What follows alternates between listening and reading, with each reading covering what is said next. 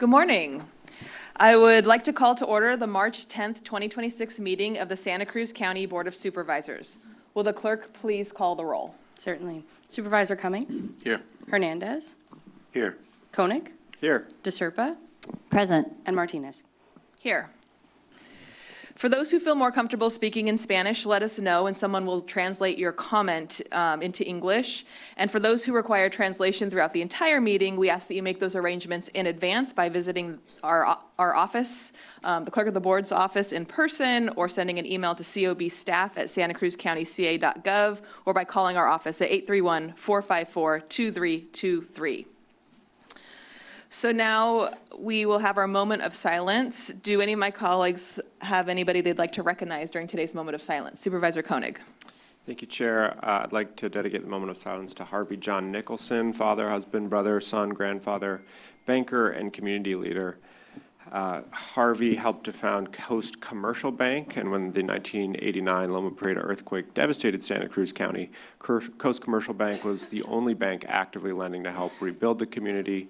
Harvey urged employees and residents alike to support their neighbors and local businesses by shopping locally rather than taking their business elsewhere, and he provided steady, confident leadership during a time of uncertainty, remaining unwavering in his commitment to the vitality of Santa Cruz County. For those of you who would like to join in the celebration of his life, one will be held at the Santa Cruz Beach Boardwalk Sunroom, March 17th, 11 a.m. to 1 p.m. Please wear something that reminds you of Harvey or green for St. Patrick's Day. Thanks. Thank you. Supervisor DeSerpa. Thank you. Found out just last night that former county social worker from Child Welfare, Carolyn Sprague, has passed away, and she also worked for the family court as a mediator, and just wanted to send our thoughts to her family and to everybody at Child Welfare who worked with her and knew her. She was a dedicated public servant, I think, for over 30 years, and her death was unexpected, and so we thank her for her service. Thank you. Sorry, I have one more. Can I Oh, say one more, go ahead. Last night there was a fire. I don't know if everybody has heard the news yet, but it was in Capitola, and there was one. So our hearts go out to everybody involved in that, and there were a couple of businesses that were affected, and I've talked to Anthony today, who owns Mijos Restaurant, about what happened, and we wish everybody well. Thank you. Thank you, Supervisor DeSerpa. Will you please join me in a moment of silence?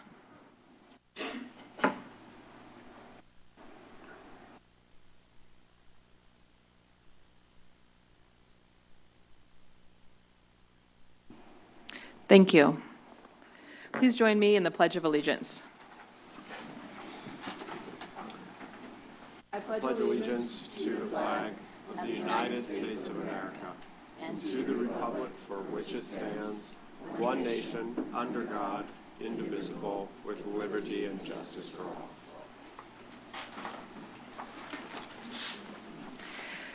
Thank you. We're now on to item number 3, consideration of late additions or deletions. CEO Coburn, are there any changes to the agenda? Chair, there are none. Thank you so much. So now we're on to item number 4, removal of items from the consent agenda to the regular agenda. And we're getting some mood lighting in the room. Thank you. Do any of my colleagues wish to pull anything from the consent agenda? I'd like to pull item number 25. And since we have a scheduled item in the afternoon, I'd like to try to put it on as item number 9.1, so get it done at the end of our morning business.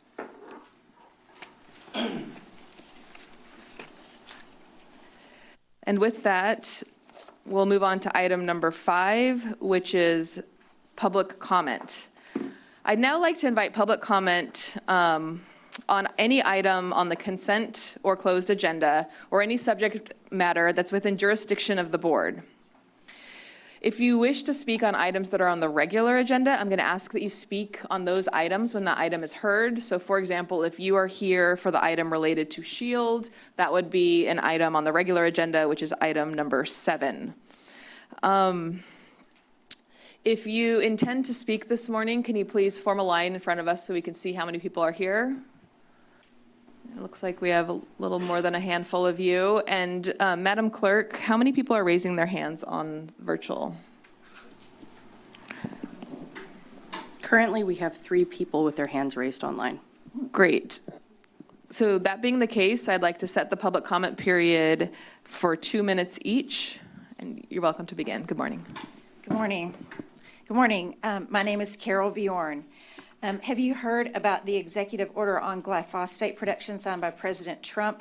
It directs the federal government to prioritize domestic production of glyphosate and elemental phosphorus under national defense and supply chain authorities.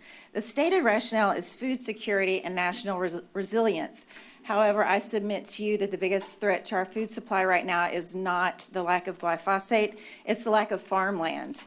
According to a 2016 to 2018 California Farmland Mapping and Monitoring Report, 74,641 acres of farmland were lost, and of that, 17,000 were converted to solar. And how does that apply to us today? It goes directly to the current proposed BEST ordinance that's going to be taking some beautiful farmland out of production and converting it into an industrial use. I submit to you that the current BEST ordinance does not comply with Measure J. Luckily, we have Measure J, which preserves and protects our farmland, and the current ordinance does not comply with that. We're going to be facing some huge food shortages if we don't act and protect that farmland. The Department of Energy has estimated that there's 10 million acres already in solar production, and more every day is going into either solar production or these battery energy storage facilities. I submit to you that an apple is much more valuable than your energy on your cell phone or your computer when you're hungry. So we need to be preserving this farmland. We need to change the current ordinance today so that we preserve that beautiful farmland. They say the best time to plant a tree, if you haven't planted a tree 100 years ago, the best time to plant a tree is today. I would submit to you that cutting down productive, healthy trees is terrible. Thank you.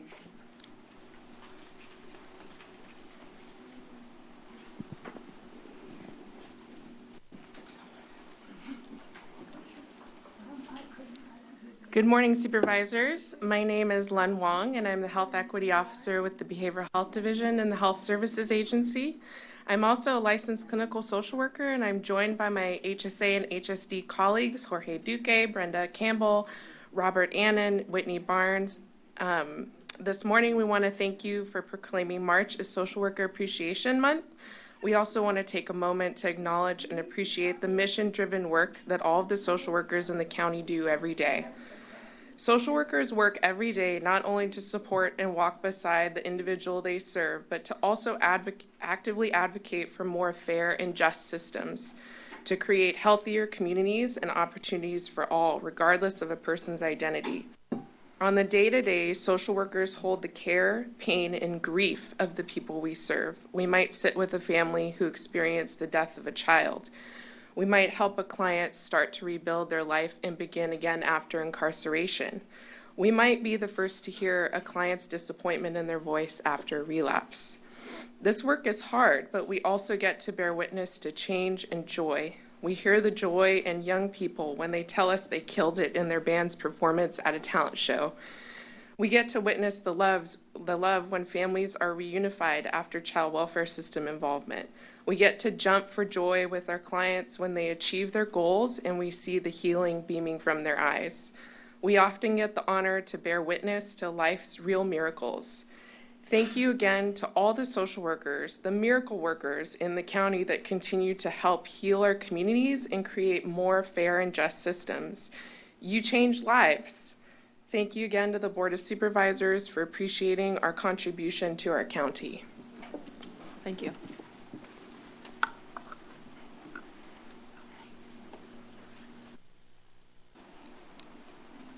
Good morning. My name is Ken Reichman. I'm with Indivisible Santa Cruz County's immigration team.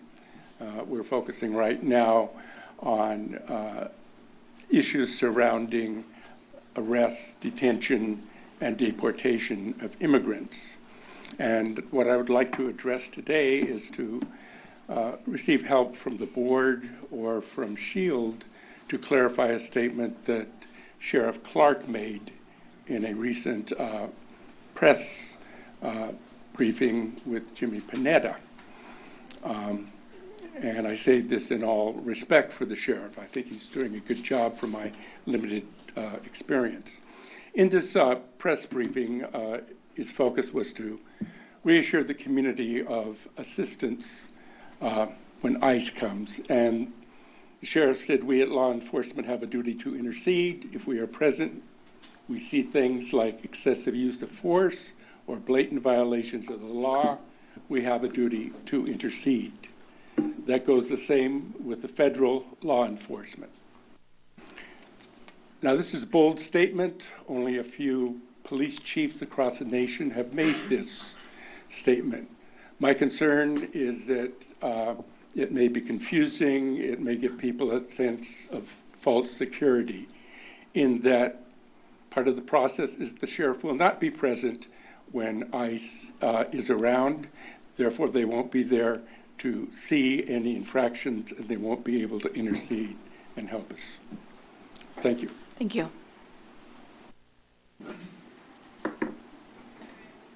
Good morning.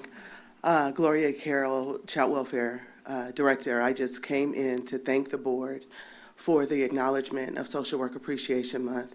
The work that child welfare does in social work is challenging. It's challenging not just at the county level, but having been there at the state level and at the federal level as well. And we really appreciate the acknowledgement of the work that we do and also the partnerships that you all are supportive, including for our SIP, for our symposium we just did with United Way, and for the myriad of other projects. So thank you so much for the acknowledgement for Social Work Appreciation Month. Good morning, Chair Martinez and Supervisors. I'm Jeffrey Arlt, the Secretary of the Santa Cruz County Behavioral Health Advisory Board. The Behavioral Health Advisory Board has two letters of recommendation on the consent agenda, item U and item V. Both are recommendations for the 2032 strategic plan. Item U recommends two priorities be included in the 2032 strategic plan. One is the doubling in county mental health and substance use treatment capacity within the next 3 years. Right now, HSA department is spending $23 million for out-of-county transfers or outside hospital expenses. Due to Medicaid rules, these transfers do not qualify for the 50% match we receive for in-county treatment, resulting in unreimbursed costs of about $11 million each year. The lack of capacity in our community for treatment has largely led to our jail becoming the default mental health facility, which it was never designed for. The second priority is the reducing by 50% the time in both the justice system and in custody for those not sentenced, and to do that within the next 5 years. Evidence from other counties indicates that net savings typically grow in years 2 and 3 in this type of approach as both jail and mental health system costs decline with improved stabilization. Item V recommends the county increase its general fund contributions to Behavioral Health Division from approximately 1.2% to a minimum of 2% over a 3-year period as part of the Santa Cruz County 2032 strategic plan. This measured increase is necessary to address documented underfunding. Thank you. Thank you. Hello, I'm Dean Cascino, also a member of the Behavioral Health Advisory Board. I want to speak in support of the two letters of recommendation that you have in your packet. As Mr. Arlt said, that we have a very high cost of behavioral health care in this county, partly because the state points out we have 3 times the state average the number of high-cost beneficiaries. These are patients who require more than $30,000 per year for their mental health treatment. This is partly due to we don't have enough support systems and step-down facilities to provide care for these people. They tend to relapse. When they relapse, those exacerbations require more treatment care. And if they require hospitalizations, since we don't have the capacity to treat all of them in county, we have to send people out of county where we don't get the state match, yet pay for their care. Also, as was pointed out, this put a stress on our county jails. And if the behavioral health was better controlled, I think the stress on the jail system will go down. I wanted to thank you for all the work you do, because it's a tough job providing services to our county with a restricted budget. But I think dollars spent on behavioral health are well spent. So thank you. Thank you.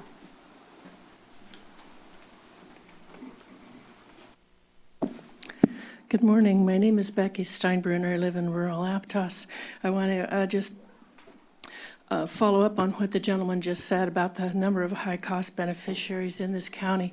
The Santa Cruz County Civil Grand Jury did a very good investigation and report on that last year, and I encourage you to read it. And thank you for proclaiming this month as Civil Grand Jury Awareness Month. People need to sign up because you can really make a difference. I want to say that item number 24, the Ring Advisory Committee, has no fire people on it. And I'm aware that your board has received a letter from the fire agencies signed by chiefs and board of directors. You need to pay attention to this, and I hope that you will not approve it as it is, because as it is, the advisory committee will have nobody from fire. They will have nobody from radio that understands radio. IT does not understand radio.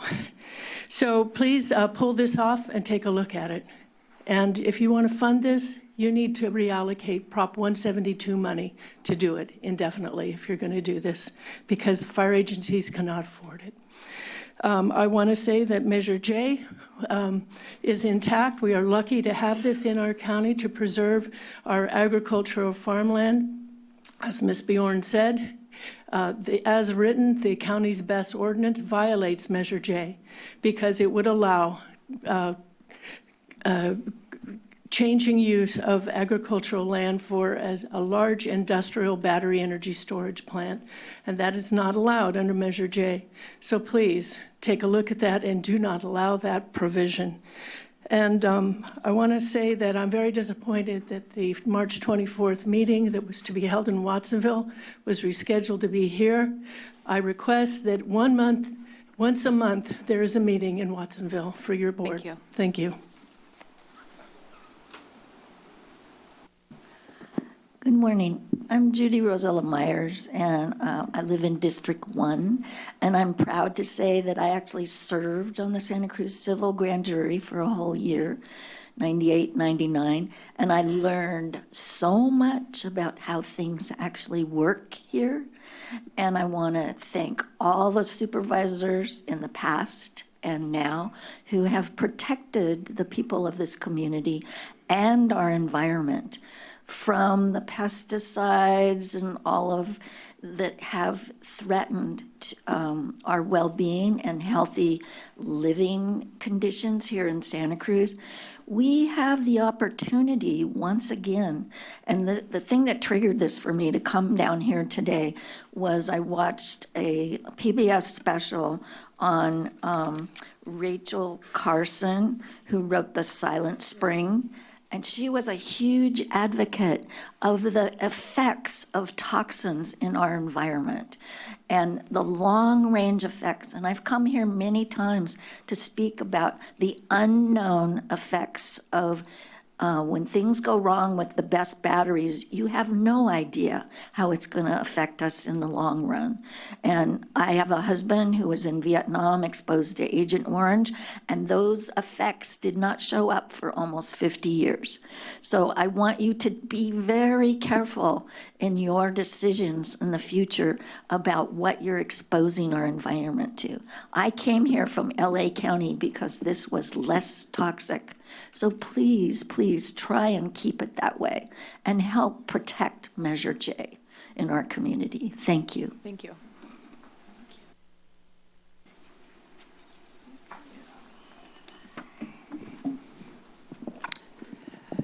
Good morning, buenos dias, Chair, members of the County Supervisors and staff. I come before you to, a letter was sent to you in regards to a recommendation to increase the general fund allocation. And this is to the Behavioral Health Division.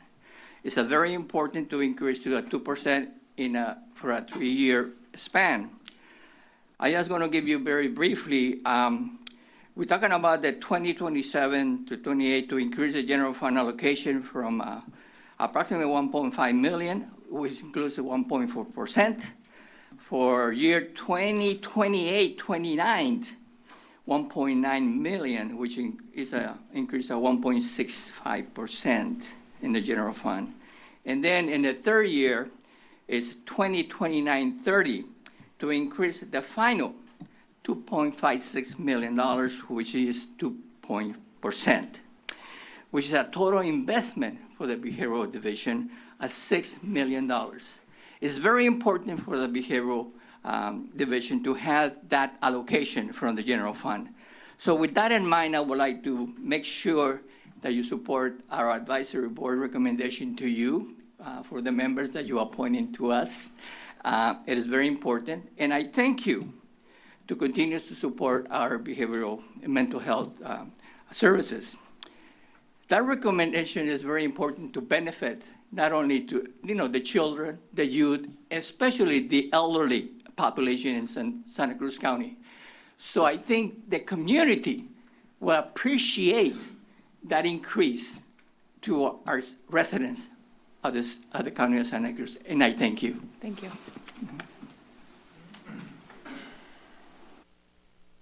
Good morning, board, chair, and members. Tricia Weber, your county clerk's registrar of voters.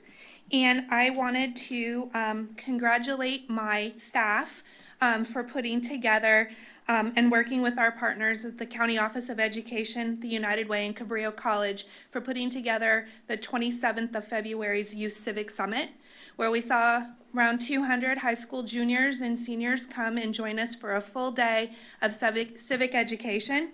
They learned to identify trusted sources. They met with local officials to understand the Bill of Rights for the youth. There was a mock election where they voted on 3 measures that were, geared towards them, right? Should 16 and 17-year-olds be allowed to vote? What should we have school policies about keeping cell phones out? What about redistricting and how to equalize population? Is it just be at the census or should it be an ongoing thing? It was a very interesting day, learned a lot, and we did a call to action at the end where we did get quite a few students saying they wanted to be poll workers. We had quite a few saying they wanted to be deputy registrars and hold registration drives and other civic education on their campuses. And we did get a lot of people who said they wanted to come and volunteer, which is wonderful because we truly believe in our office that if you understand the process, you're more apt to be a part of the process. And to that end, as we continue to move into the June election season, we will be having a Family Democracy Day on the 9th of May, where we will have activities for the whole family, age 0 to 1,000, to help understand the process and be a part of it at 3 different locations, the San Lorenzo Valley High School, Simpkins Swim Center, and Starlight Elementary from 10 to 2. More information on my website, and we're really excited. Thank you. Thank you. Thank you. Tricia, would you mind putting the microphone down right there? Okay, do I need to move? For the next speaker? Right, Yeah, should I sure, that'd be move? great. That'd be. Okay.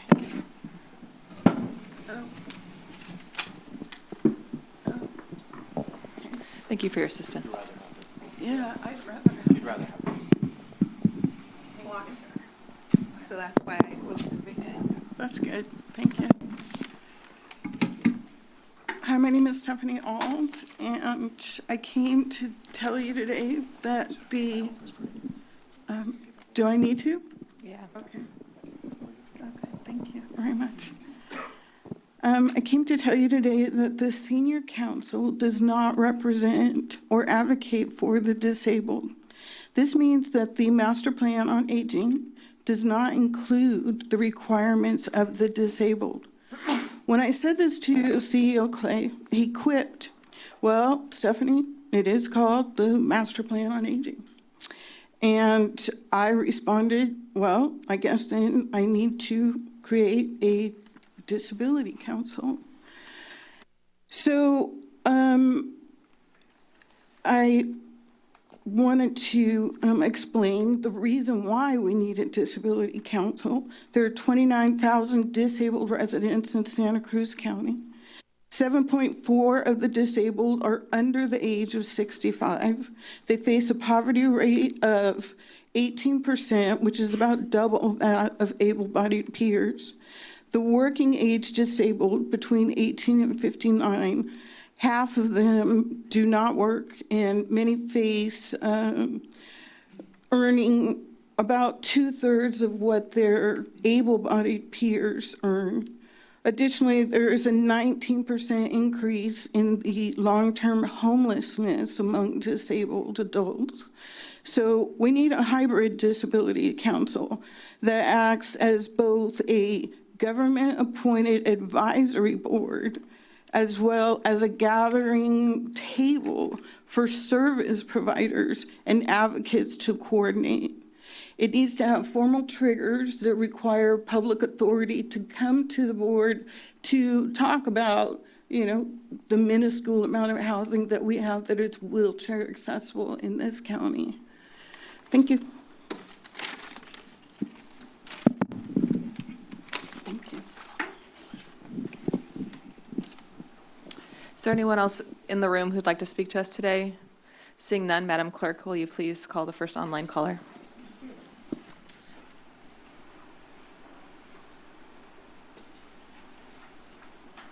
Erica, your microphone is now available.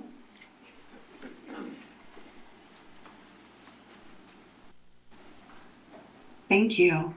My name is Erica Schwanbeck. I am speaking today as a director of the Felton Fire Protection District Board regarding agenda item 24 for the Ring radio system. The MSGA governance structure does not include special district representation as a voting member, and these special districts operate on narrow budgets and have repeatedly been expressing concern regarding this new system. The resolution today is to define county participation in the executive committee. The executive committee is the sole and final voting body, and they don't represent a single fire chief in the county. The non-voting advisors allows only for the president of the Santa Cruz County Fire Chiefs Association, which represents 10 agencies. On December 9th, your board heard from the fire chiefs and written correspondence on this item today. You have received a letter from the chairs of your fire protection districts requesting explicit board direction to staff to develop a more equitable funding model. As elected by the people of Felton to represent them, I cannot stand idly by, and I humbly request that you do not forego, decline, or diminish the subject matter expertise of your local fire chiefs. Thank you.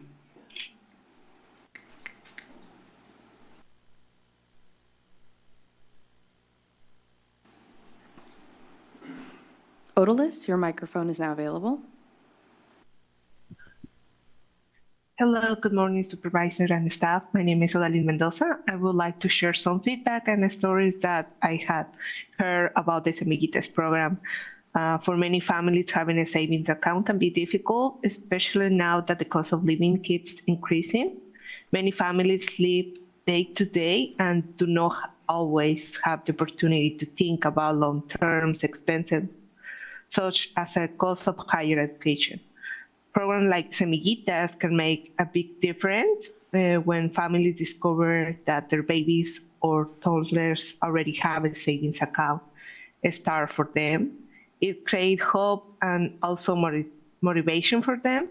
It helps families believe that higher education could be possible for the children in the future. Also, many families start to talk with their kids about higher education while they are also attending to different workshops that the program is providing, and also collaborate with other organizations to learn about children's health and education. For this reason, it is very important that this program continue to be supported and maintained for the families in our community. Thank you for your time and have a nice day. Thank you.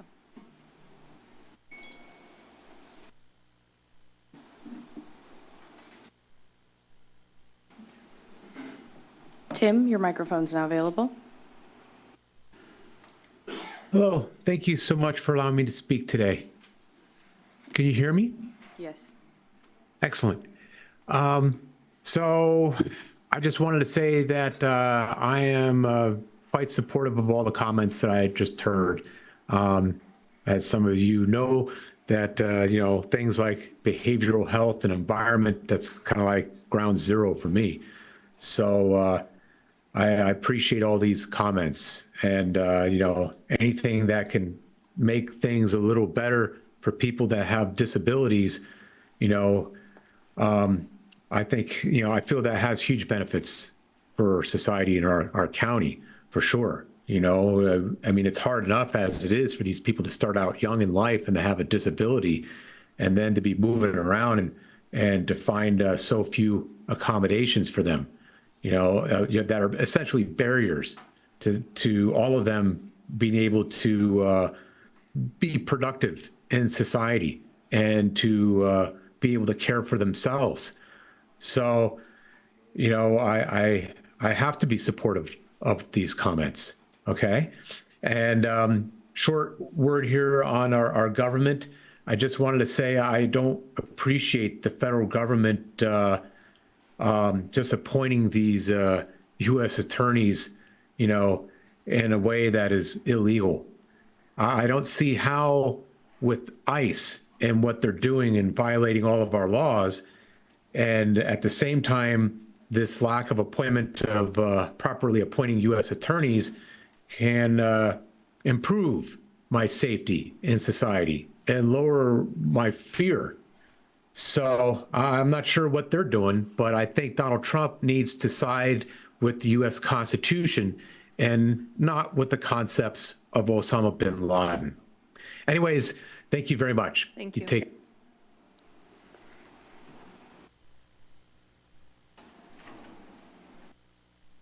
Call-in user 002, your microphone is now available.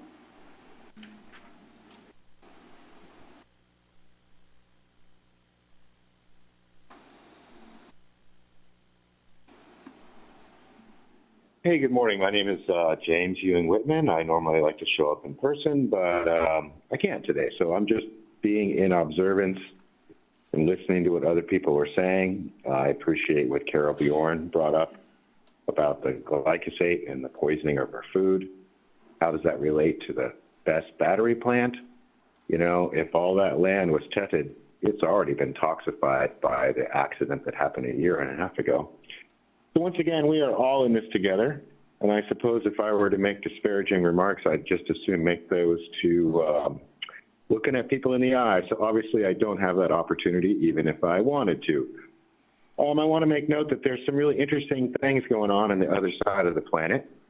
It seems to me, from a great deal of evidence, that it's been proven that the United States military and NATO are really paper tigers. And for whatever reason, I'll just say it, the Jesuit, Zionist, Bolshevik, Nazi, the current president, Donald J. Trump, is doing a police action against a country, Iran, that hasn't attacked anybody, to my knowledge, in the past 200 years, where the United States government has attacked 63 different countries and taken over their government since 1947. So I want to say that we're all in this together, and the happenings are going to create hardships for everybody. And hopefully people that disagree with each other can learn to talk with each other. That's enough for now. Thank you very much for your time. Thank you.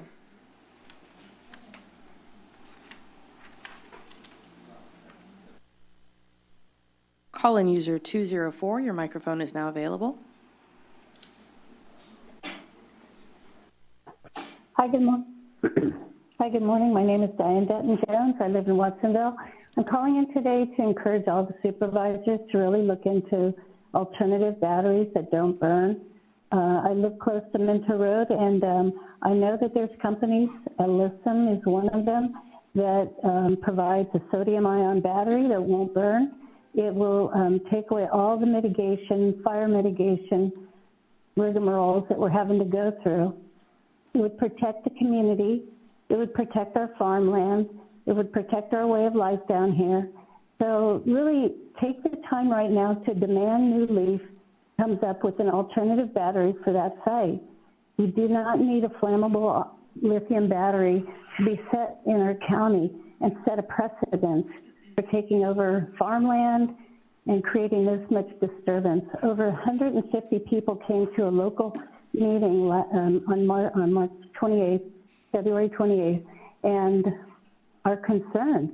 People are stuck here, and we do not want a battery that will cause so much angst and possibly, potentially harm us. So, Supervisors Koenig, DeSerpa, Cummings, Martinez, and I don't know, Hernandez, please look into these alternative batteries and demand that from New Leaf. That's the best you can do for our county to make it workable and safe. All right, thank you. Bye-bye. Thank you.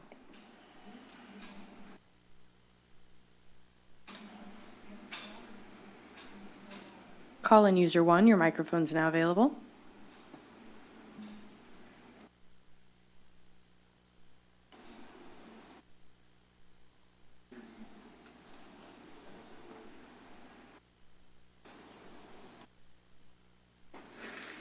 Call-in user 1. As a reminder, it's *6 to mute or unmute yourself.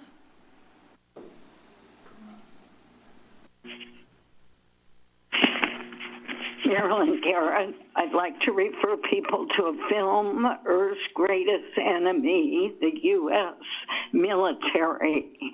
And when our tax dollars go to the military and these endless wars, they're not being used in our county. I would like to see the Board of Supervisors pass a resolution against the attack, the war on Iran and other countries.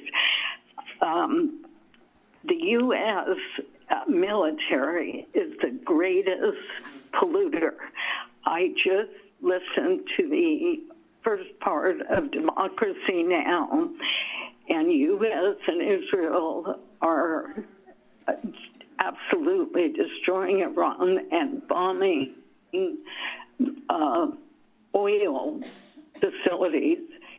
And there's black gook in the air contaminating everything. And that blows all over the world eventually. We need to be stopping this toxicity and destruction from the military, from the battery storage places, from pesticides.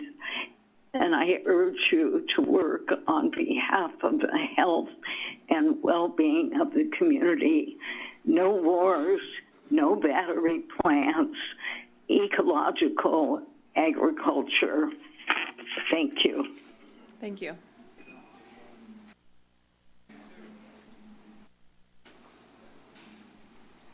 Elizabeth, your microphone is now available.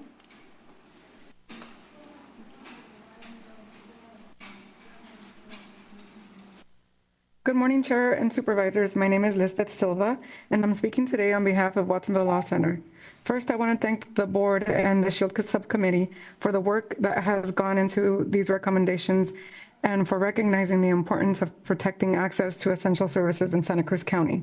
At Watsonville Law Center, we work closely with immigrant families throughout the county who depend on access to legal services, healthcare, housing support, and other public benefits. One of the most important factors that allows families to seek help is trust. Trust is the institution serving them. Will it respect their privacy and protect their information? The report highlights concerns raised by community members about how personal data is collected and shared by public systems. These concerns are very real for the families we serve. When people fear that their information may be used in ways that could expose them to immigration enforcement, they often stop accessing services altogether. The hesitation can have serious consequences, and not only for individual families, but for public health, community safety, and the stability of our local economy. For this reason, Watsonville Law Center strongly supports the direction outlined in the SHIELD recommendations, including the proposed ordinance to prohibit the use of county property to stage areas for civil immigration enforcement. These steps reinforce the message that Santa Cruz County is committed to ensure that residents can safely access essential services. We also encourage the county to continue prioritizing strong safeguards around data privacy and information sharing so that residents can feel confident that seeking services will not put them at risk. Policies that protect privacy and clarify the boundaries between local services and federal immigration enforcement are critical in maintaining community trust. On behalf of the Watsonville Law Center and the community members we serve, thank you for your leadership and for taking the steps to protect access to services for everyone in Santa Cruz. Thank you. Thank you.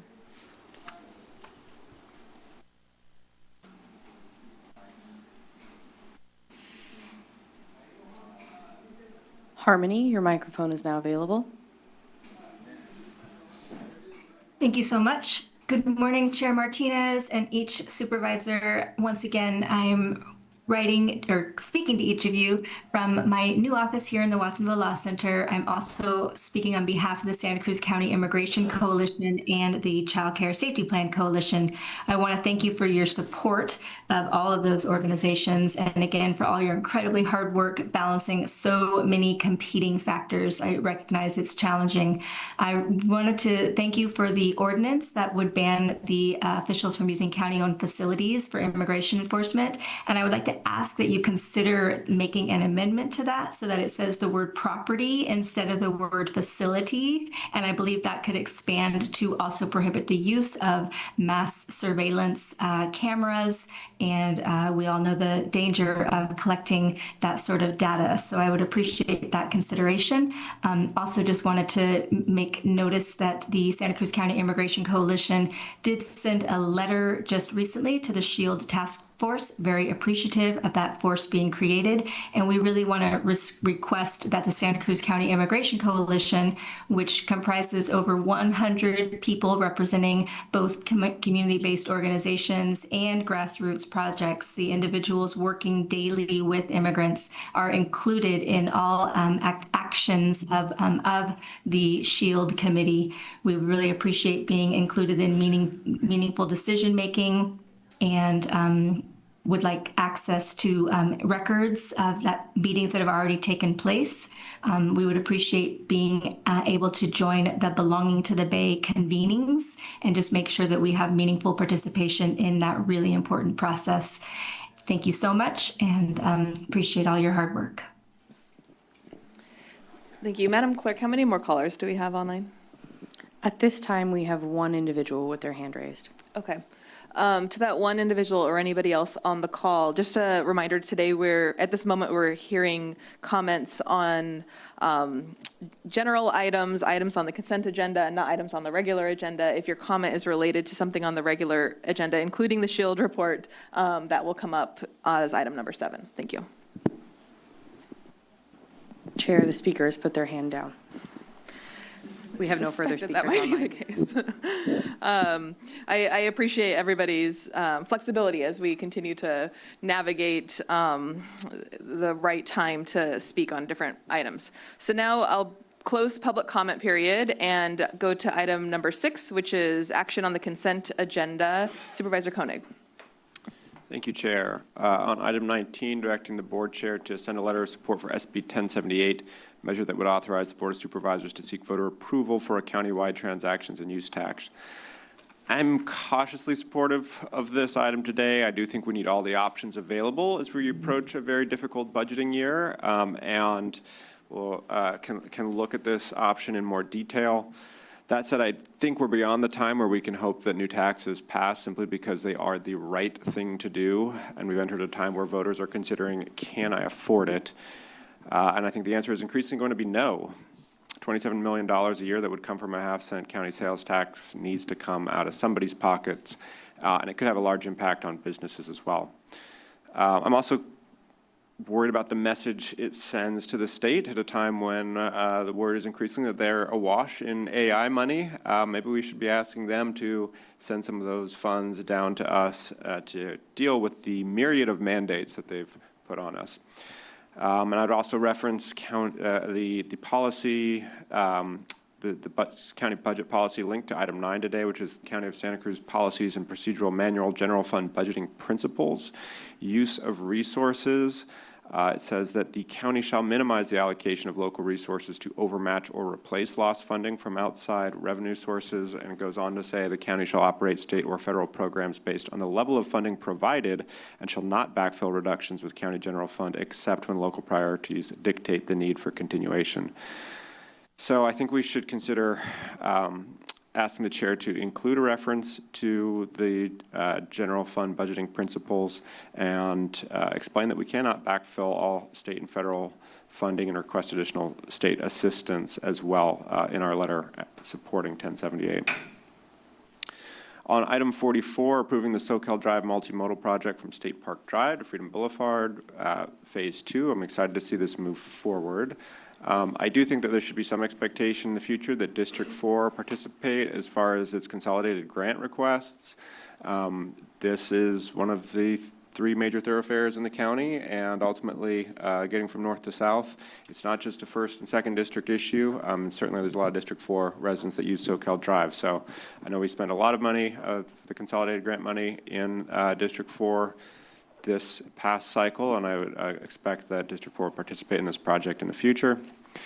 I would also say that as far as Phase 1 goes, we really need to do this right and look at upgrading the bollards. We've got dozens that are in the, along the side of the road every day. Some folks have counted over 80. I know I've some of my own staff that stop multiple times a day and throw them in the back of their car. So I think we need to demonstrate to the public that we can do this right. This project has a lot of promise, but we need to have a project that can last more than a few months out there.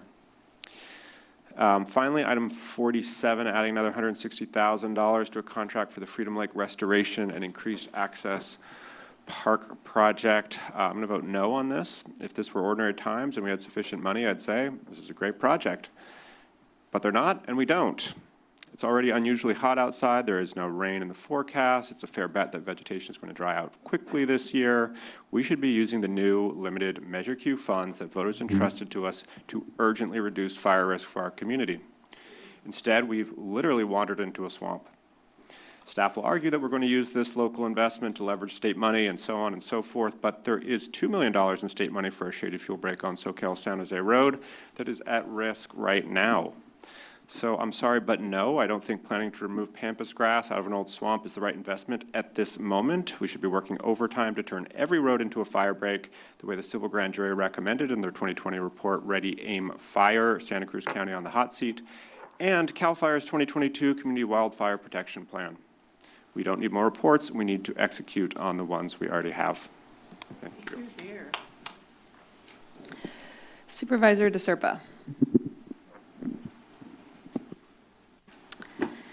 Thank you. I'd like to thank you for issuing a resolution in support of Social Work Appreciation Month.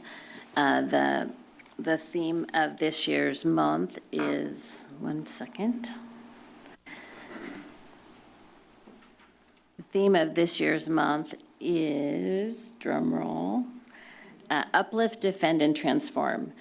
We have many social workers in child welfare, in behavioral health, at adult services, in our hospitals, housing navigation, et cetera, across our community. And I want to thank them for their work. They're very, very important. Thank you to our staff also here honoring them today.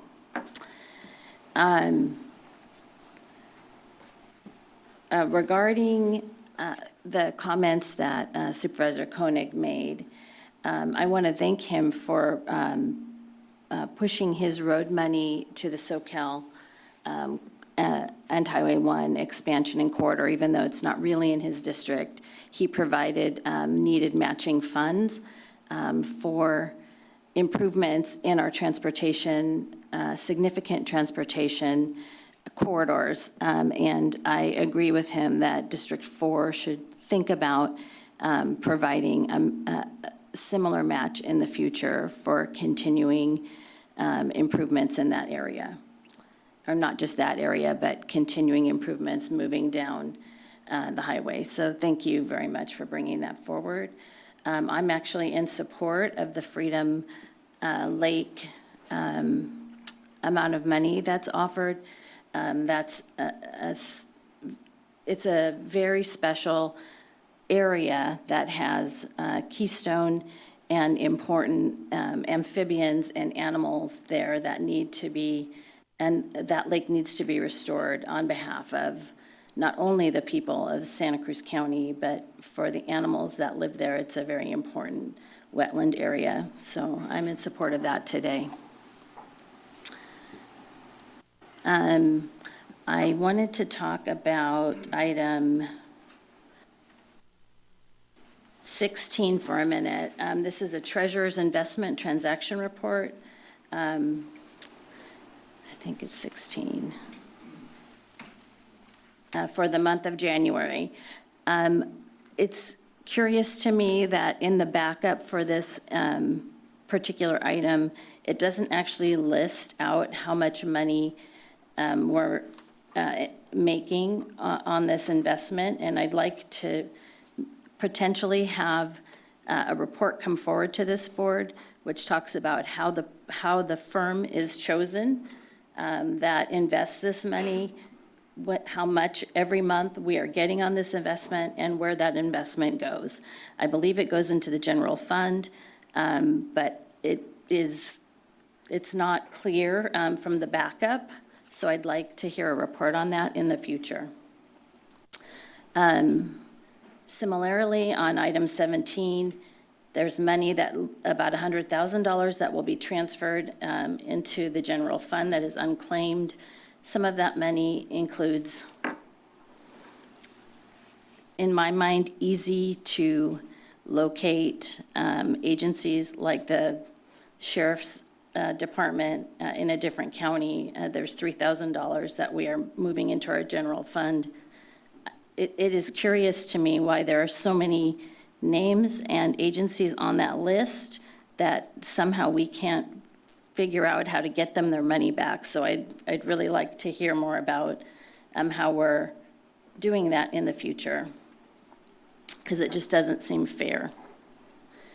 I'd like to thank the South Skyline, this is item 20, the South Skyline firefighters for their grant in the amount of contribution in the amount of $150,000 to purchase a replacement water tender for our Santa Cruz County Fire Department, County Service Area 48.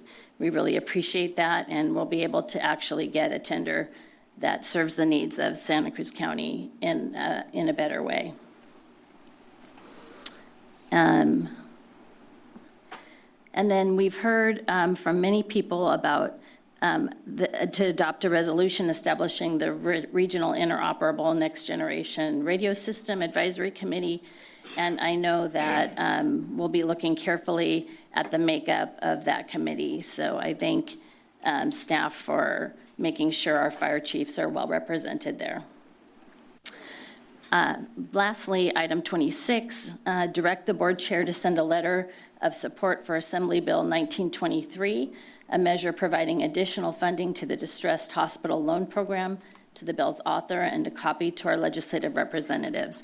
Thank you to Supervisor Hernandez for co-authoring this with me.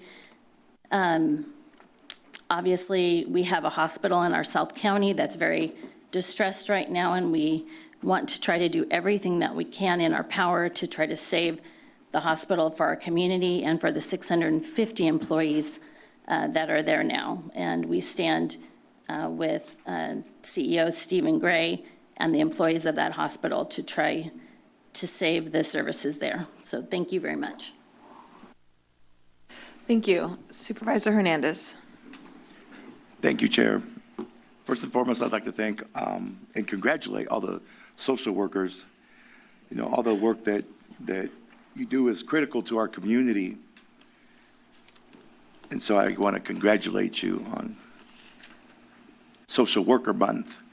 I want to speak on a few items, 26, 28, 29, 47. I'd like to thank my colleague, Supervisor Kim DeSerpa. She mentioned our distressed hospital that we have in South County, but I think it really affects the entire county. If we lose that hospital, it'll impact the hospitals here in North County. So it's important to keep it afloat. And number 28 and 29, I always like to thank and congratulate all of our commissioners and our appointments to different boards that we select.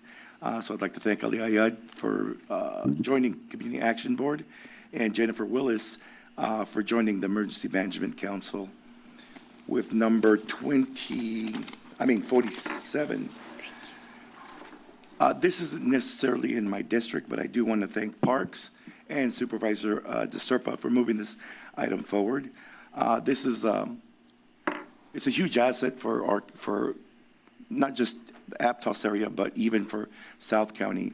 A lot of families use that park, that lake, that facility.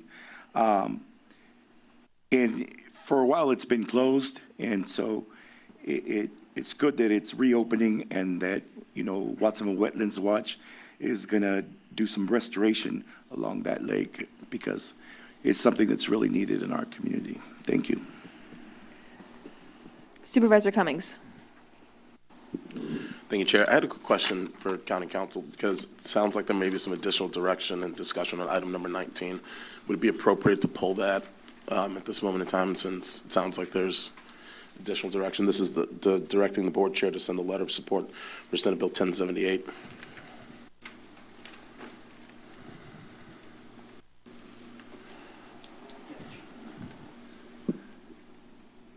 The chair has discretion, so if the chair wants to allow that item to be pulled at this point, you can pull it.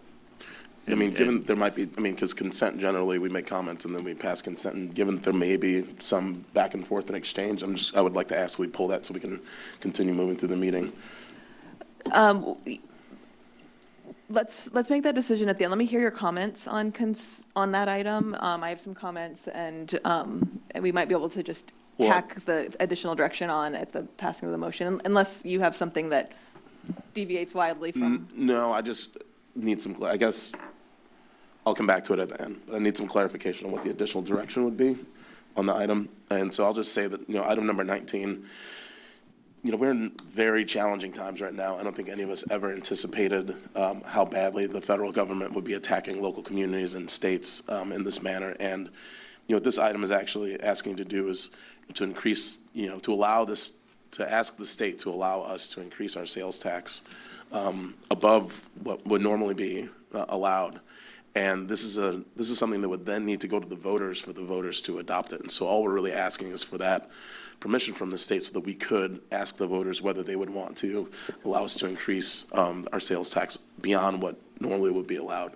And it really is to try to help us sustain some of these services in our community, because if we lose a lot of funding, I understand what is called out in our additional item that will be heard on budgeting principles. But if we allow a lot of these services to shut down, it's going to have a significant impact on the health and well-being of people within our communities. And so I just need clarity around what the additional direction would be. It sounds like the additional direction would be in the letter really pushing on the state and advocating for them to, with whatever additional revenues it sounds like are available to support counties with those revenues. But I just want to get some more clarity on what the additional direction would be. Item number 26, just want to thank, again, Supervisors Hernandez and DeSerpa. This is the item related to Assembly Bill 1923, providing additional funding to distressed hospitals. Again, never would have thought, wouldn't have thought we'd be in this position where we're having such significant negative impacts on funding towards hospitals to where they're looking at potentially closing down.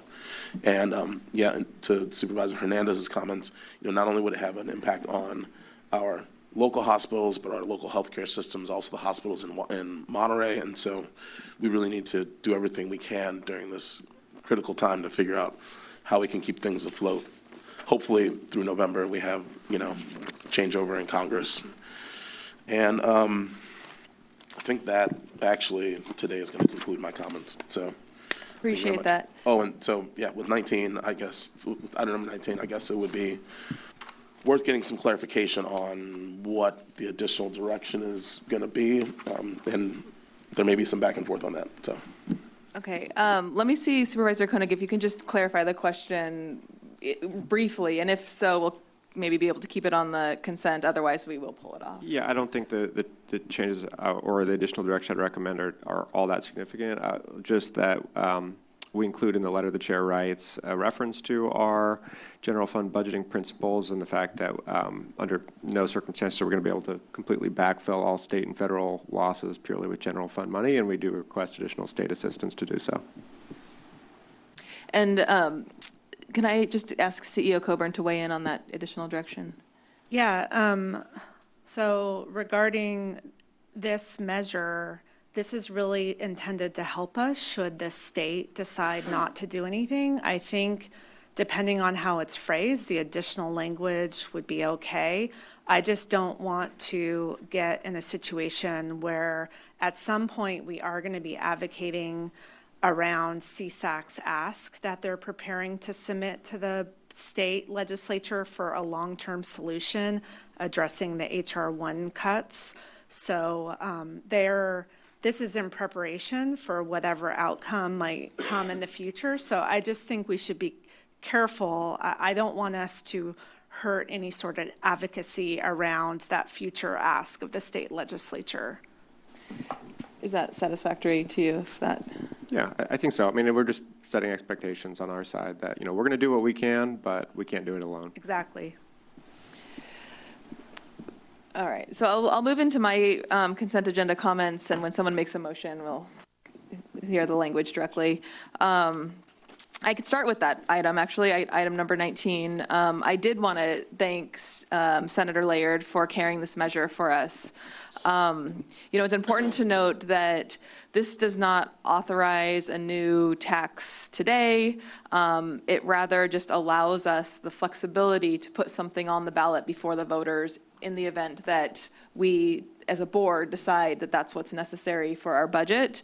I think that the prospect of new taxes is something, as Supervisor Koenig pointed out, could be daunting. However, so is the prospect of the potential budget moving forward. So those are some of the hard discussions that we need to have, and this is really just a tool in the toolbox.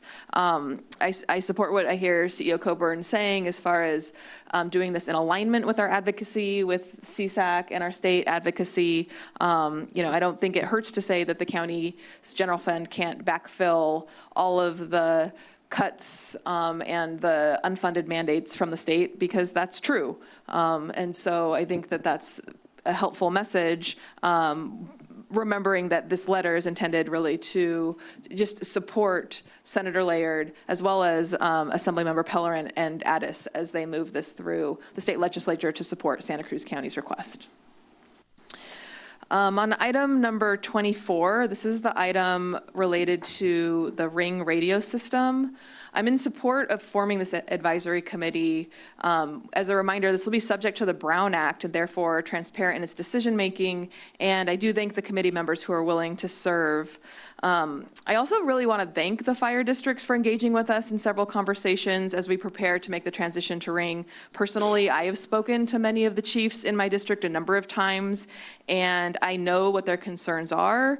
And as I shared in the December board meeting where this came before the board, and again and again, I'm committed to continuing to work with our partners to resolve any outstanding issues related to the implementation of Ring.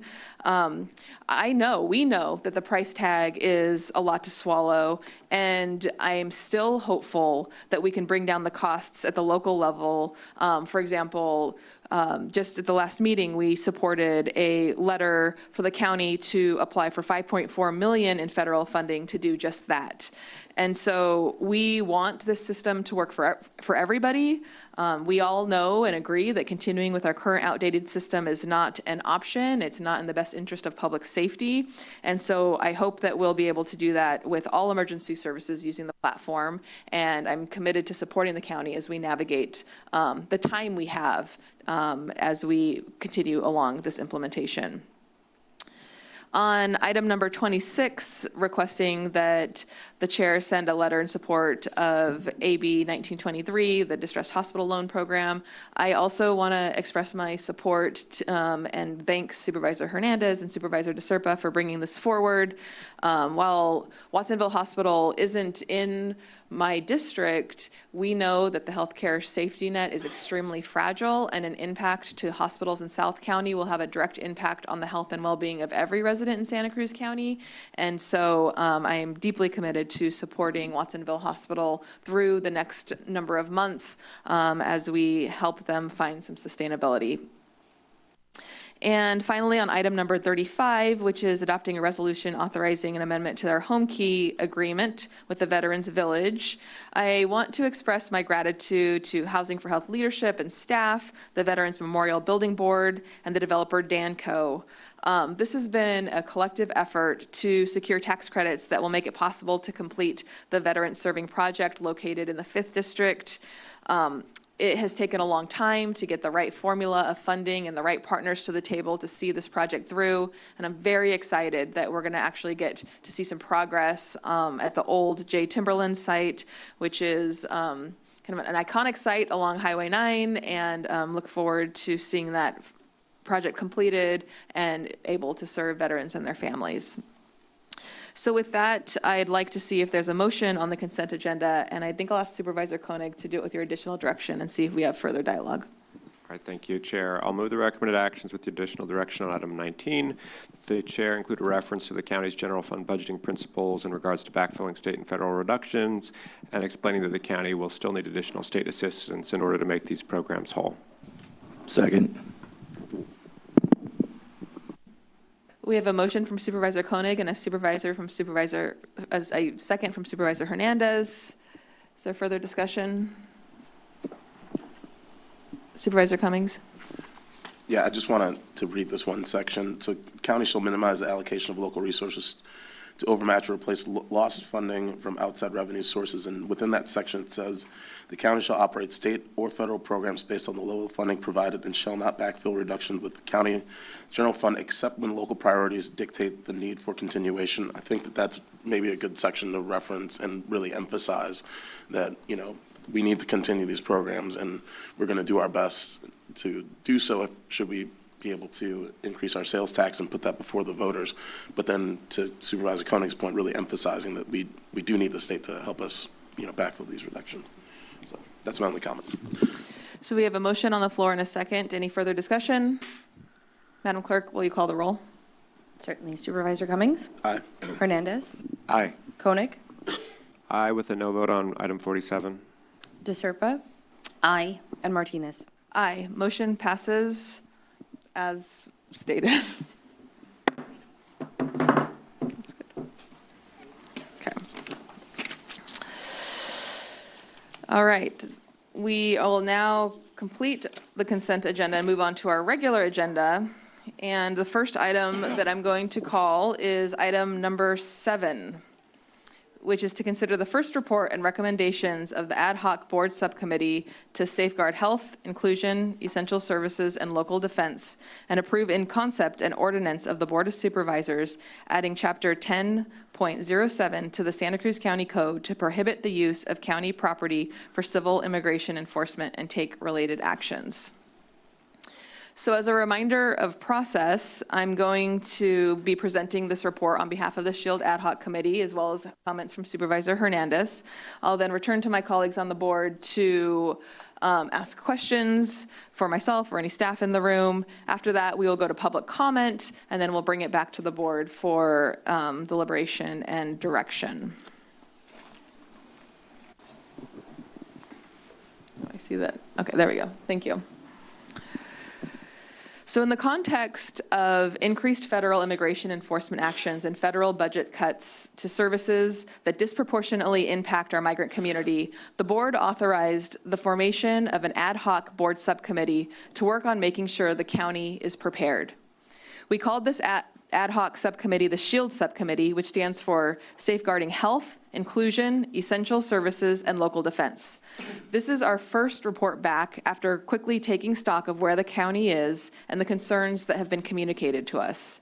This subcommittee is only 6 weeks old, but I am proud of the work that we've been able to do to this point.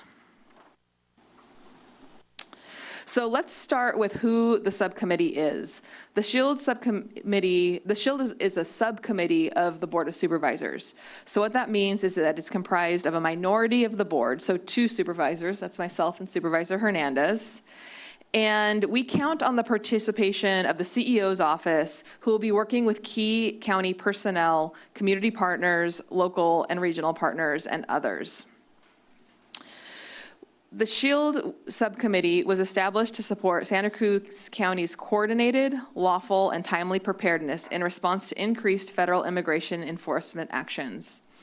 Its focus is on internal county preparedness, including reviewing and strengthening county department protocols related to immigration enforcement encounters in county facilities, identifying legal, operational, and policy gaps that may affect service access or county compliance with state and federal law, assessing continuity of essential services, exploring funding strategies and resource needs related to service access and community stabilization, coordinating with other local jurisdictions, school districts, and regional partners to prepare and respond, and developing potential policy recommendations for board consideration. So the subcommittee will not directly replace direct community-based rapid response networks. It will also not conduct or coordinate field response to immigration enforcement activity or serve as a public reporting or emergency response hotline. That's important because we have a number of community partners who are doing that work very well. And so the subcommittee's intention is to support gaps in work related to the county's participation and the county's internal protocols, as opposed to duplicating the good work that's being done by our community providers. It's also worth noting that the subcommittee cannot adopt new county policy without approval of the full board.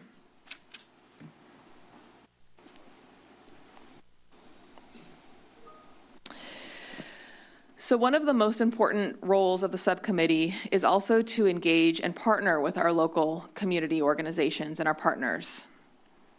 We have heard numerously that community partners want to be engaged and want to be a part of the SHIELD subcommittee. While the subcommittee itself is just simply myself and Supervisor Hernandez, we are seeking multiple opportunities to engage our community partners. Just 2 weeks ago, the county convened community-based organizations, legal service providers, educational representatives, health providers, and local jurisdictional partners to assess the impacts of federal policy on all Santa Cruz County residents, including impacts that disproportionately affect our immigrant communities. Some of the key themes that emerged from this community convening are the need for a centralized, publicly accessible source of information, clarifying our county policies and our protocols, the importance of uniform signage and consistent messaging across county and city facilities to reduce confusion, concerns regarding the declining utilization of medical, dental, food distribution, and public benefit services due to fear and misinformation, an interest in ensuring safe and accessible public spaces where community members can assemble and organize, requests for clearer understanding of what guidance, if any, our emergency dispatch systems can provide when individuals encounter federal agents in the field, and the importance of non-digital and bilingual communication channels and dissemination of information through trusted community-based partners.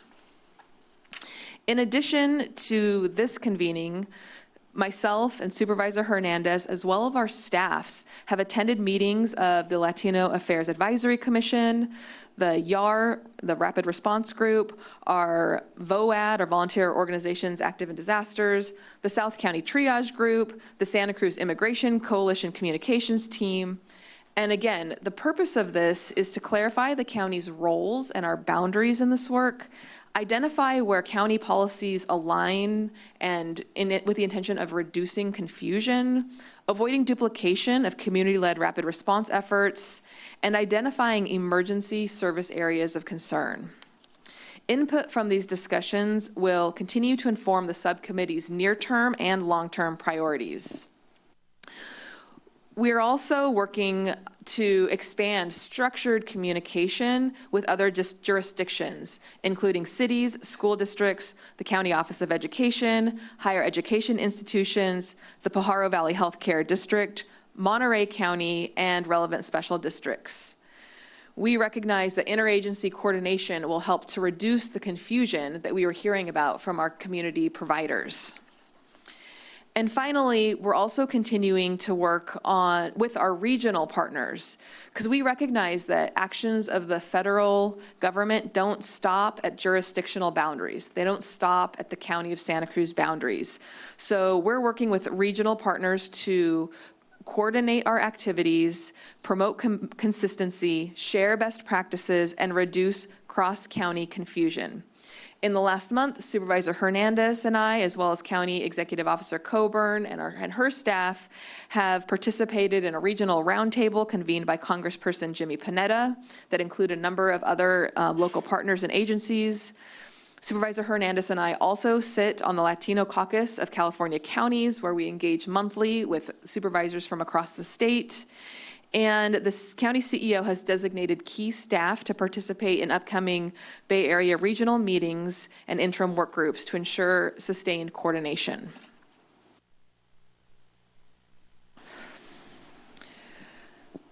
So the bulk of our work over the last 6 weeks has been really focusing on where is the county today, what work has already been done. And I appreciate the additional direction when we introduced the subcommittee from Supervisor Cummings, who asked, where are we at based on previous board direction? So we started with a review of county policies and operational protocols. The 6 county departments that have most face-to-face interaction with the public and seem most likely to be impacted by federal immigration activity have developed or updated policies and procedures on how to prepare for and interact with immigration enforcement officers. These departments are the Santa Cruz County Sheriff's Office, the Probation Department, the Public Defender's Office, the District Attorney's Office, the Health Services Agency, and the Human Services Department. Additionally, the County Executive Office is currently working with the Safety Officer in our Human Resources Department to finalize clear procedures for all county staff when approached, questioned, or observed by external parties, including immigration or other federal law enforcement agencies. Once finalized, the Safety Officer will also implement countywide training to ensure all employees understand and consistently apply these protocols. Additionally, over the last number of months, my office has heard from many members of the public concerned about what data the county collects and what data is shared. In December of 2024, the board resolved that county resources are not to be used to enforce federal immigration law that targets individuals based solely on immigration status, gather or disseminate information regarding the immigration status of individuals, or collect personal information unless explicitly required to by federal or state statute, regulation, or court decision. At that time, the county departments were also directed to review their confidentiality policies to prevent eligible individuals from being discouraged from seeking services or engaging with the county resources based on immigration status. Pursuant to this resolution, county staff do not inquire into a person's immigration status for immigration enforcement purposes. County staff avoid inquiring into immigration status unless it is legally required and/or used to provide services addressing unique challenges, needs, and goals. And when such information must be collected, staff explain how it will be used and protected under applicable confidentiality laws. Additionally, many Santa Cruz residents have expressed particular concern about data collected by automatic license plate readers, such as flock cameras, being shared with the federal government. The county does not utilize ALPR cameras, those are flock cameras, within its jurisdictional boundaries, the unincorporated areas of Santa Cruz, so it's not adding any ALPR data that could be shared. There are some cities in Santa Cruz that use ALPR cameras, but that's up to those jurisdictions, not the county. For investigation purposes, the Sheriff's Office does have access to a state intelligence center that includes data collected by ALPRs and other districts. However, that data is subject to restrictions imposed by the California Values Act, SB 54, which prohibits sharing that data with federal agencies or authorities for immigration enforcement purposes. And the access to that data by the Sheriff's Office is strictly limited to those who have a right to know in relationship to the investigation. However, given the level of concern about how law enforcement is using this data, whether created by the county or not, the county executive officer has requested that our Inspector General perform an audit of the Sheriff's Office policies on accessing the statewide data and its compliance with those policies. That audit work already falls within the scope of work of our agreement with the Inspector General. So now let's talk about limiting immigration enforcement on county property. As we've seen over the last year, the federal government has rescinded prior limitations on immigration enforcement at or near sensitive locations where people access essential services, including schools, courts, and medical facilities. And we've seen an increased tendency for these spaces to be used by federal agents as staging areas and operation bases. Civil immigration enforcement activities undermine community trust, spread fear, and create barriers to accessing essential services. The SHIELD subcommittee looked at what's being done in other jurisdictions and is recommending adopting the proposed ordinance attached to our report, which would add Chapter 10.07 to the Santa Cruz County Code to prohibit the use of county property for civil immigration enforcement. This ordinance would prohibit the use of county-owned or county-controlled parking lots, open spaces, and buildings as staging areas, processing locations, or operations bases for federal civil immigration enforcement activities to the extent permissible by law. It would not prevent compliance with lawfully issued judicial warrants or other judicial orders. This policy would direct the county executive office to develop protocols to ensure that wherever appropriate, physical barriers such as locked doors and gates are used to limit access to these spaces. Potential costs could include staff time to identify sites appropriate for signage and access controls. So the CEO will return to the board with a cost estimate for consideration and approval if that would be necessary. So looking ahead at our next steps, the subcommittee's next phase of work will focus on 3 areas: strengthening our internal readiness, maintaining close coordination with community partners, and aligning with regional agencies. First, on internal readiness, we'll continue working with the county departments as they finalize the countywide protocol for staff engagement with immigration enforcement officers and move forward with training our county employees. We will also provide input as staff develop a concept of operations that clarifies our county roles, coordination, and communication pathways should significant federal activity occur. Second, we'll continue working closely with our community partners. This includes establishing a reoccurring community roundtable with service providers, developing outreach materials to help small businesses understand their rights and responsibilities, and identifying ways to support organizations that are seeing increased demand for services. We'll also look at additional ways to share accurate information through trusted, non-digital communication channels. Third, we'll continue communicating with other jurisdictions and regional partners, including cities, school districts, higher education institutions, and neighboring counties, to promote consistency in facility protocols and public messaging. We'll also engage law enforcement leadership and dispatch partners to review emergency response considerations to ensure life-saving priorities remain clear. Finally, we'll continue monitoring trends in service utilization across healthcare, public benefit, and food programs to identify any early signs that residents are avoiding essential services. If the board approves today's recommendation, the subcommittee will also move forward with the proposed ordinance regarding the use of county-owned and county-controlled property. And we'll continue reporting back to the board as this work progresses. So as I began with, this is still a relatively new subcommittee. We're about 6 weeks in, and we've done a lot of good work, and there's still more work ahead. We are continuing to partner with community organizations, and we want to continue to improve this work so that way our essential services remain accessible and safe for all members of Santa Cruz County. So with that, I'm going to turn it over to Supervisor Hernandez to see if he has any comments to add. I do. I have some comments on the importance of SHIELD and the impacts it has on South County. But I'm also glad that the city of Watsonville already took coordinated effort in creating safeguards within their properties, as well as other agencies and districts. The impacts of ICE in our community are devastating to families. It causes not only fear, but it halts the daily lives of our residents. Many have seen the chaos that ICE brings on television and worry that it could be on their doorsteps next. Children are afraid to go to school for fear that their parents might be detained or deported. Parents are creating contingency plans for their children in case they are detained. Separation of families are not something our residents should be planning for, but unfortunately they are. Our community is scared to go to work, and employees are unsure how to protect their employees.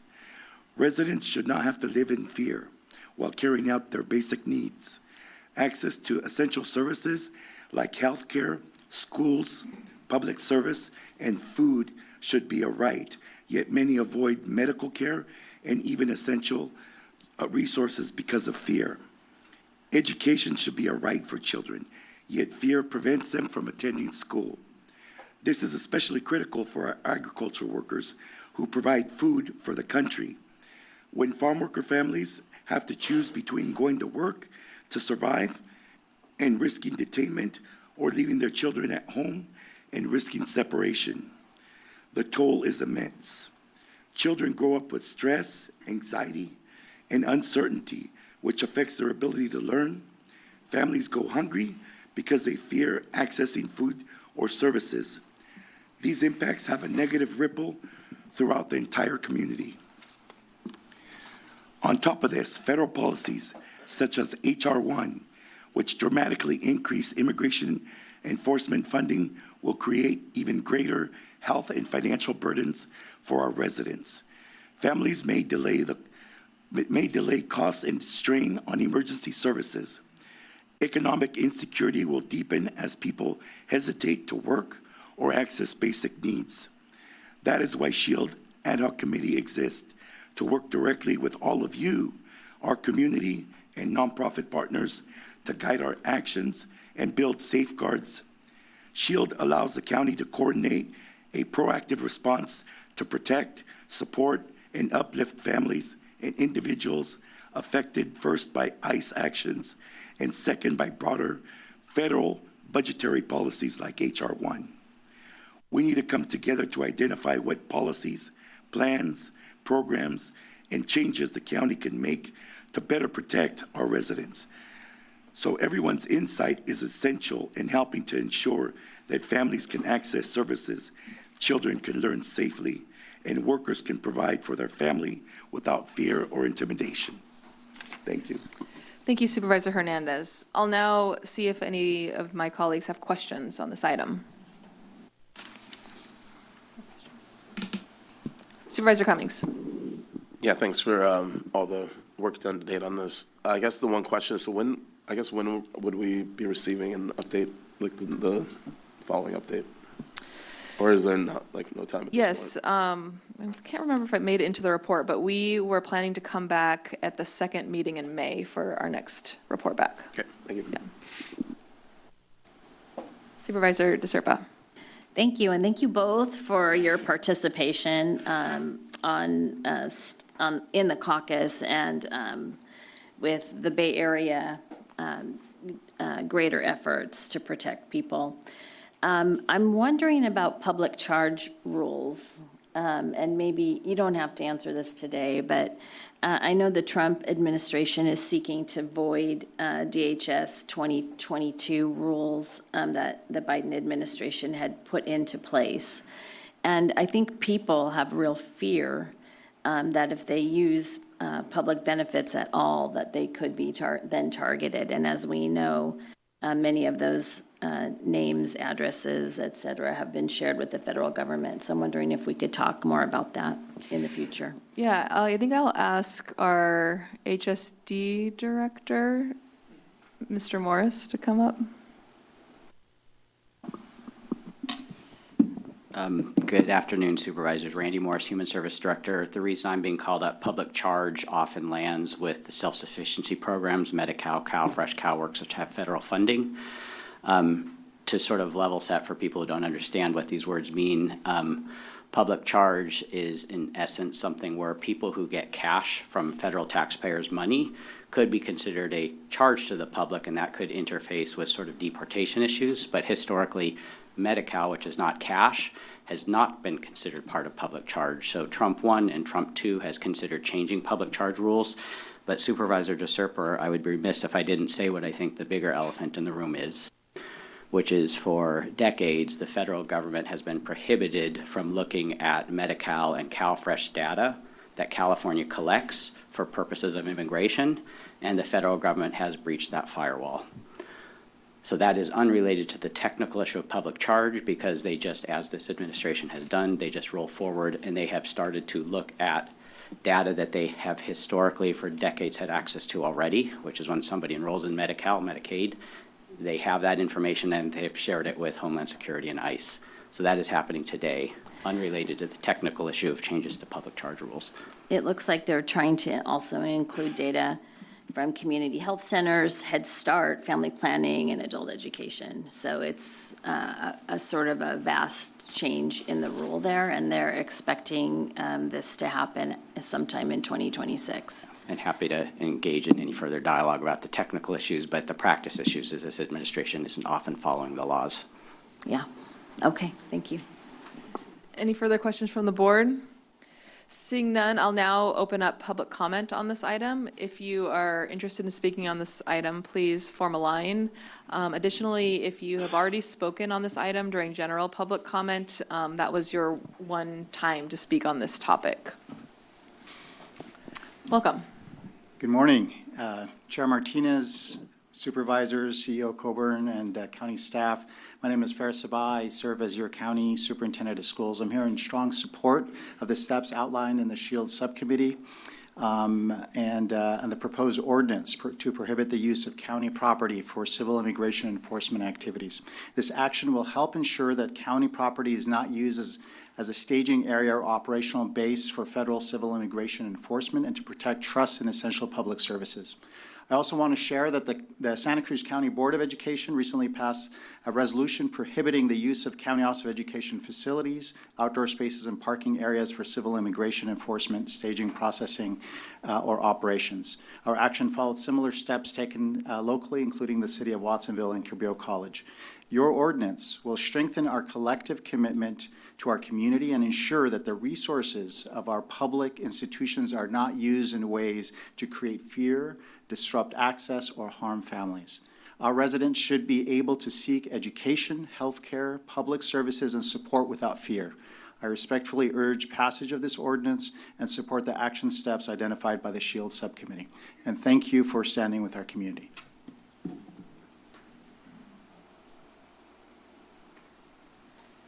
Ken Reichman again of Indivisible Santa Cruz County Immigration Team, and I too want to urge board members to pass this ordinance. Our neighbor Santa Clara County was the first to put together a solid ordinance and prevent their buildings and land from being used by ICE. But the cities of Watsonville, San Jose, San Francisco, Oakland, Pinole, Richmond, and Los Angeles is working on such an ordinance, see the value in it. At this point, it may be symbolic in that it's very difficult to enforce these laws with the government taking precedent over state laws and city laws. However, the governor who's also passed laws like the no mask law, no ice around schools law. There is a court case that Trump has initiated, and it looks like that he's initiated to halt these laws, but it looks like there's going to be a new ruling on those laws and that the state law could be enforced. So please do pass this ordinance. Thank you.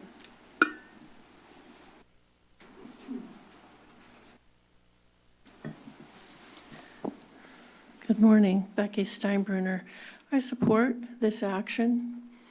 I hope that the committee is well connected with Dr. Ann Lopez, the Center for Farm Worker Families.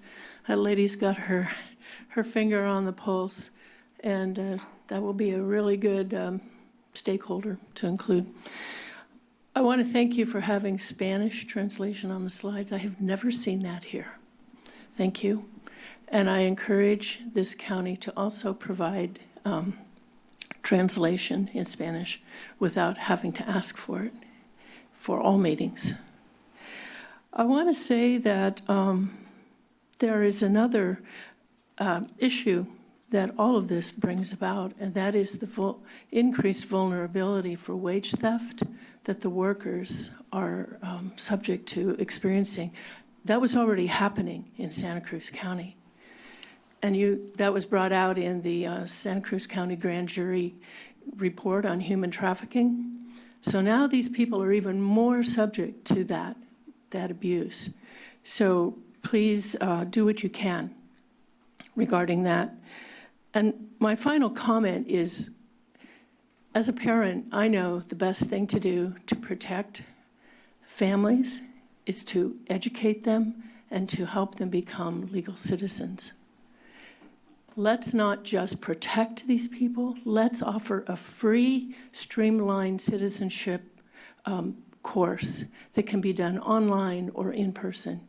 And let's get them to become citizens so they don't have to be afraid anymore. Thank you. Thank you.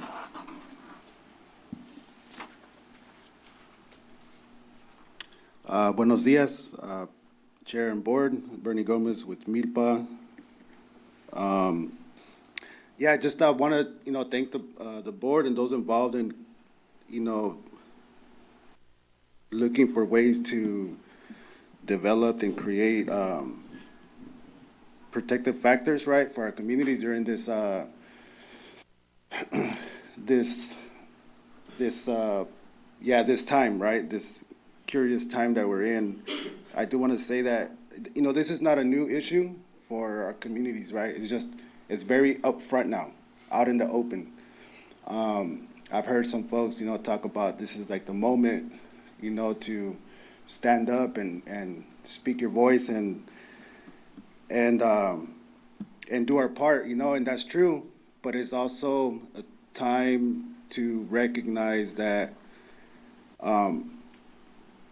that the ordinances or policies, those are good, but the implementation factors, that's where it's going to count, the actual action behind these things. And it's, it's a lot. It's a lot of the immigration cycle is it's probably above and beyond like the scope of the county can make, right? Or can do, my bad. But what I do ask, is support it, take it to whatever level you need to take it to. But also encourage cities, right, that are using technology that's been infiltrated by ICE also, just as a flock camera and stuff like that. We've seen that the city of Santa Cruz terminated its contract because of it. And yet the city of Watsonville, right, that holds the biggest immigrant population still holds them, right? And it's just, they've been exacerbated. There's like 30 cameras in that place. So there's just that little, we're doing this, but cities are doing a little bit different. So just maybe using your... Thank you. Thank you.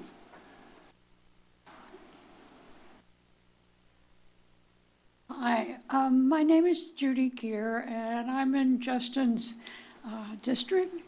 And I am very old, 88, and I listen to the radio. I don't get my information from television or anything like that. So I really appreciate the in-depth teaching that Justin has done on K-Squid.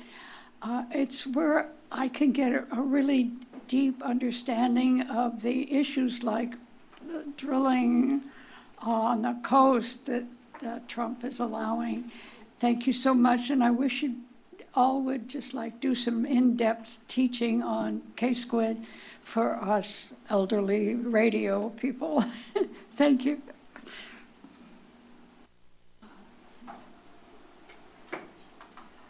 Hello, my name is Lorna Grundeman. I'm a resident of Live Oak area, and I volunteer with YAR, your area rapid response or allied response group. And I'm so impressed with this group and the work that we've been able to do. I want to encourage you all to vote for establishing a process in the county that shields people and that helps to keep ICE out of county properties for staging what they might be planning to do. I think that's very important to back up what we're doing out there in the communities. I'm part of the Live Oak School Patrol right now, and I've only gotten positive responses from community members. Lots of thank yous, lots of hellos in the mornings, and waves from people driving by. It's been a really great and encouraging process for me personally, and so I'd like to again encourage you all to support this process as well as protecting the people in our county from whatever might be coming at us next. Thank you very much. Thank you. Seeing no one else in the room, Madam Clerk, can you please call the first caller? Certainly. Tim, your microphone is now available. Cool. Thank you so much. Yes, I am quite supportive of all the things that all of you have said here regarding these matters. And some little things that, if things go down the drain, you can always point out to them that Ronald Reagan did not behave like this, to this extent, with regards to immigrants. Even Reagan understood the value in his negotiations with the Soviet Union in regards to immigrants here in the United States. This is food supply and construction jobs and a lot of rough, dirty jobs, all sorts of fundamental low income or just, and they're not always low income jobs, but they're challenging jobs that immigrants do. So you just got to wonder here, like with the Iranian women, for example, if we were to save them and bring them to the United States, what would this administration do? Turn around and deport them to some sort of vicious prison system around the world? I mean, this stuff is ridiculous. You could also point out to them, if need be, of course, the guy on the other end of the phone here would be much better at running Department of Homeland Security, the FBI, or even the Department of War. You could point out to them that, well, Tim, after all, was dropped off at that ice rink that we all know is called Squaw Valley as a child by his Vietnam War babysitter. And, that would cause Mr. Putin some real concern and maybe would get everybody back to the bargaining table. Serious. So I look at this situation with immigrants and what ICE is doing and what our federal government is doing is absolute garbage. It's ridiculous. It's unpatriotic. It's un-American. And yes, they should give them U.S. citizenship and stop this nonsense. Thank you so much. You take it easy.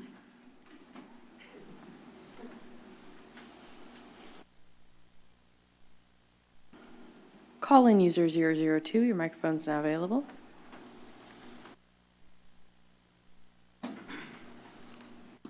Yeah, good morning. My name is James Ewing Whitman. I would like to be there in person, but I'm not. I appreciate all the comments, particularly, Mr. Hernandez saying that, all the crazy things that even I have seen on TV about what's going on and what has gone on in Minneapolis, Minnesota. But I like one of the previous speakers, what he said, it's a curious time that we are in. it is indeed a curious time that we are in. I don't think there's anybody that lives in the United States currently that wasn't an immigrant at some point in their life. Now, I think that there's a lot of confusion and some irregularities. I think there's absolutely some incorrect and wrong things that are going on with ICE. I suppose my concern is with the Supremacy Clause. Supremacy Clause, Article 5, Clause 2 of the U.S. Constitution establishes that the federal law takes precedence over conflicting state and local laws. For county sheriff's department, this means that while they are primarily governed by state law, they cannot take actions that directly conflict with, obstruct, or violate valid federal laws and constitutional requirements. Now, everything that I've heard so far from what people have said, it really makes sense that ICE agents shouldn't be at schools and at social service locations. All that makes perfect sense. I suppose my primary concern is that there were a lot of immigrants that came in over the past 6 years that have really nasty criminal records. And it's my understanding that a lot of ICE agents' work is to pick up those individuals who've been released from county jails and to deport them. So there's nothing that this board has said that you're going to stop that action to get the dangerous people that are incarcerated to not let them back on the streets. So I think this subject, like many subjects, is really important.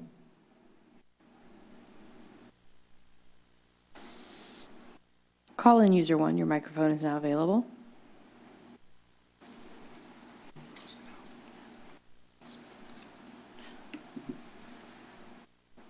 Thank you for this item on the agenda and your advocacy for the rights of immigrants and everybody.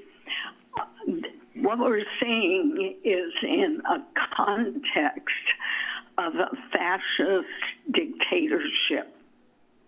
Dictator Donald, tyrant Trump, the money for the military abroad, wars abroad, also means war on the poor and the people of this country. And the military is ICE. It's being used on our communities that we haven't seen to this extent before. I applaud what you're doing here, and you also spoke about working with other agencies, and I wonder if you have in your testimony there Pajaro Valley Unified School District Resolution 252618 condemning immigration and customs enforcement violence and affirming the safety and dignity of students and families. This was brought forth by Trustee Gabriel Medina and passed on January 14th. And what we're up against, it's like everything you stated here is excellent, but when ICE agents are breaking in doors and arresting people and killing them, what enforcement do we have to counter?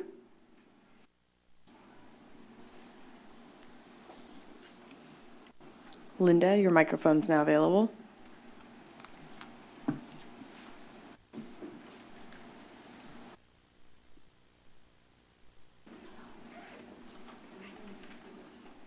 Can you hear me? Yes, we can. Good morning. My name is Linda Turpin. I urge the board to approve the SHIELD ordinance. It's the first of many other actions the board should take to protect families, children, and individuals. This is one of the tangible things a local government can do to help protect its residents. And by doing so, gives all residents safe access to county facilities and services, knowing there will not be ICE presence. One issue that some speakers have brought up that still needs to be addressed is how will the county enforce this ordinance if ICE violates it? For example, What if ICE agents show up at a county health facility or the courthouse and refuse to leave? When someone calls 911 and reports that ICE is there violating the law, will county sheriffs come to the scene to enforce the law and protect our residents? What specific actions will the sheriff's department take in that or similar situations? Thank you. Thank you.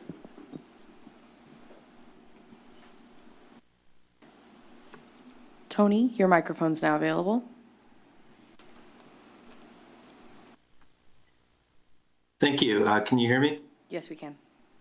Thank you. Well, first off, good morning, Chair Martinez and members of the Board of Supervisors. My name is Tony Nunez. I'm the Marketing and Communications Director at Community Bridges, and I serve on the steering committee of the Santa Cruz County Immigration Coalition, where I also serve as chair of the Communications Committee. First, I want to thank you for establishing the SHIELD Ad Hoc Committee and for recognizing the importance of coordinated local leadership at this moment. I especially want to thank Chair Martinez for moving quickly to establish this committee and for joining our work group, our communications work group meeting in February. Your presence and your staff's presence signaled the county is ready to work closely with community partners to address these issues. Our coalition has been meeting monthly since early 2025. During that time, we worked together to support immigrant community through outreach around Medi-Cal changes, childcare safety planning, in collaboration with the county's Rapid Response Network, YAR, as many of you know. We have also engaged directly with local businesses to help ensure accurate information reaches people where they live and work. If you walk through downtown Watsonville today, you'll see many businesses displaying coalition materials on their doors and inside their shops. That visibility reflects a strong trust and relationship the community organizations and local businesses have built together over the last year. Our goal is simple: to ensure that our community's response is rooted in power and not panic. That means sharing accurate information, providing resources in people's language, and working hand in hand with county staff to reach residents effectively. The coalition recently sent a letter outlining recommendations for how we can strengthen coordination moving forward. We hope that the new renewed spirit of partnership from Chair Martinez through the SHIELD Ad Hoc Committee will continue to expand on this great work that we've been working on with the County of Santa Cruz and our other partners. Thank you for your leadership and for working alongside our community. Thank you. Paulina, your microphone is now available. Thank you. Good morning. Can you hear me? Yes. Okay, thank you. Good morning, Chair and Supervisors. Paulina Moreno with CAB and co-chair of the Santa Cruz County Immigration Coalition Steering Committee. I just want to extend my gratitude for the update on the SHIELD effort and for outlining these priorities. You know, the focus on internal readiness and training for county staff, coordination with community partners, regional alignment, and monitoring the impacts of public benefits are all important steps. I want to express my support, our collective support for the proposed ordinance prohibiting the use of county property for civil immigration enforcement. I think policies like this really help reinforce that county spaces should remain places where residents can access services without fear. As you've all mentioned, and from what we see on the ground, fear and confusion around enforcement are already affecting how families interact with public systems. As you know, families are delaying medical care, hesitating to apply for benefits their children qualify for, and withdrawing from programs that support their well-being. Monitoring these trends will be critical, but so will responding quickly when we see those impacts. As you move this work forward, we encourage the county to continue working closely with trusted community partners who are already in relationship with impacted families and who can help inform outreach, messaging, and response strategies. We encourage the county to ensure that this effort is supported with the resources necessary to translate these priorities into action. We appreciate the direction the county is taking, and we look forward to continuing to work together to ensure that all county residents can access services and live with dignity and safety. Thank you. Thank you.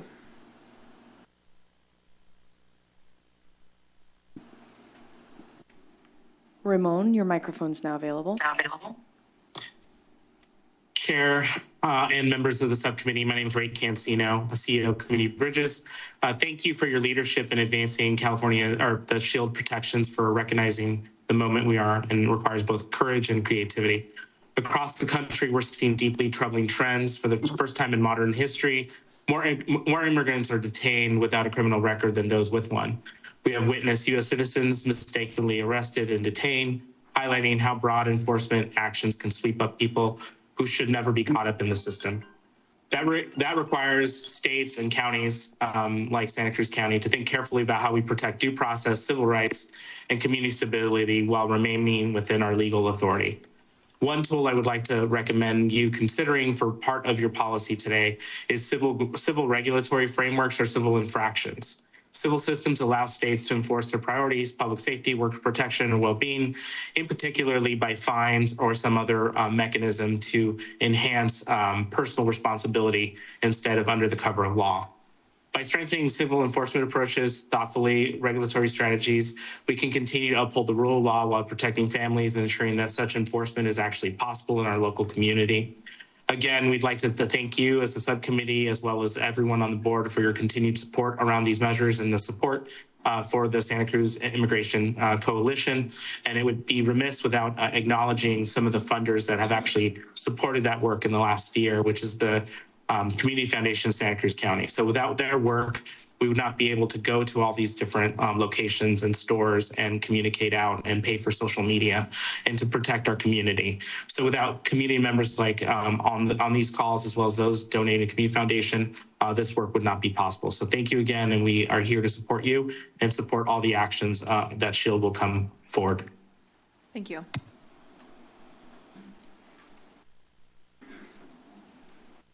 Casey, your microphone is now available.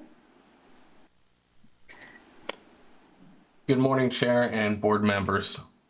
My name is Casey Van Heuvel, and I serve as President and CEO of the Monterey Santa Cruz Building and Construction Trades Council. I want to thank the board for taking action to ensure that county facilities are not used to support federal immigration enforcement operations. The reality is that the current climate around immigration has created a significant fear without workforce, especially in industries in construction. When workers are afraid, they become less likely to report serious issues such as wage theft, unsafe job sites, or labor law violations. And unfortunately, bad actors in our industry know this. They exploit that fear to underpay workers, ignore safety standards, and undercut responsible contractors who follow the law. From the perspective of the building trades, this is not just an immigration issue. It is a worker protection issue.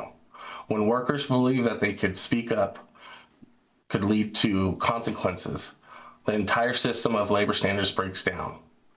That harms workers, it harms honest contractors, and it harms the local economy. Policies like this you pass today help create an important level of trust. They signal that local government and facilities will not be used in a way that intimidates workers who simply trying to earn a living and provide for their families. We all benefit when workers feel safe in reporting violations, and when rules in the industry are fairly enforced, that helps protect wages and the integrity of the construction industry. Thank you for your leadership on this issue. Thank you.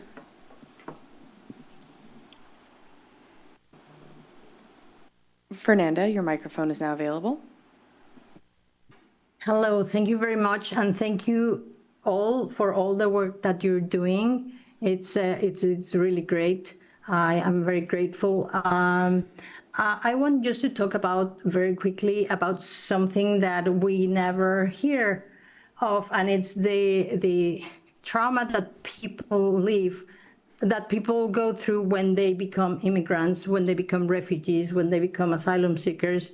So they're running away from awful things that are happening in their countries. So this past weekend, I was a translator for a clinic and for helping people fill in their immigration forms. And somebody asked me to talk to a girl. Just want to tell you that I'm still shocked. I'm processing what she has gone through in Michoacan because of the drug dealers. She and her sister were raped every day, taken away from their home at night and brought back the other day for years.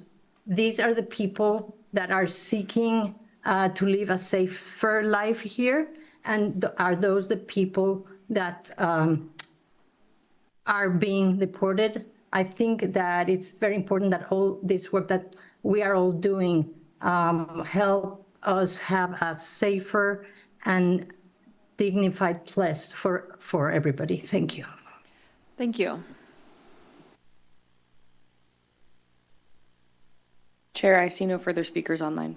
Thank you, Madam Clerk. I'll now return to the board for action on the item. Supervisor Hernandez. I'd like to approve, accept, and file the recommendations of the Ad hoc Board Subcommittee to approve and concept the ordinance of the Board of Supervisors adding chapters 10.707 to the Santa Cruz County Code to prohibit use of county property for civil immigration enforcement and take all related actions. I'll second. We have a motion from Supervisor Hernandez and a second from Supervisor Cummings. Any further discussion on this item? Supervisor Koenig. Sure. Just to thank you, Chair and Supervisor Hernandez, for your work on this. I mean, I wish that we could do a lot more, but this is one concrete step that we can take. It follows in line with the action that our superintendent of schools called out that is already being taken for school property for some of the other cities in the county. And so it just makes sense to protect our citizens when they're, or really everyone who's trying to access public services, whether that's education, healthcare, or anything else in the county. So thank you. Thank you. Supervisor Cummings. Thank you, Chair. I had one more question and a couple comments I wanted to make. I just wanted to know if there's a plan for signage to be posted on locations throughout the county where, this type of activity will be prohibited. Yes, CO Coburn. Yeah, so Supervisor Cummings, we're generating a list of all county land properties, and then we need to take a look at what might make sense to put up a sign, given the cost of signage. So we're doing that right now, and we can bring a report back to you with that information. Thanks. I guess I had a couple comments real quick. One concern I have, and I guess maybe this can be a question too, does the city of Santa Cruz, Capitola, and Scotts Valley have the similar policy currently? I know y'all mentioned Watsonville. So I guess one recommendation, maybe this could be a friendly amendment, would just ask that we send a letter to local jurisdictions about the adoption of this policy. One of the things back in COVID, after the murder of George Floyd, that people were really concerned with was the consistency of policies across different jurisdictions. And given that people don't necessarily know where lines are drawn in terms of the borders of the different communities, just trying to encourage, the other cities in the county and the adjacent counties to pursue similar ordinances so that people know that this is a consistent policy across the other jurisdictions. Obviously, we can't, require them to do something, but trying to encourage other folks to do, I think, is something that we can play a proactive role in. So I'd like to add some language around that, if that's amenable to the motion maker. When the policies are made for the staff members in terms of how to engage, I think it'd be great to have a presentation on that. I mean, the fact that we have resources to explore what those types of that type of interaction can be, having educational opportunities for folks in the public to know how they should engage, I think would be beneficial. As a delegate for the Democratic Party recently at the convention that we just had, there was a session presented by Marin County's Public Defender's Office on how to engage with ICE officials, and it was really helpful to hear things like, if somebody's asking you to move back, you should definitely move back, because through that video, if you're filming someone and they're asking you to move back, to abide by what the officers are saying, because in doing so, if there's a court case, you can show that you were in compliance, or if they try to arrest you illegally, you can show and you have evidence that you're in compliance. They also mentioned making sure that you don't edit your film, because if you edit it, it can be considered tampering with evidence. And so I think that there are, there's information out there that I think will be really helpful to people in our community, not just our staff. So when when those recommendations come forward for how staff should engage with ICE agents, I think it may be good for us to consider having a public presentation or a public forum on that for folks in the community. Last, I do just want to also emphasize the concern. I mean, I think what's great about this ordinance is that it's really focusing on ICE being the county property. But I do have some concern with, not just immigrants, but, the fact that ICE is actually abducting U.S. citizens. And so really making sure that we're covering everyone and the concerns around everybody being targeted by ICE. And then lastly, it might be worth the subcommittee also exploring an ordinance or policy requiring Department of Homeland Security agents to provide identification when asked by both citizens and law enforcement. It's going to be really hard to find people if they're not willing to tell you who they are. And so just, with this policy, looking at penalties in terms of $1,000, $10,000 fines, can we also have something in place that says if the Department of Homeland Security agent doesn't provide their identification, then there's also opportunities for enforcement on that too. And so that's something I'd like to include because, it really helps strengthen our ability to find out who these people are and hold them accountable for their actions. And so I'm happy to make a friendly amendment that asks the chair on behalf of the subcommittee and the board to send a letter to local jurisdictions and adjacent counties that have not adopted ordinances, encouraging them to adopt similar ordinances and provide ours as an example. So there's consistency across the region, and ask that the subcommittee explore an ordinance or policy requiring the Department of Homeland Security agents to provide identification when asked by citizens and law enforcement, and in return with what type of policy that could be and the penalties. And so I'm just wanted to ask if the maker of the motion is amenable to that. Really quick, with the governmental work component of the ad hoc, we are looking into having the rest of the cities within our county participate in sort of these coordinated efforts that we're taking. It's part of the goal of Bay Area belongs to, for them to, for other counties to participate and to be a kind of a coordinated effort amongst the Bay Area, greater Bay Area, including us. But we will definitely contact our local mayors and city managers to do that effort. I like the point of the educational forums as well. We discussed having educational forums for employers, but I think the general public will also need these educational forums. And with the ID, the policy around focused on identification, I think that's a good second step for this ad hoc committee. So is that a yes? So we have a request for a friendly amendment to the motion. Do you accept that? You made the motion. Well, I'll accept it. Okay, and how about the second? Wait, who made the second? You made the second. Yeah. Okay, you're comfortable with I that? just want to ask for the third one, can we do that, or are we going to need additional language for that? Well, that's what we'll explore over the next couple of months. Okay, perfect. Yeah. Yeah, so my comments, thank you for the additional direction. I think that much like the subcommittee did with the county facilities policy, we will look to see what is happening in other jurisdictions across the state. We will review for really legally what is possible with our county counsel's office, and then come back to the board with what we have learned after we explore that. Any further comments? So we have a motion and a second. Sorry, Supervisor DeSerpa, one more comment? Quick comment. I remain concerned about legal aid in our county for people who are dealing with immigration issues. I know the Watsonville Law Center and the Santa Cruz County Immigration Project is sort of front, and Catholic Charities to some extent, frontline in terms of being able to help our citizens of our county that have to deal with the unfortunate after effects of ICE, et cetera. I want to thank my colleagues who started the child safety planning during the first Trump administration, my colleagues in the Pajaro Valley Unified School District, as well as Doug Keegan and many other local attorneys who have given many hours of their time, and including the new versions that are in place should parents and children be separated.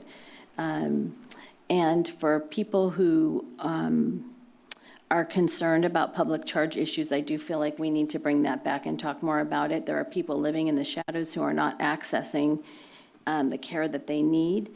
And we do have some alternatives, and I'd like to see how we could maybe get more information out to them about what the alternatives are in many different areas, including food and nutrition, healthcare, et cetera, for people who are not comfortable accepting public services. Thank you. Thank you. Madam Clerk, will you please call the roll? Supervisor DeSerpa? Aye. Koenig? Aye. Hernandez? Aye. Cummings? Aye. And Martinez? Aye. Motion passes 5-0. Thank you, Supervisor Hernandez, for your partnership with that. So we will now move on to item 8 of the regular agenda, which is to consider a report and presentation on secure youth treatment facility / camp savings and community-based diversion and support services in fiscal year 2025-26. And I believe we're receiving a report from our, let's see, I think I have you here, from our new Chief Probation Officer, Ms. Mendez.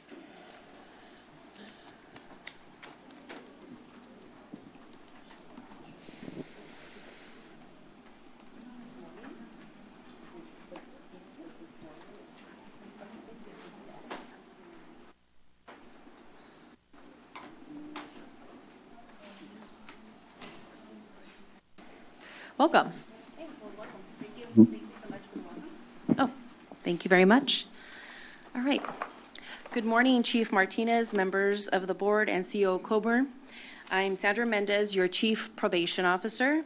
I'm here with my team, including our former Departmental Fiscal Officer, Justin Nunes. Today, we're providing a mid-year update on our Secure Youth Treatment Facility, SYTF, and Camp Savings for fiscal year 2025-26. So our report on their Secured Youth Treatment Facility savings in fiscal year 25-26. This presentation summarizes our projected savings, our mid-year budget position regarding these funds, and how we plan to reinvest fiscal year 25-26 savings. These investments are already underway and shaped by operational needs, along with youth and families' feedback, as well as community input. So our estimated reinvestment from projected savings. We initially projected $300,000 in general fund savings from the camp program. Later, an unanticipated third youth was committed to Sonoma County, resulting in $140,000 general fund cost. This adjustment leaves approximately $160,000 available for reinvestment. It's important to note these numbers may shift depending on future court decisions, early releases, or new commitments. So our estimated savings from providing SYTF camp locally and reducing out-of-home county placements. We reinvested locally to directly support SYTF and in future camp youth. Some funds spent to date are services or costs that have already drawn down from the savings, along with planned services and contracts not yet spent but allocated. These services are scheduled to begin later in the year, and the money is reserved. I want to provide more context behind the out-of-county placement cost savings numbers and highlight a few key points. The $160,000 was a snapshot in time. Key cost drivers include a short-term camp placement ordered unexpectedly by the court. We are still budgeting SB 823 funds for out-of-county youth in Sonoma County. 3 youth, including 1 unanticipated commitment in March of 2025. So our plan is to open our facility to house out-of-county youth and charge similar fees for SYTF and camp to generate revenue. However, we have not yet determined our fee schedule for these services. We can share a comparison. Having a young person ordered to camp in Santa Clara County costs $554 per day, which averages $199,440 per year. And the average length of stay is 6 to 12 months in camp. Additionally, having a young person in Sonoma County SYTF program is $390 per day, which averages $140,400 per year. We currently have 3 youth in Sonoma County costing annually $421,200, and the average length of stay is 3 to 5 years. We have a duty and obligation to maintain our youth close to home with the hope of family reunification and other local supportive services, along with successful reentry. We have an amazing team in our facility who pride themselves in equity and inclusivity. We do it best, so let's reinvest in our own and help others as they helped us in the past. So investing fiscal year 25-26 savings, $160,000 through diversion and support services. These investment areas were shaped by input from youth, families, and stakeholders. So we have diversion in multiple forms. Services that offer reentry alternatives aligned with safety, restoration, and opportunity in reducing recidivism. Culturally centered youth voice and restoration. Programs that elevate youth perspectives and ensure cultural responsiveness. Healing and accountability-focused responses rooted in equity and dignity. Youth and family support. We are bridging the gap where current funding structures leave families behind.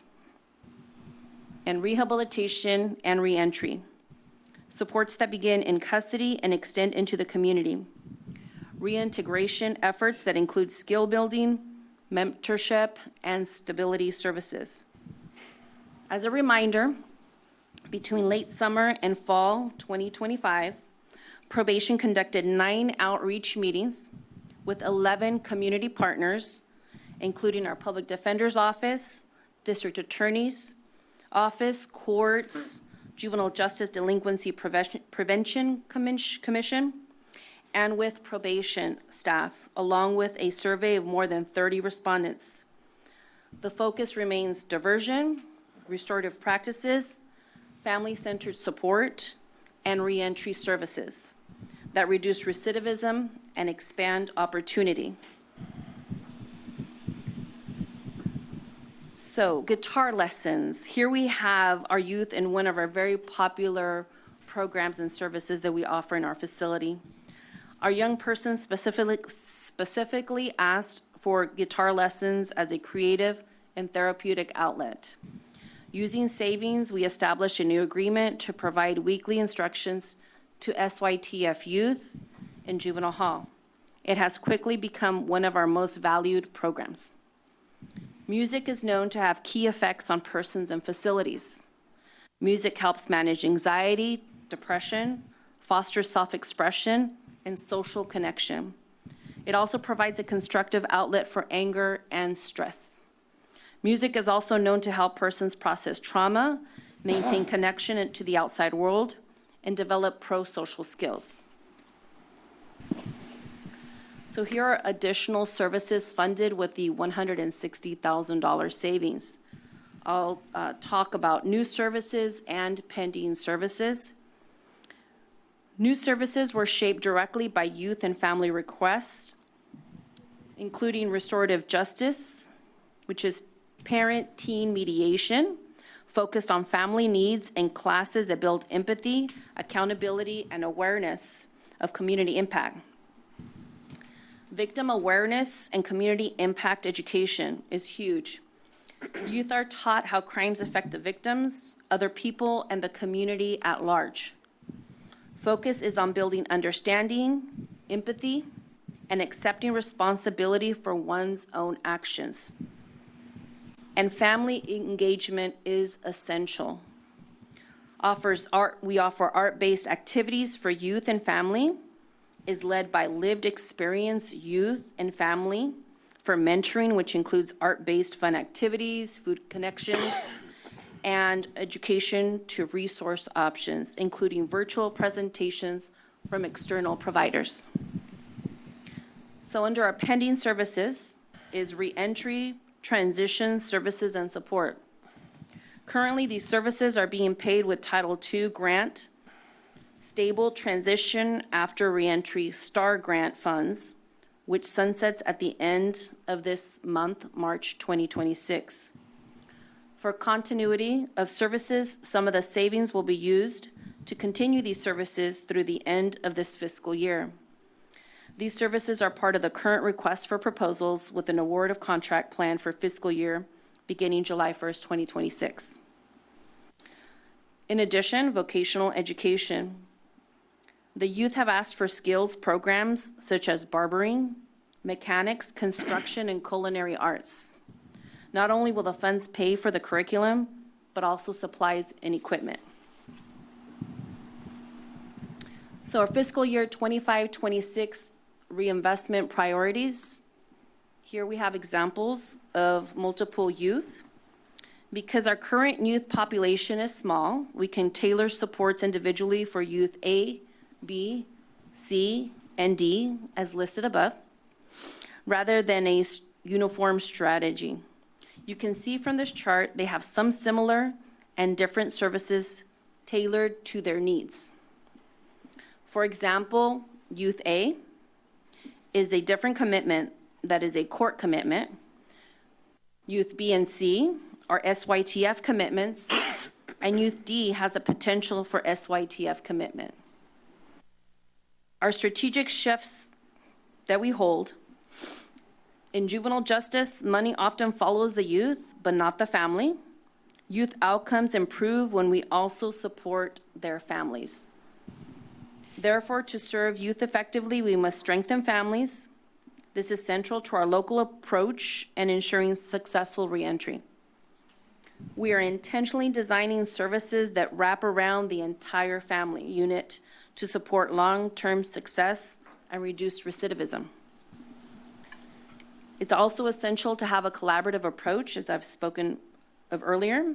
These priorities were shaped collaboratively through youth voice, family input, and community-based provider engagement. So, reflections from our young people. In summary, these reflections show the impact these services are having emotionally, behaviorally, and rationally for our youth. I'll quote one. Family engagement nights mean the world to me. The extra time with my siblings made me feel more normal than I have in a long time. Family engagement nights, as well as all the privileges I am given, motivate me to maintain my best behavior as to continue to be trusted.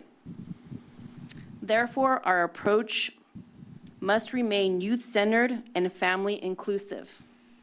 We center the young person and recognize that their success is closely tied to how well we engage and support their family.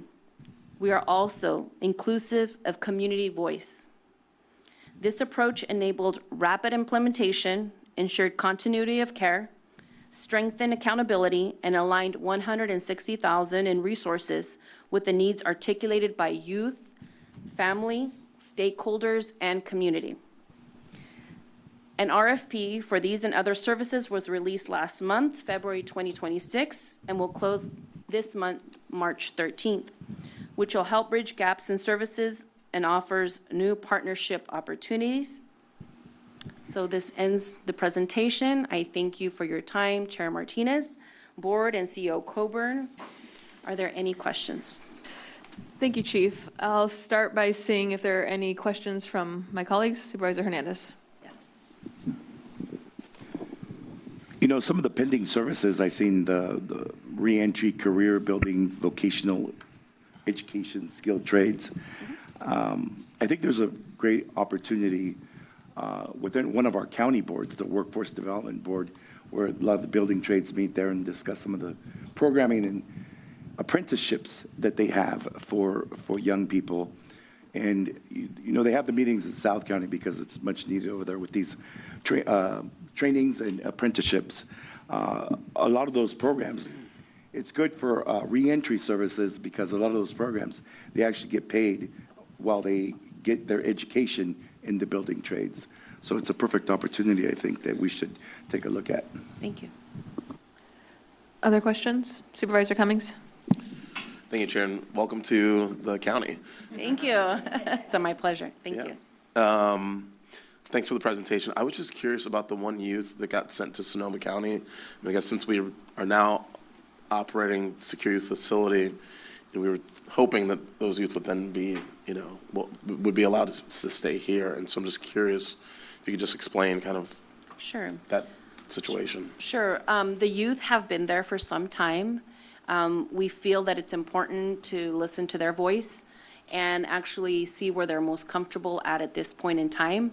Removing them from that environment that they've been in, where they've been productive, with no issues, we don't want to, bring them back and cause any distress to them. So. Got it. So it was more that the youth was much more comfortable staying there than coming back here, and so. Correct. Okay, that sounds good. That Thank makes sense. you. Thank you. Thanks. Any other questions? Supervisor DeSerpa? Hi, thank you for that report. These are, these young people are committed to these placements by the juvenile court judge? Correct. Correct, okay.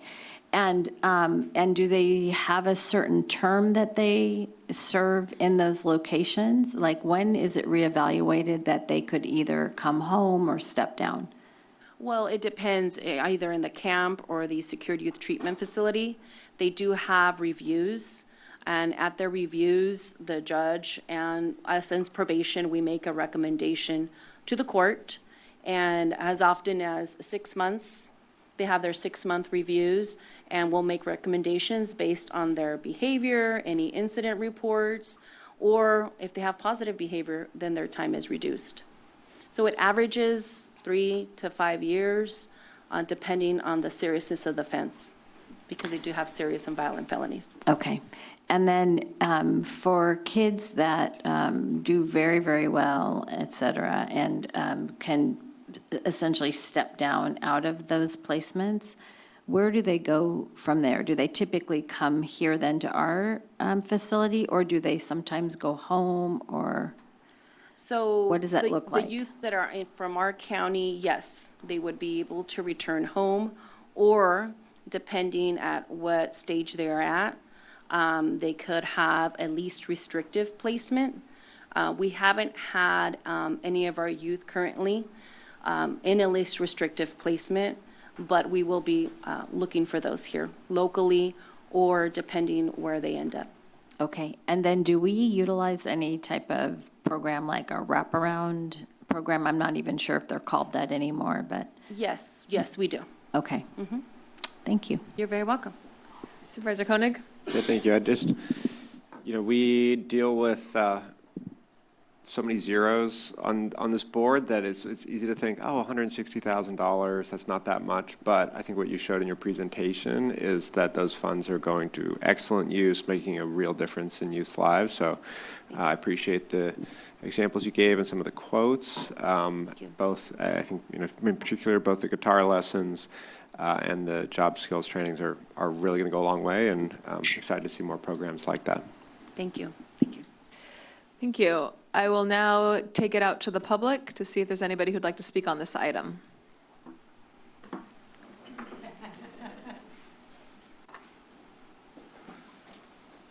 Welcome again. Good morning once again, members of the Board of Supervisors, Chair Martinez, Ferris Sabah, County Superintendent of Schools, and I'm here to in strong support of probation's youth-focused and family-centered approach for the Secure Youth Treatment Facility Camp Program.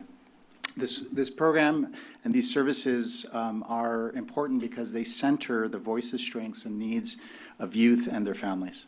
I also want to recognize a strong partnership between the Probation Department and the County Office of Education. Together, we are expanding wraparound services and educational and vocational opportunities for youth through Rising Scholars, PBIS implementation, and ongoing efforts to build additional vocational programming that helps young people for long-term success while they're in the facility and when they exit the facility as well.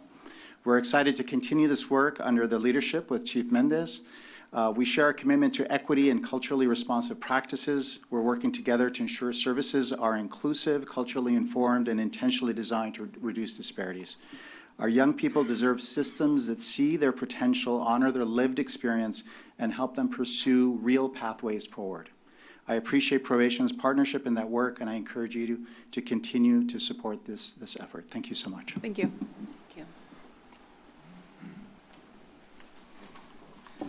Good morning, Board, and thank you all for your service. Much appreciated. My name's sorry, this is less anxious than when you guys are way up there, but this is still really anxious, like driven. And I'm not going to be as eloquent as the multiple, very intelligent speakers we've had. I'm just going to sort of speak for myself and the privilege and honor I've had to work with our young people. For over 2 decades, I've been able to work in our schools, and that includes Hartman, which is the school up at Juvenile Hall. And I have seen, when I first worked there, a punitive, cold, hard sight. Can I tell you what I see today? I see a welcoming sight. I see all staff on the same page of being there and trying to support each individual person the best we can. I've got to say, attendance at the school is pretty great, 100%. But in addition to that, we have programs like the guitar, yoga, acupuncture, art that comes up. There is so much integration of trying to support the young person, both as an individual, both as a culture, and both for their family, and how to best help them. And then when they are ready, not only is there mental health services there, but when they're ready to step on and move out, there's special programs. Schools take into account what is going to be the best fit for this student. So one of the many, many reasons I love living in Santa Cruz is we care about our future. We care about our students and the students that don't have the full support of their family and the communities all the time, that we can come and help support those families and those students to be as successful as possible. So again, thank you all for your service, and thanks for listening for a second. Thank you.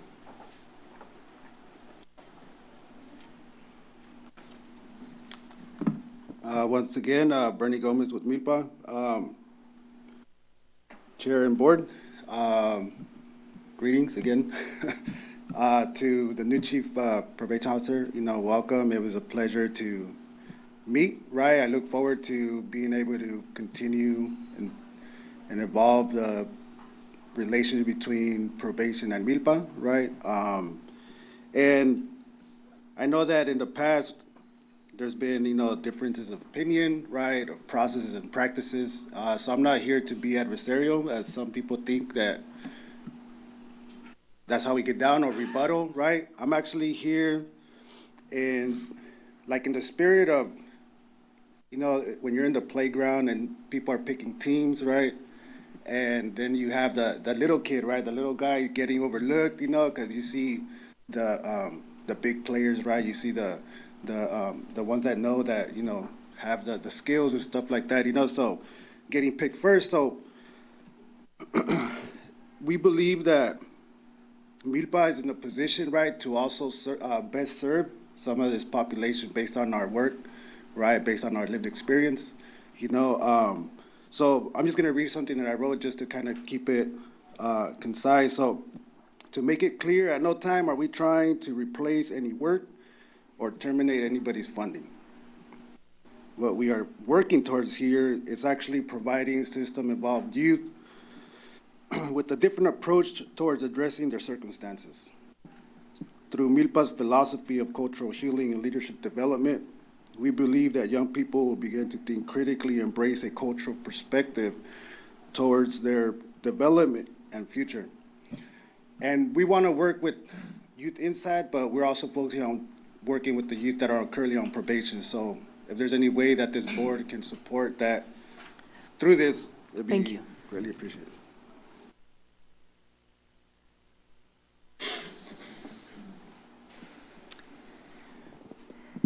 Good morning, Chair Martinez and supervisors. My name is Leanne Luna, and I'm the CEO of Monarch Services. We are the Santa Cruz County's primary provider of domestic violence and sexual assault prevention and intervention services. I was asked to be here to provide some just really support around Monarch's partnership with Santa Cruz County Probation. I wanted to share a little bit about one of our programs, which focuses on working with the person who caused harm. In 2021, Monarch began a partnership with the Santa Cruz County Probation Department to certify the program and develop what is now a strong and growing referral system. The program serves individuals who've caused harm in a domestic violence relationship and provides an alternative approach to traditional batterer intervention programming. Rather than focusing only on punishment, it explores how childhood trauma and lived experiences can perpetuate cycles of abuse. Probation was eager to explore alternatives to traditional 52-week batterer intervention classes, which are often court-mandated, but do not always effectively reduce recidivism or support meaningful behavioral change. Through this partnership, probation has provided funding for Monarch to deliver programming on-site at both their North County and South County locations. As a result, the program is now reaching more participants and expanding access to those who can benefit from their work. It is truly encouraging to work with a department that actively looks to local community partners who are already doing this work. And we'd like to recognize the probation department for their commitment to collaborating with nonprofit organizations that bring expertise in this field and for proactively building partnerships that strengthen services for our community. This work highlights the importance of collaboration in creating safer communities. When agencies are willing to seek out and support innovative approaches, we create opportunities for real change, accountability, and healing. And we look forward to further partnerships and specifically supporting our youth in the county. Thank you.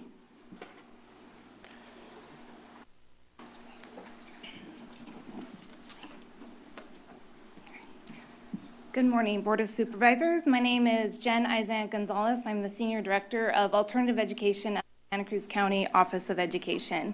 Thank you for your time today. Collaboration has been a theme so far, and I want to hit upon that again because our probation partners and Santa Cruz County Office of Education, as well as community partnerships, have worked together to support our students at Juvenile Hall and at Hartman School.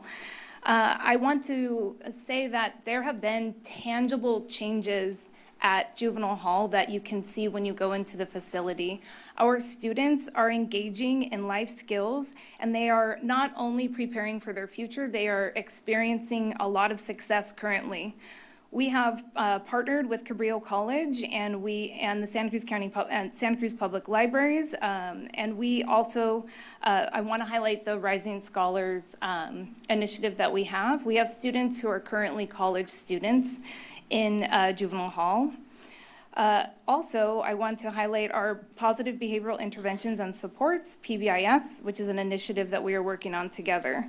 But most importantly, I'm here today to talk about our students. We have amazing students, and I want to highlight that our education team, who cannot be here today because they're in the classroom, have worked together with our wonderful probation partners to see students through high school and also currently in college. And it is our students that we are supporting currently that are the inspiration for all of our collaboration and everything we do. Everything is student-centered and from their voices, and I appreciate your time today. Thanks. Thank you, Mrs. Gonzalez. Do we have anyone online? Yes, we do. Thank you.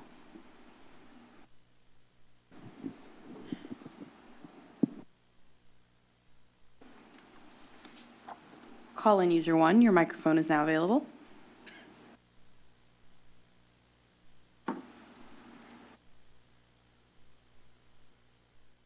Marilyn Garrett, thank you for that informative report. I was heartened to hear about guitar lessons, music, art-based activity, vocational training, and how youth outcomes improve with family engagement, support yoga, acupuncture. I'm thinking all of these activities should be available in our schools and the community.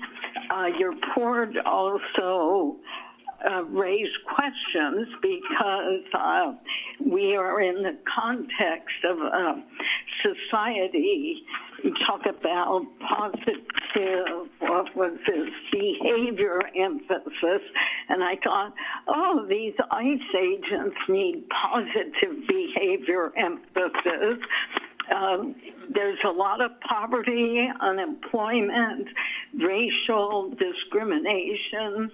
So the context of an unhealthy society is very contributing to these problems. Also, Medicare has been removed for many people, the SNAP money, people going hungry. So how do we change the society to make it more healthy and that money is not misappropriated for these endless wars and ICE raids, et cetera? That's the question. Sounds like lot of positive aspects. I have a question about medications. Is that part of the treatment? Because medications all have side effects. I'd like a response. Thank you. Thank you, Ms. Garrett. Is that the final? Karina, your microphone is now available. Hi, buenos dias. My name is Karina Moreno, and I also work for Milpa. And buenos dias, board chair and new COO. Congratulations. I hope to be able to tell you that in person very soon. But I just wanted to say thank you for today's presentation. This is an issue that we here at Milpa are very passionate about. And so I appreciated learning about the new opportunities and hearing about the improvements that have been made. But I would be remiss if I did not mention that for the culturally centered approaches, there was nothing that was rooted in cultural healing, cultural resilience, or opportunities for the youth to engage in their own Indigenous practices.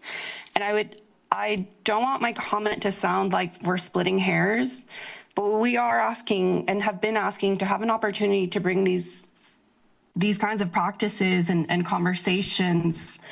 And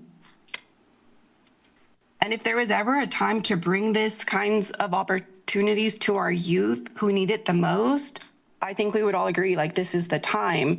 We appreciate the work that the county is doing to bring awareness and action to understand how to proactively protect our immigrant, Mexican, Chicano, Indigenous community. But I ask you to think outside of the box and include our Indigenous and holistic perspectives of supporting the youth's mental, emotional, and spiritual, not religious perspectives. Again, I really want to emphasize how much we care. We wouldn't keep coming and asking to bring these opportunities to our youth in the juvenile hall if we didn't care a whole lot and know from our own experience the difference it can make. We hope to be considered or invited to be a part of the conversation and future opportunities. Thank you. Chair, I have no further speakers online. Thank you. I'll now return to the board for a motion and discussion. Supervisor Hernandez. I do have a few more questions. You mentioned the barber program, the cooking program. So the intent of this is for them to get, like, of course, cooking training, but do they get like a California food handler certificate or? Yes. They Yes. do? Oh, yes. okay. And same with the barbers, they get a California barber's Yes, license? and anything that we want to provide in the facility, we want to make sure it is a certification, something they can utilize upon release. Okay. And with the previous public comment, is there any thoughts about the cultural work that they discussed right now? Absolutely, absolutely. We already are working on that, and anything that we can improve upon, we will take back and speak with my team, and definitely a work in progress, but we believe that we can sit down and have those conversations and how we can improve in those areas. Thank you, because I do love all the training programs, the art, but I think, something about cultural work that gives more of a sense of self-reliance, I think. Absolutely, and a lot of this is driven by what the youth are requesting inside the facility. So we always go back to what are they requesting and what are their needs are. And that's what we really focus on, but absolutely it's something that we need to also look at. Thank you. Thank you. Do we have a motion? I'll make a motion to approve. I have a Second. Thank you. A motion from Supervisor DeSerpa, a second from Supervisor Koenig. Further comments, Supervisor Cummings? Yeah, well, I just want to start by thanking all of our community partners and all of our county staff who are really, contributing to the success of our youth who are in the facility and to the climate within that facility. Many people we hear want to see things done better in terms of people who are experiencing incarceration. They want to see better outcomes, and it's always great, hearing the amazing work that's being done in Santa Cruz County and how we're a model for other communities. And so I just want to thank everybody for their hard work and dedication to improving the lives of youth who go in and come out better from the treatment that they're receiving in our system. I do also want to express similar to Supervisor Hernandez, the Monterey Bay Central Labor Council and the building construction trades have expressed interest in, apprenticeships or training opportunity for youth so that they can get in the trades. And with, with dwindling membership in the trades, because many are kind of, moving into retirement, the need is there in terms of young people who can get trained in the trades and move into that as a career. And it actually pays really well, too. So, in terms of viable future, if there's opportunities for that at the youth facility, I think it would be worth exploring. Also, one question I had, are there any type of gardening programs that are there currently? Currently, I'll have our facility director of our facility, former deputy director. Good morning, Sarah Berman, Operation Director, was at juvenile hall, I'm now an adult. There are some small gardening projects, we've had some volunteers come in, like planter boxes, but really once construction is done with our grand construction project, there'll be a full garden. So it'll be, the Seed to Table program will be a full garden, a greenhouse, places to do education and counseling in the garden, and then taking food from the garden into the kitchen for the culinary portion.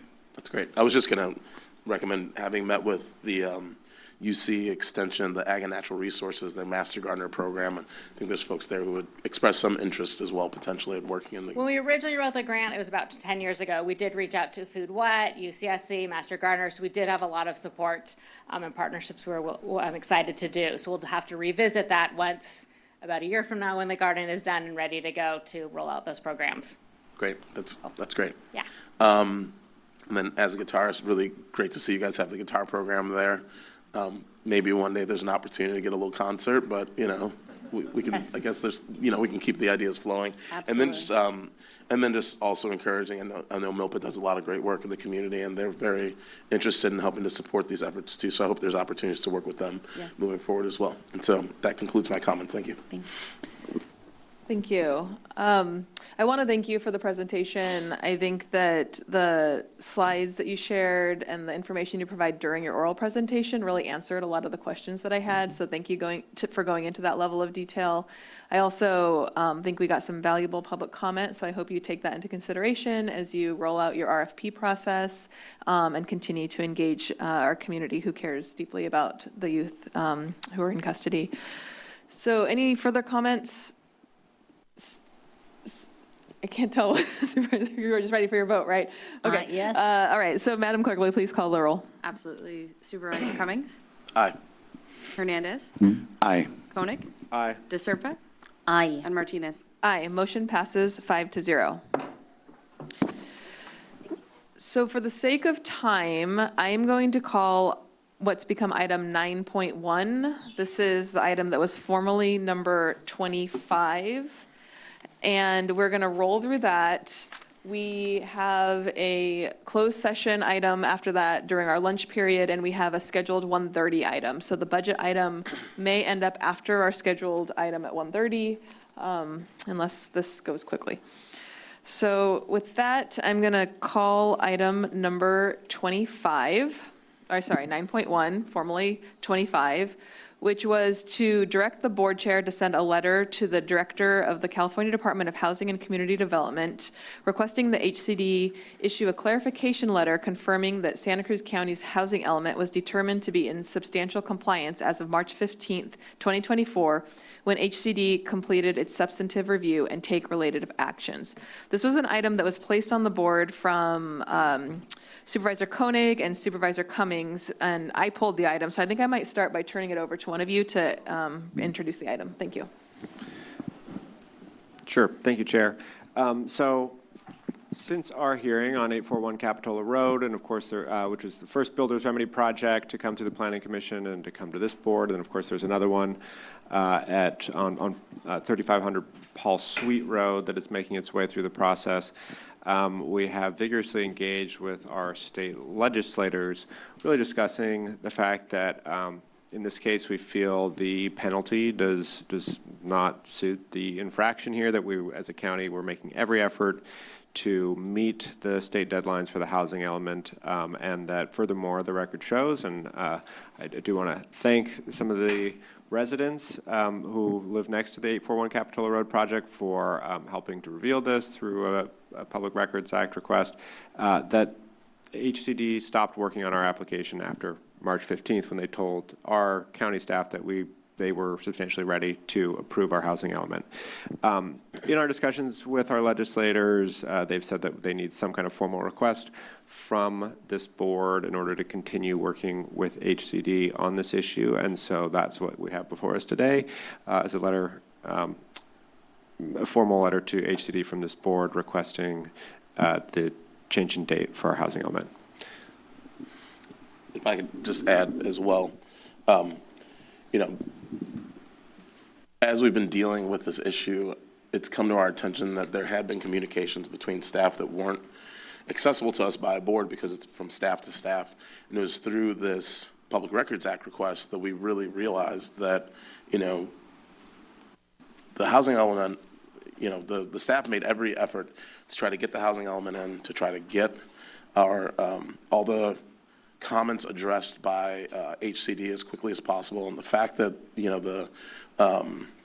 the Public Records Act request said that there was no substantial changes after March 15th means that it was in compliance, and then HCD was just kind of sitting and was kind of going to get to it when they felt like it, which really is not in good faith in terms of the penalties that we could be faced with as a county. And it's through this Record Act request that, since we're now aware of the fact that we were in compliance, we should require that the state acknowledge that. And so this letter, as Supervisor Koenig said, is based on conversations that we've had with our state legislature, and the fact that, you know, while there may be staff-to-staff communications at the lower level, it's really important that our state legislators and our representatives are understanding the issue on the ground and going to the top and like really making sure and acknowledging the mistakes that were being made by HCD. And so, you know, from my perspective, you know, this is an opportunity for our state representatives to learn about the issues that we're facing and represent us at the state level. And so that's the request that's before us today. And if I could add one more thing, you know, obviously this board has already had the hearing on 841 Capitola Road. We've already approved that project, and we cannot go back in time and change that. And so really, if HCD even were to grant this request, all that does is provide greater clarity or strength of argument for anyone who chooses to challenge that approval. And of course, it could also potentially impact the other project, the Paul Sweet Road project, but of course also the Graham Hill Road project, which will either come before the Planning Commission or this board. So thank you. Thank you. Thank you for bringing this before us. I do have some further questions. So far, what you've shared is helpful. Can you just elaborate a little bit more on the requests that you made to our state legislators? Who are you talking to, and what have they asked from us? Sure. So Senator Laird, Assemblywoman Pellerin, and Assemblywoman Addis, we've talked a little bit with all of them, and in particular Senator Laird, who I believe was actually helpful in the original backdating of the letter from April 23rd when we received it to April 12th, just requested some formal action by this board in the form of a letter. And I'll just add that I did speak with Assemblymember Pellerin. We provided her with information about the timeline of when we had been submitting our housing element and how we had been submitting our housing element not only on time but in good faith and in compliance with the regulations. And then the fact that we, you know, after we had started going through some of the Public Record Act requests, realizing that, you know, it was pretty clear that we were in compliance on March 15th, just really asking if there's anything that can be done and thinking like, well, maybe we should go to the source. Maybe we should send a letter formally to, well, Senator Laird requested that he had asked if we had sent a letter informally, and we said no. And he said, well, maybe that's a good first step. And so that's why we're bringing this letter to us today, in order to try to get some kind of response, especially since the Paul Sweet Road project is going to be before the Planning Commission on the 25th. And can you elaborate on the what was found through the PRA? Because the attachments to the board item didn't really have anything. Was that intentional, or was there something missing? Let me bring up okay, so, and I'm having issues accessing the agenda virtual. I don't have the actual documents in front of me, but this was discovered by one of the members of the public who I'm sure could speak to it. But it was essentially a request to HCD asking if any further work was done on the county's housing element after the March 15th date, which is the date that they, during a meeting, told our county staff that they were ready to certify the element. And they responded that in fact, there was no records of any additional work being done after March 15th. Okay, so that was the extensive PRA. I think that was one of the most substantive findings within the PRA. Got it. And you know, this question came before the board when we heard the most recent Builder's Remedy project, and we heard from our planning staff that there was already some sort of certainty from HCD on this item, that it's kind of, the horse has been beaten to death, basically. Can maybe it's you, Mr. Heath, who could elaborate on that point? What have we heard? What led to that guidance as when we heard this item previously? Well, it's a combination of both the existing research that staff had done, but also a specific request for HCD technical assistance that the applicant for 831 asked HCD in January, 2 months ago, to clarify the issue, and HCD reported back to them in writing that the original assessment was correct as far as when our housing element was deemed approved. So I'll pause there, and if you have other questions, I'll answer them. So from the county's perspective, we have already sought, or HCD has already provided kind of a last word on this item through their technical assistance process? Well, I believe yes, they have provided their version of their last word to who asked them the question, which was staff. I also believe that the law and the various interpretations of the law, as we've kind of gone over this, a number of times, and we provided legal advice to the board on this. It is not illegal. Let me just kind of start by saying I understand how difficult these issues are. They're very difficult all the way around, and they involve some very deep policy issues. So I don't want anything I say to be misinterpreted as having anything to do with policy. I'm speaking completely from the legal realm and only the legal realm, right? It's not illegal for the board to ask somebody a question or to write a letter. However, depending on what happens out of that, there could be consequences that this board would have to deal with. I'm not here to speak on behalf of the developers, but the developers spend a lot of money and invest a lot of money based on representations that have been made in the past about what is or is not on the table. So I could very easily see that, the board sending a letter to HCD, if HCD was to turn something around and say, oh yeah, the person that talked to you before was wrong and you're right. I mean, I would be pretty confident that if the board took any action to undo anything with the 831 Capitola or to prospectively use that for the Paul Sweet Road project, is that you will get sued. And we don't have any insurance for that. We've already been over that. It's general fund money that you're risking, but it's legal for the board to risk that and to take on that exposure. If the board feels like it's something that the board is willing to take on, that kind of risk and that kind of exposure, it kind of dovetails back with what we discussed at the last hearing. But the law hasn't changed since the last hearing. Thank you. I might have some further questions, but Supervisor Cummings, did you have a question? Yeah, I think we may need to have another discussion because some information that came to us revealed that, well, I'm going to hold off on that comment for now.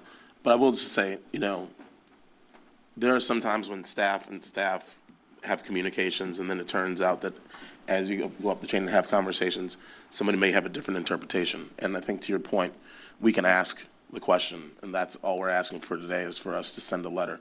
Once that letter is sent, and whatever response we get, we can, determine how we move forward at that point in time. But I think what's really important, yes, the developers have spent a bunch of money, but so have the people in this community who live in those neighborhoods in terms of the homes and the investments that they put into their homes. They are now potentially faced with suing the county. That's going to cost them a lot of money, and I think that it's our responsibility to represent the people and not the developers. And so these are the people who voted for us, not the developers, and they have asked us to exhaust all options, and so this is an option for us to exhaust, asking our state representatives, who they also voted for, to contact the director of HCD and have this conversation on our behalf based on the evidence that they've been able to find through their public records requests. So all we're asking for is for that letter to be sent.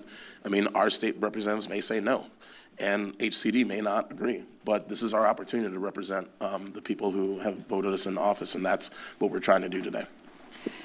Can I also have, do you have a comment? Yeah, I just want to say I hear loud and clear what County Council is saying about the risks of, how this letter, depending on the response, is interpreted in the future.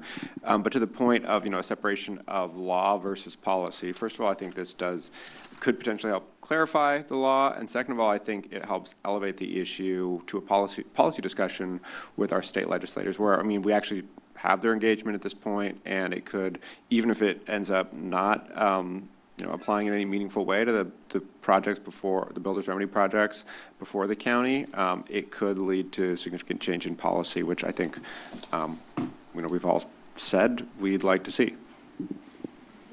It's, as County Council said, it's an extremely complicated issue, right? And that's what ultimately led to my vote on the 841 Capitola Road project. Is there's even questions like, well, does SB 330 vesting apply to builder's remedy? It's possible that the actual date of the letter is not the most important thing. And whether that's the planning commission or this board, whatever decision-making body is going to have to weigh all of the factors whenever a decision is made. But at this point, all we're asking for is the clarification and change of the date. So, okay, I'll save some of my comments for after we hear from the public, but I do have a question about what's actually being asked in this letter. In the recommended actions, it's asking that they issue a clarification letter confirming that the housing element was determined to be in substantial compliance as of March 15th. But in the discussion of the item, it's saying that the board chair is directed to request the HCD backdate certification of Santa Cruz County's housing element to March 15th. I think those are two different things. And I'm just hoping to better understand what's being asked of the chair to send.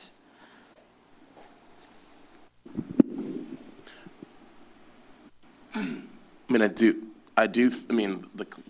issue a clarification letter confirming that the Santa Cruz housing element was determined to be in substantial compliance as of March 15th. My read of that versus what's in the board report is that they're consistent with one another.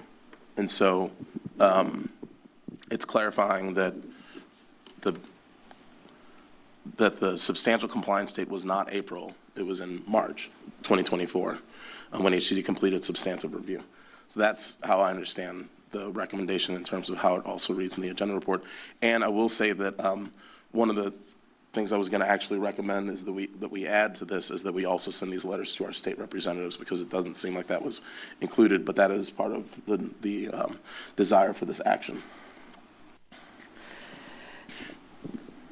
Okay. I'll have further comments and perhaps a request to give us more time to get some legal guidance on this when we bring this to a motion. But that said, I do want to have opportunity to open this up to the public. So if anybody would like to speak on this item, you're welcome to come speak.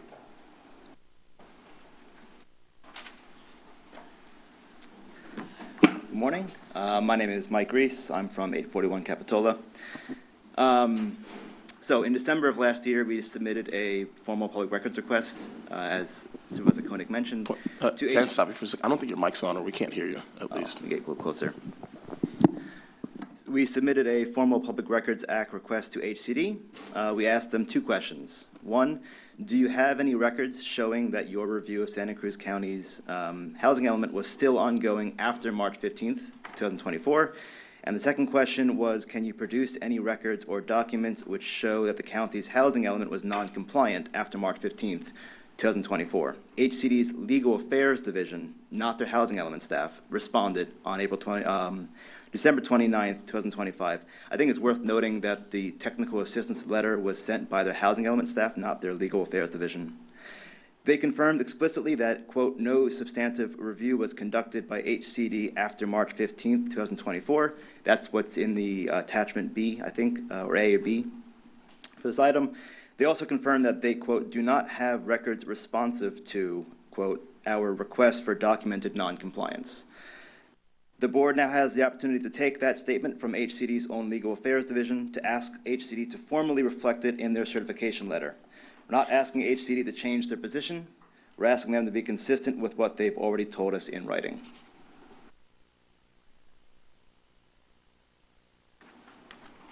Hello, Gaina Kemper, 1725 Grace Hill Road. The county, through emails to the director of HCD in May of 2024, and again more recently at the de novo hearing for 841 Capitola, have outright stated that they believed the county was in compliance by March 15th. At that de novo hearing on February 10th of this year, a board member asked Assistant Director Stephanie Hansen about the events surrounding the original certification letter. She stated that the county, quote, waited 40 days, unquote, to get its certification letter after being notified that HCD was, quote, good to go. This echoes the statements in the email she sent to Director Velasquez of HCD in May of 2024, in which the period between March 15th and April 23rd was referred to as a, quote, a 40-day delay in certification. The letter that the board is considering is not out of left field. It is the logical next step after receiving a written confirmation from HCD's Legal Affairs Division that the substantive review of the county's housing element was, in fact, concluded by March 15th. And I also would like to ask a question. Why does it take so long, 40 days, to send a simple letter from one branch of the government to another branch of the government? When I was working, if my staff took that long to send a letter, there would be big questions. Thank you.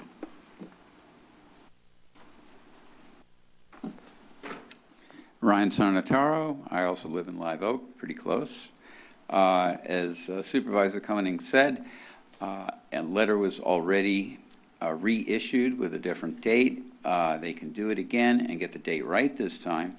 A little bit of additional color. When HCD sent their original certification letter on April 23rd, 2014, they notified the county for the first time that the actual deadline for certification was April 15th, not April 29th, as everybody else involved in up to that point had assumed. And although the county had met every requirement, HCD's own confusion about the deadlines meant that the original letter arrived late. And the county did push back. And as you know, even earlier, Assistant Director Stephanie Hansen wrote directly to HCD in May of 2024, documenting the timeline confusion, the consequences of the error, and requesting relief. Among the consequences that Assistant Director mentioned was the 4 builders remedy projects, including 841, which a lot of us are here to talk about. So, Senator Laird's office got involved. HCD responded by issuing a corrected letter, as we know, but with the wrong date on it.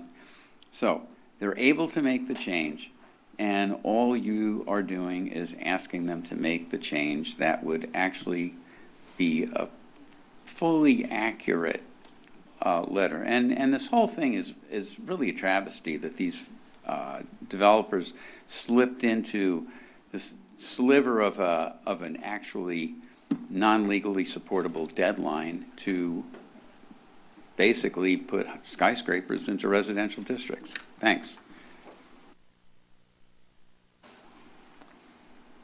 Hello, I'm Ed Kemper, 1725 Gray Seal. I also then live in the Target area, Live Oak. I guess I'll summarize what a lot of folk have said, that we didn't create the evidentiary record. The government created it, and in some cases shared it with us upon our request. We just read it carefully and connected the dots. This matters when the board sends this letter, if you do, to HCD, that you're not asking HCD to accept somebody else's argument. You're asking HCD to act on their own findings, their own records, and their own admissions. This is a very different and much stronger position to be in. Thanks. Hello, I'm Lynn Chacon. I live in District 5. I want to make clear that this fight is not just about one building on one road. There are 3 active builders' remedy projects across Santa Cruz County, on Capitola Road, Paul Sweet Road, and one on Graham Hill Road in my district called The Haven. Residents from each of these communities are here today working together because we do not believe that we nor the county should be punished because there was an administrative delay in issuing HCD's certification letter. Fortunately, the county was able to secure a backdated letter that alleviated your penalty. We ask that you secure a similar letter for us. Beyond Santa Cruz County, other jurisdictions across California are watching this. What happens here could affect how the law is interpreted for compliant counties statewide. The offices of Assembly Members Pellerin and Addis and Senator Laird's office are all engaged. They understand that it is unjust for county officials and residents to be punished with onerous and unsustainable builders' remedy projects, not because the county was out of compliance with their housing element, but because HCD was slow in sending certification of that compliance. The backlogged and broken system is a problem for every community in California. If the board chooses to send this letter, you will be accomplishing so much more than correcting one certification date. You will be demonstrating your belief that jurisdictions acting in good faith should not be penalized for the state's administrative errors.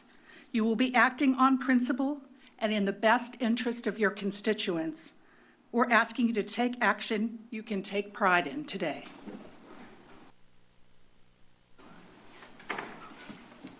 Good afternoon. It's not the morning anymore. My name is, I'm going to talk fast because I only have 2 minutes. My name is Reagan Kingsford. I live at 245 Spreading Oak Drive. Thank you, Supervisor Cummings, for your points. I am now a stay-at-home mom. I was an attorney and I used to work for a developer down in Southern California, general counsel. I do not have much sympathy for the developer. I'm not saying I'm against development, not at all. But under these circumstances, the builder's remedy was not intended for this. I've read the statute. It's been a while. Correct me if I'm wrong, but I believe the statute says substantial compliance. It does not say certification letter. So all we are asking in this instance is that you are asking a letter to be not backdated, whatever you want to call it. We just want them to confirm that you were in substantial compliance, which is what the record already reflects. If you look at the documents in the PRA, there are 3 main facts. 1, no substantive review was conducted by HCD after March 15th. HCD's Legal Affairs Division has confirmed this. 2nd, there are no records showing noncompliance after March 15th. This is established by HCD's own admissions. 3rd, HCD has previously issued a corrected, backdated, I want to call it backdated, letter to provide relief to the county from the 23rd to the, I forgot the date, the 12th.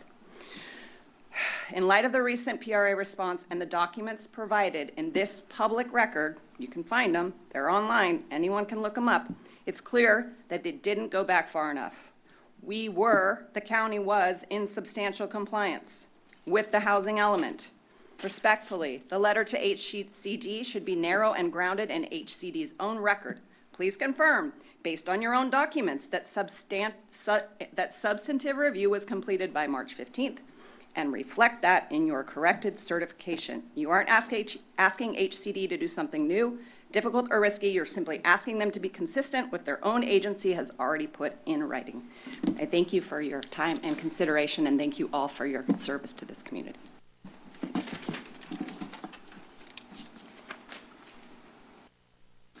Hello. To me, this seems like a situation where the rubber of poorly written legislation, poorly thought out legislation, meets the road of implementation. When the party on the short end of a decision has to go through the legal process to get an answer to what should be a very simple question: when was the compliance effectuated? To me, that kind of buttresses the point. Apparently, there is a workaround, as everyone has heard. The county was able to go through HCD because they were also in a difficult position of the updating of the whatever you call the process of the whatever, and so nonetheless, thank you. Nonetheless, they were able to get help from the county, from HCD. Given that the county was under the impression, very clear impression, that as of March 15th, 2024, they were in compliance, given that the county has already received relief from the HCD, I say send this back to HCD and let them connect their own dots. This is all their own evidence, and let them come up with a viable explanation for what's going on here. How can you have 3 different dates for the same event? The original date, April 23rd, the backdated date, April 12th, and the actual date, March 15th. At the end of the day, I think all anybody wants in a situation like this is to be able to come out of a situation and say, yeah, we got a fair shake. Okay, fine, maybe we didn't make the best argument, that's why we lost. Maybe there was better evidence on the other side, that's why we lost. But when there is evidence on the table from the HCD in their own interagency memos and to the county, when all that exists, and you're expecting, the residents that you guys are supposed to be representing, you're expecting us to walk away and just feel good about it? Please do the right thing. It's a small lift. Thanks so much. Hi, can you hear me okay? My name's Molly Brame. I live at 1751 Grace Hill Road. I'm legally blind, so I can't see where you guys are all sitting, but I wanted to just thank Supervisor Cummings and Supervisor Koenig for, as you said, exhausting all options for, that might help the community.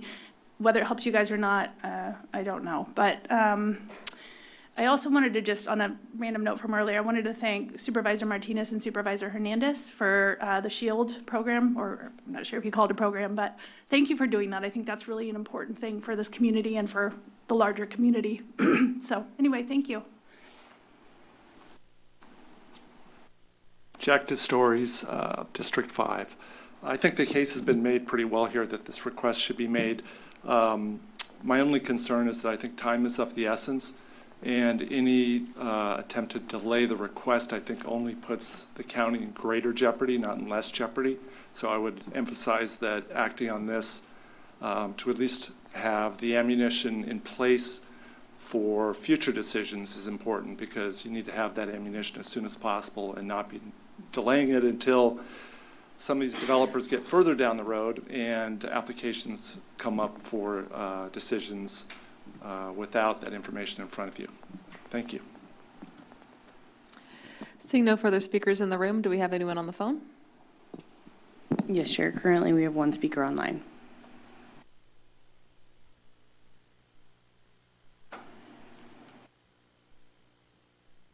Call-in user 1, your microphone is now available.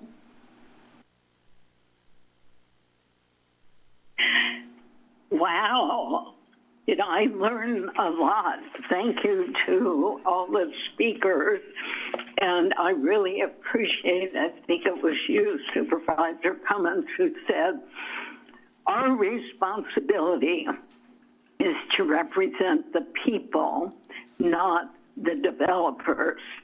I'm in support of this item 25 to write the letter to essentially correct the record.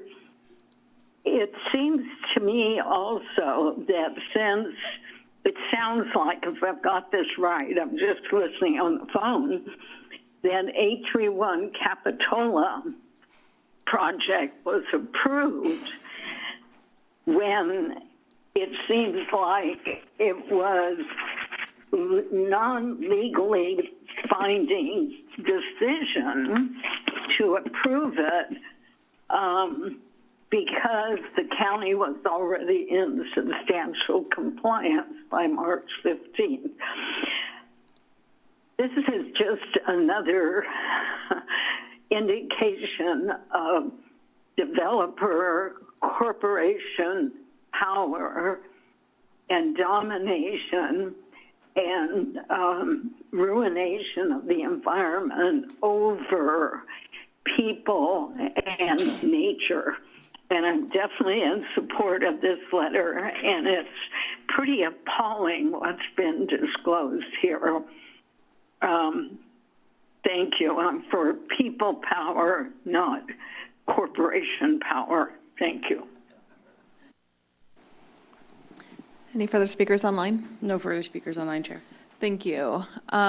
Bringing it back to the board, let me start by sharing that, as I said during the prior hearing, like I am completely as frustrated as every person in this room by the builder's remedy scenario. It's a very difficult position that counties have been put in across the state, and there are a variety of legislative and legal efforts to try to push back on what's happening, and it's just continues to be a work in progress. I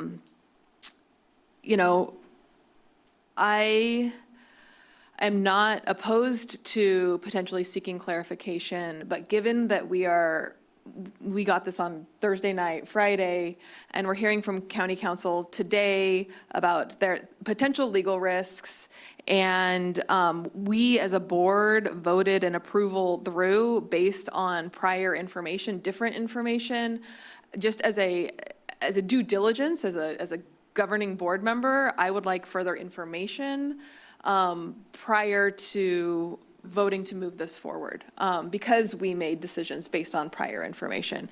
That's just how I'm feeling. It doesn't mean that I like where we're at. It does not mean, we got an answer from the state and I didn't like that answer, just like others as well. But that's my concern. So what I would like to do is make a motion to just pass recommended action number 2, which is to direct county staff to report back to the Board of Supervisors on March 24th on potential implications of this clarification for pending builder remedy projects in the county. So that way we can just be fully informed prior to recommended action number 1. But that's the motion that I'd like to make today. And I would need a second, otherwise that motion's going to die. I'll second it for. Okay, so we have a motion and a second. Any dialogue on that motion? Supervisor Koenig. Yeah, I appreciate your interest in ensuring there's no legal risks here. What I heard from county council is that there's not a significant risk in just sending the letter and getting an answer. Certainly there could be, as far as decisions that are made with that information and how that information is interpreted in the future, but that the actual act of sending this request and engaging with our legislators, it looks like you want to clarify. Yeah, well, I don't want to clarify. I want to repeat what I said, which is it is not illegal to send a letter asking for information or asking for something. But putting that in motion could have negative legal consequences to the county. When you say putting that in motion, like this action itself puts something in motion? I understand, that there are future decisions. It does from a legal perspective, because I can't control or speculate about what's going to happen with your request in the future, with your board's request in the future. And Without this item, I had more clarity around that. With this item, I think the important thing for your board to realize is just that you are inviting or accepting some kind of risk to the county. And if you're comfortable with that, you can do that in the same way that someone, it's not necessarily illegal to breach a contract, for instance. You just have to be prepared to deal with the consequences, which is that, you need to pay for it. So, that's kind of where we're at. It's you could ask, and let me give you an example. It's like you could ask HD for this information. Well, I already said this actually, is HCD could come back and say, hey, the information we gave you the first number of times was incorrect, and so now we're going to change our mind. We're going to give you a new letter, and that says X. So what does that mean for your board? Is your board then put in a position where you're going to have to take action to do something regarding these developments that is going to undermine what the developers have been doing for the last 2 years based on our representations? And if that's the case, then I'm pretty confident that there's going to be a lawsuit that's going to come out of that. What that lawsuit looks like, whether or not we're successful ultimately at the end of the day, who pays for what, and how much money it's going to cost, those are all speculative things, right? So the most I can do for you right now from a legal perspective, non-policy perspective, is just tell you that the law is what it is. We've told you a few different times it is what it is. Nothing's changed in between the last time we told you what it is. And now, if you want to use your discretion, which you have as a board to do this, you are able to do it. You are able to do it. And I've said my piece. So given that, that's sort of the basis of where I'm coming from as far as I would like to have more time to understand the risks, the and liability and costs and how we'd pay for any actions that would come from this. That does not mean that I like where we're at with the builder's remedy thing. I do not like where we are at. I do not, just because I don't like an answer doesn't mean that I can change it, right? And so that's just where I'm coming from. I would like more time to understand. I'll just say that, there's a lot of risk in everything we do. And I think in this instance, it's pretty clear that HCD made a mistake. What that means afterwards, it's unclear. But I think that, we have an opportunity to represent folks in the community and get some clarification, and our state legislators have said that they'd be willing to ask these questions and have these conversations. I remember at the beginning of the Trump administration, we had our sanctuary policies for immigrants and for people who are LGBTQ, and they threatened to take away our federal funding. And we decided we were going to double down on that in light of the fact that we might lose funding.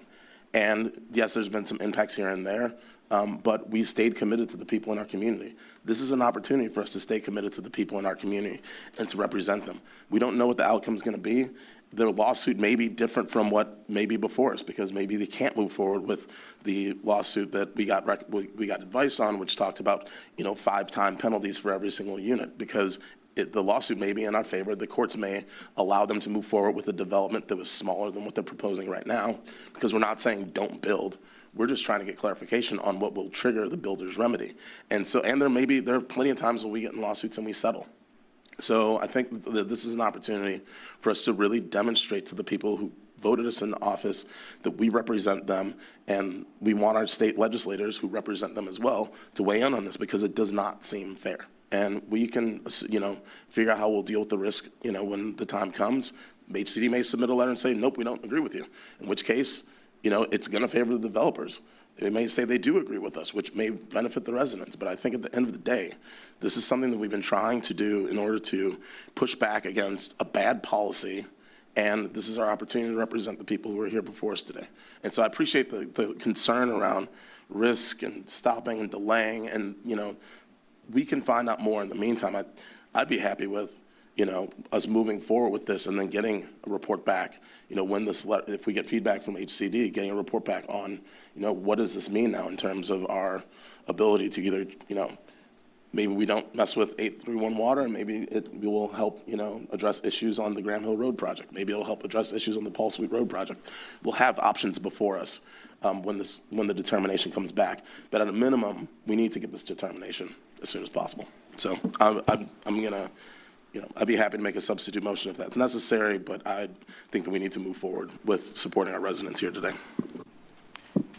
Any further comments? I just Supervisor Koenig? agree that I'm not supportive of a delay at this time. I mean, I hear loud and clear that, this is not, the date of the certification is not the only factor in our consideration, but I don't think that by sending the letter that we're not denying any projects. There's no act of interpretation of the law by sending this letter. We've requested a change of the date before, and all we're doing is doing that again. I think if nothing else, even if this is just a policy discussion, not a legal discussion, that now is the appropriate time to have that discussion with our legislators, and that delay would harm it. I do want to ask, I appreciate the last portion you said about it, for us to move forward and kind of look into what the ramifications may be. But so item 25 is simply asking for the letter, nothing else above that. Anything else that would need to come before us, anything else that we would want to do would have to come before us. Well, it's asking HCD to issue a letter confirming a different date for the housing element certification. Correct. That's what it's asking for. But we're not taking any action today regarding that date change. No, you are not taking, Right. you are not taking any action that would put us in jeopardy or risk. Well, you know what? I feel like I've already Beat a dead horse. I feel like I would be beating a dead horse, and I don't want to become the sixth board member. I've given you the legal advice. I've given you guys it numerous times around this, and so I think you have all the information you need to make a decision on what is before you right now. I can't give you any different legal advice than I've given you. Okay. Thank you. I'm going to call the clerk for a vote on the motion that was from myself, the second that was from Supervisor Hernandez. And I might just say before that vote that, again, I'm not opposed to eventually seeking clarity. I think I want to be really mindful of the resources that belong to the county, be thoughtful about how to do this in the most diligent way. I feel like I've seen a letter from HCD that does clarify this, so better understanding what our legislators are asking for, what needs to be clarified. That's something, I have relationships with our state legislators. I would like to talk to them about that. And so I am hoping for an opportunity to bring this back to the next meeting, which is what the motion is. Yep. I'm going to make a substitute motion that we move the recommended actions. We have a second. We have a substitute motion from Supervisor Cummings and a second from Supervisor DeSerpa. Are there any further, Supervisor Koenig. Any further discussion on the substitute motion, which is the recommended actions?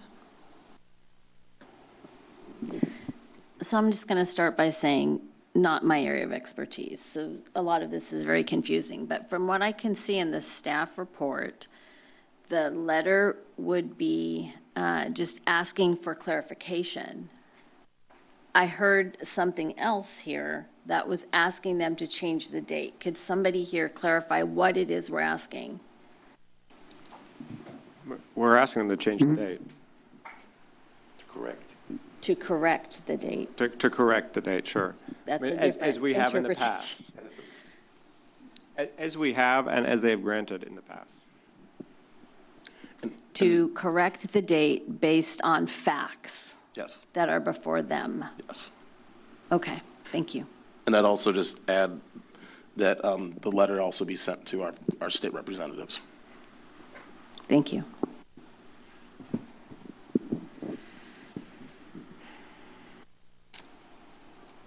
She's writing. Madam Clerk, will you please call the roll? Yes.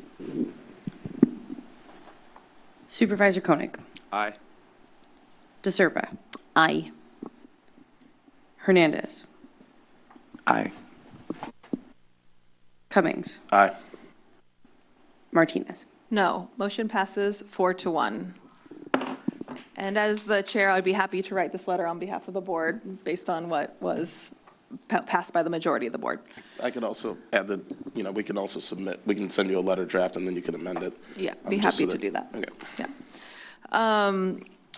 So it is now 12:34. We are going to break for lunch. We have closed session. Do we have anything reportable from closed session? No.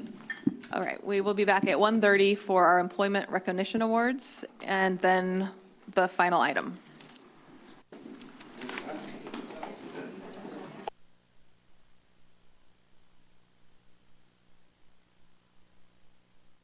Recording in progress.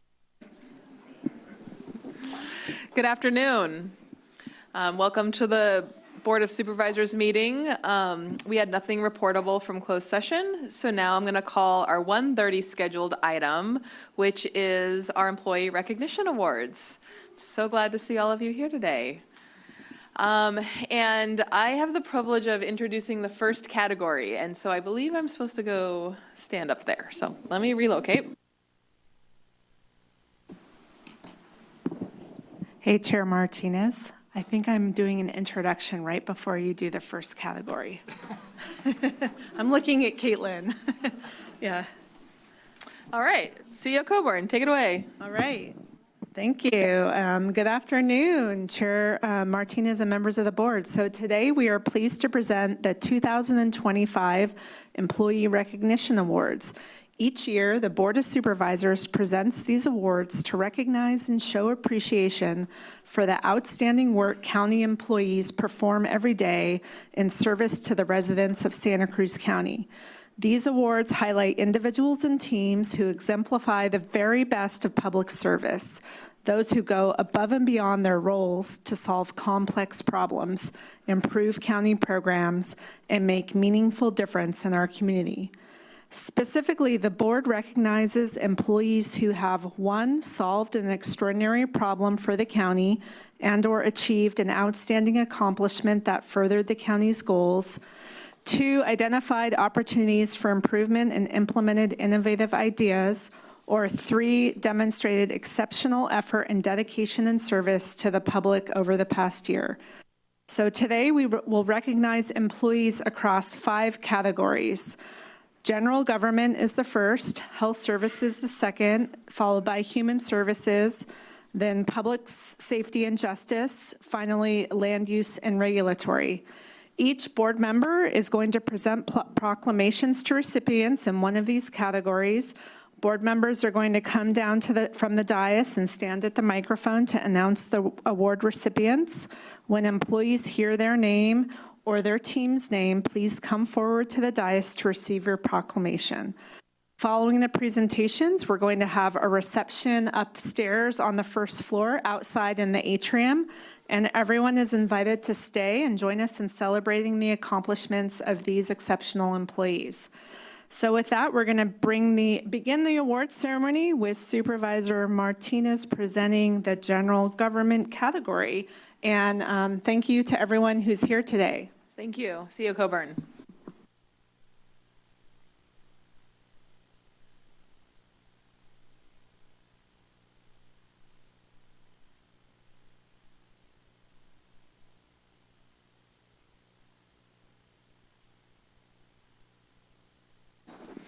Good afternoon, everybody.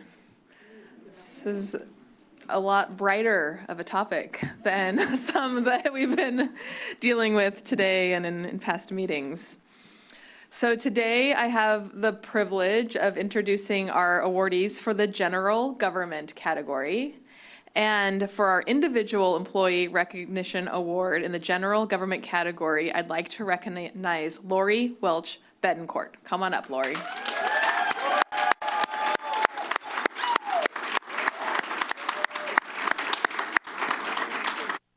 Whichever you feel most comfortable. Lori is an administrative aide in the county executive office with a split role serving both the clerk of the board and cannabis licensing. And she's receiving this award today for the role she plays in overseeing the administration of our county's California Public Records Act system, Next Request. Since the implementation of Next Request, the county has seen steady year-over-year growth in the number of Public Records Acts, also known as PRAs. These requests have also become more complex, often requiring the review, redaction, and release of hundreds and sometimes thousands of records. Lori plays a central role in coordinating complex responses across multiple departments. She works closely with partners to develop new response templates and improve existing ones, and takes time to meet with, train, and support department PRA liaisons. With Lori's attention to detail and timely reminders, the county successfully completed 897 requests in the past 12 months, averaging just 15 days from submission to closure.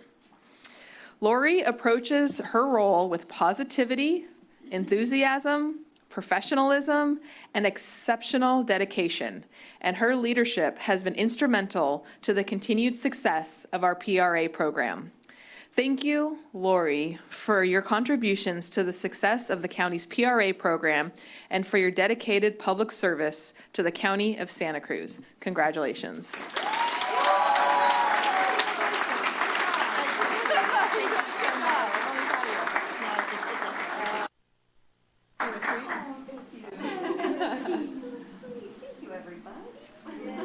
Congratulations, Lori.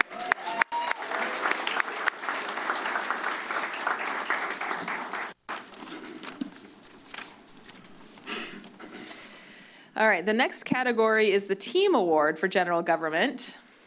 And the winner of the Team Award for General Government category is the Clerk Team, which includes Clerk 3s, Lorena Bibriesca Camacho, Yvonne Leonor, and Francisco Renteria, Senior Accountant Clerk Daisy Williams, and Program Coordinator Margarita Williams. Come on up here, everybody. There you are. I'll give this to you in a minute. Come on up.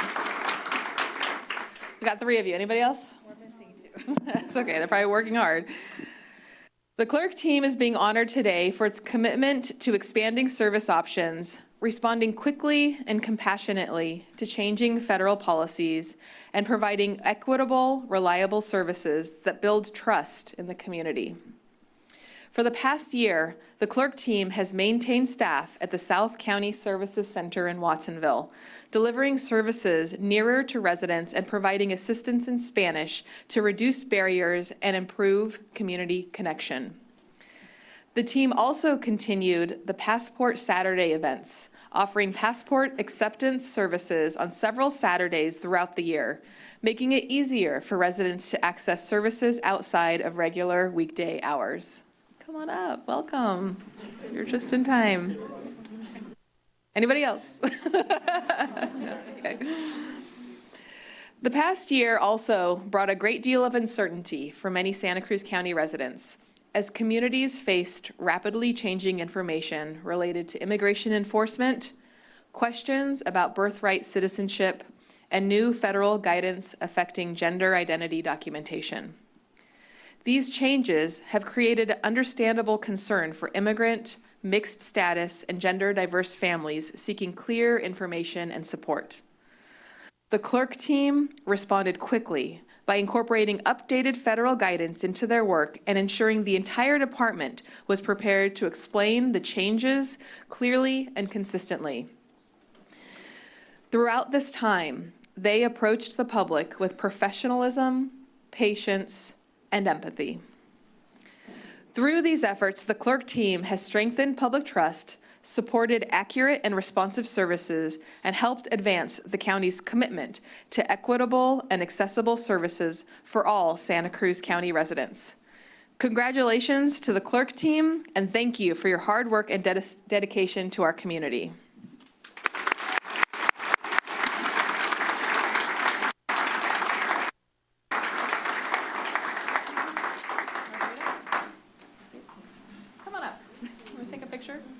we doing pictures?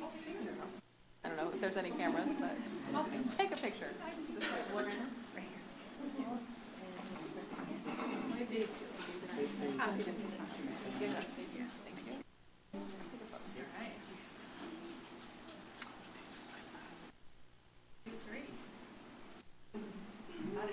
Congratulations. Thank you.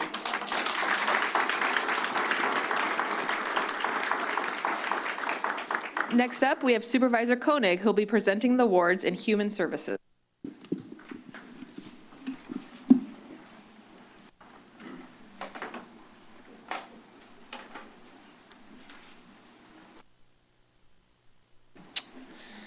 All right, first up in our Human Services category, we have the individual award for Jessica Sirksena. Jessica, are you here? Come on up. Oh, okay, well, you are a fantastic stand-in for Jessica. You can model this award here. We have lots of nice things to say. Jessica is a program manager in the In-Home Supportive Services Division of the Human Services Department and is receiving this award today for her efforts to improve service delivery and compliance, ensuring timely support for residents who rely on IHSS. This past year, Jessica led a targeted effort to resolve Community First Choice option non-compliance for IHSS, driving performance to nearly 100% compliance in CFCO reassessments, which saved the County of Santa Cruz thousands of dollars in penalties.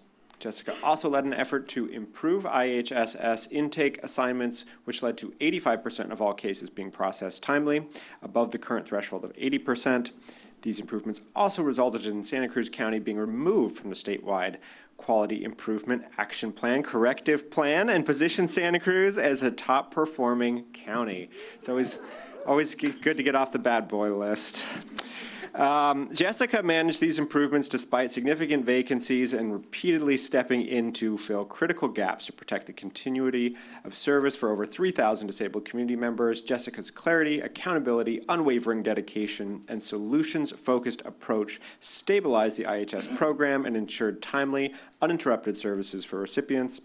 Thank you, Jessica, for your dedication to improving our IHSS program, and congratulations. We know Jessica is busy helping so many people in our community. All right, and now we have the Team Award in Human Services. This is for the CalWorks Employment Services Team. So this includes, all right, excellent, come on up, Employment Training Specialist number 2, Nicole Williams, Social Worker 2, Tanya Karanko, Senior Employment and Training Specialist, Alicia Erez, Social Worker Supervisor 2, Barry Dahmer, and Program Manager, Katie Chevalier. Thank you so much for being here today. In early 2025, the CalWorks Employment Services team identified a critical service gap affecting CalWorks families experiencing homelessness and responded by launching the Housing Connection pilot to reduce barriers and accelerate access to housing supports. The team brought homeless referrals in-house to create warm handoffs, streamline coordination, and expedite placement in the housing queue for families with children. Housing Connectors completed extensive leadership, implemented monthly check-ins to promote continuous process improvements and ensure long-term sustainability.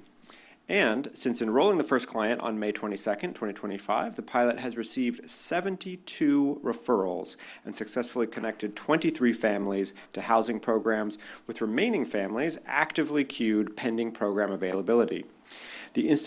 To institutionalize and replicate this successful model, the team developed comprehensive policies, procedures, and step-by-step guidance for future connectors, demonstrating a strong commitment to customer service, measurable outcomes, and durable solutions to families experiencing homelessness in Santa Cruz County. Thank you all for your hard work on this project and everything you are doing to help our unhoused families. Congratulations.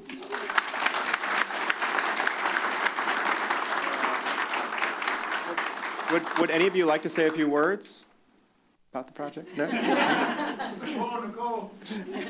You spoke beautifully. Well, Thank you. we deeply appreciate your work, and We'll take, we're missing a couple people, so. Thank you. Sure. All right. Cheers for the photo. Okay. Great. Thank you. And next up is Supervisor DeSerpa, who will be presenting the awards in the Health Services category.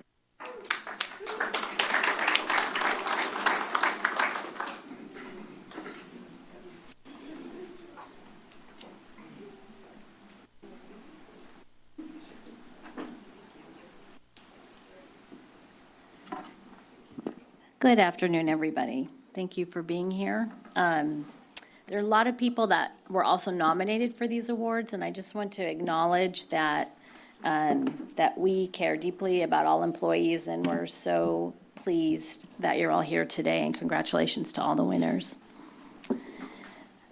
This award is for the Individual Employee Recognition Award in the category of Health Services. Today is Mary Beth Curley. Come on up, Mary Beth.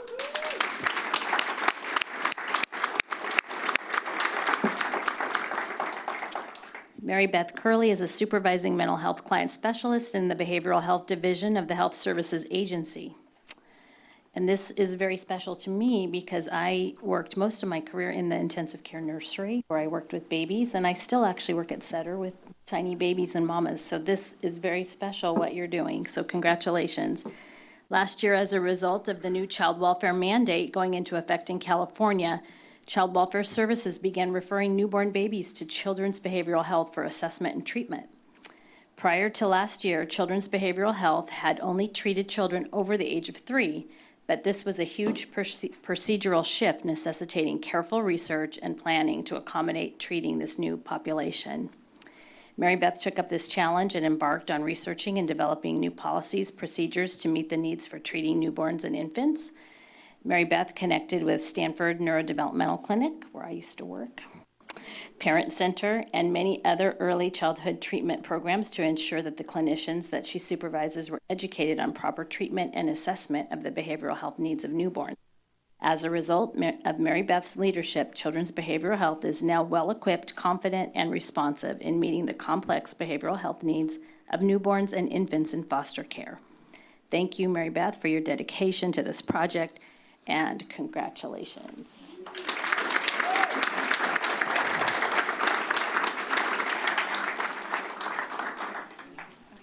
You guys want to vote? Yeah. Thank you. Sounds good. Thank you. Wow. And also another program very near and dear to my heart. The winner of the team award in the health services category is the Medication Assisted Treatment Team, which is comprised of Health Services, come on up, Health Services Manager Danny Contreras,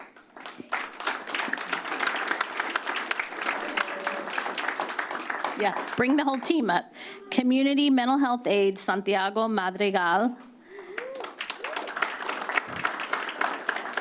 Hi. And Mental Health Specialists Alejandro Monroy and there's a lot of them. Angelica Torres, Gabriel Tapia Bajarano, Isabel Ballesteros, Jose Fernandez, and Marisa Hernandez. Do we have everybody up? No, I got some more people. You have more? Yeah, if you guys want to come up, that's part of our team. Come on up, everyone.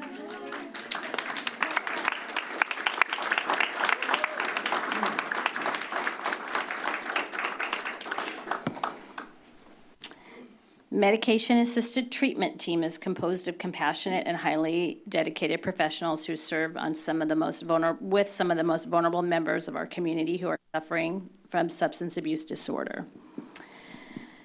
Through individual counseling, group services, and coordinated care, the MAT team has helped participants achieve sobriety, secure housing, gain employment, reunite with family members, and build healthier futures for themselves and their children.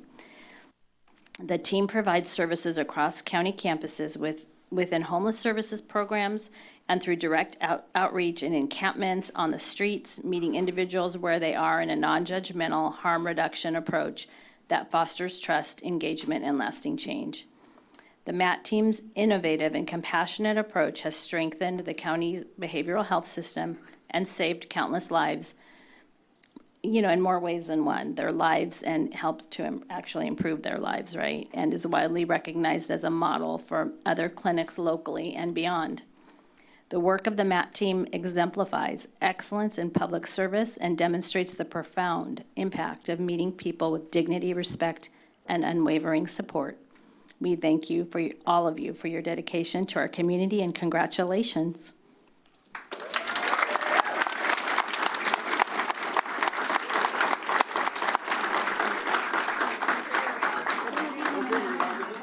Can I say something? Come on in. All right. It's really great to see you. Yep, thank Yeah. you. Thank you. We've worked together a long time, We did. long time ago. I want to say, I'll try to keep it really short, but I think it's really important. I've been out of prison 15 years. I don't throw that all the way out just so everybody can know my business. But it's really important because when you invest in people and show that they have unconditional significance, there's stuff that can happen and change. I also want to point out Monica Martinez, when she used to run, used to be called Homeless Service Center, now it's Housing Matters. Her and Shelley were the first people that gave me a job as an AB 109 case manager. And then when I got to the county, wherever Amy, there's Amy.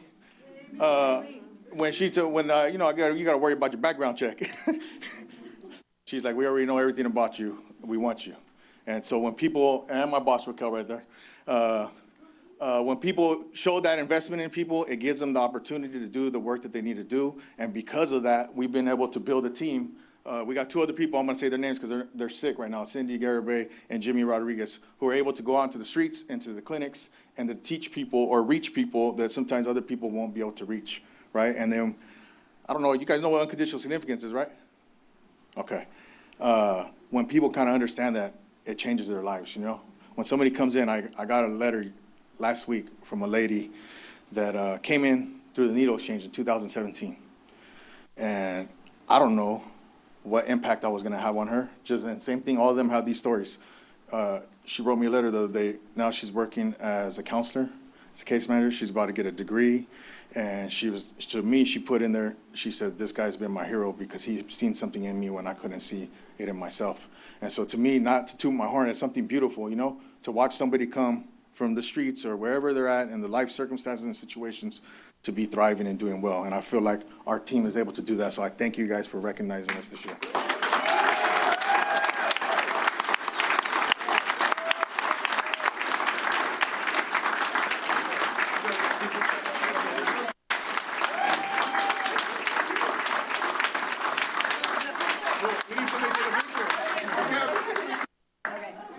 Can somebody send it to us on Teams or something? Thank you.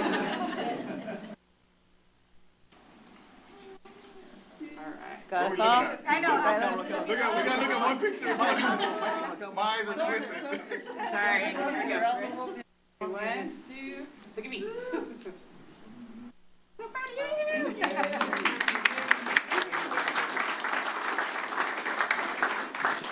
Congratulations again. Next up is Supervisor Justin Cummings, who will be presenting the awards in the category of Justice and Public Safety.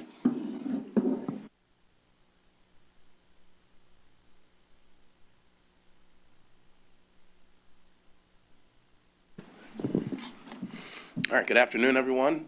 I'd like to just start by thanking all of you for your service to our county. We couldn't be the amazing county that we are without all of you and all of your dedication to this community, so thank you so much. In the category of Justice and Public Safety, the winner of the Individual Employee Recognition Award in this category is Isla Hustich. So Isla, if you're here, come on up.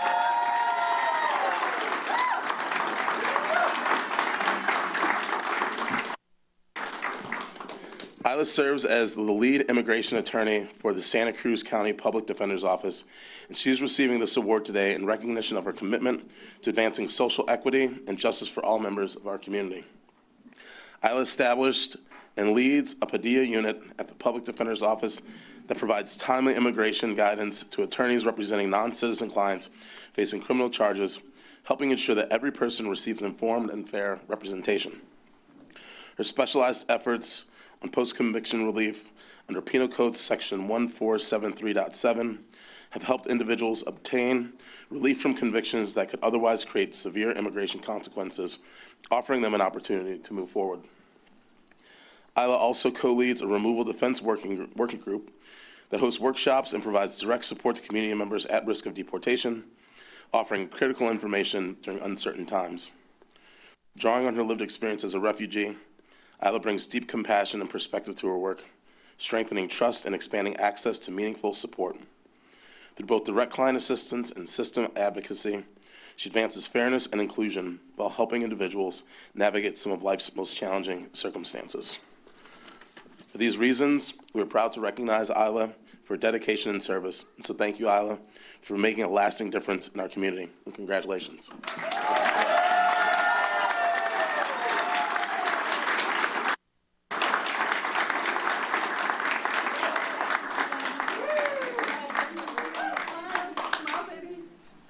One second, can we get the family too, please? Yes. Sorry. 1, 2, 3, and smile. I'll get up for one. Thank you.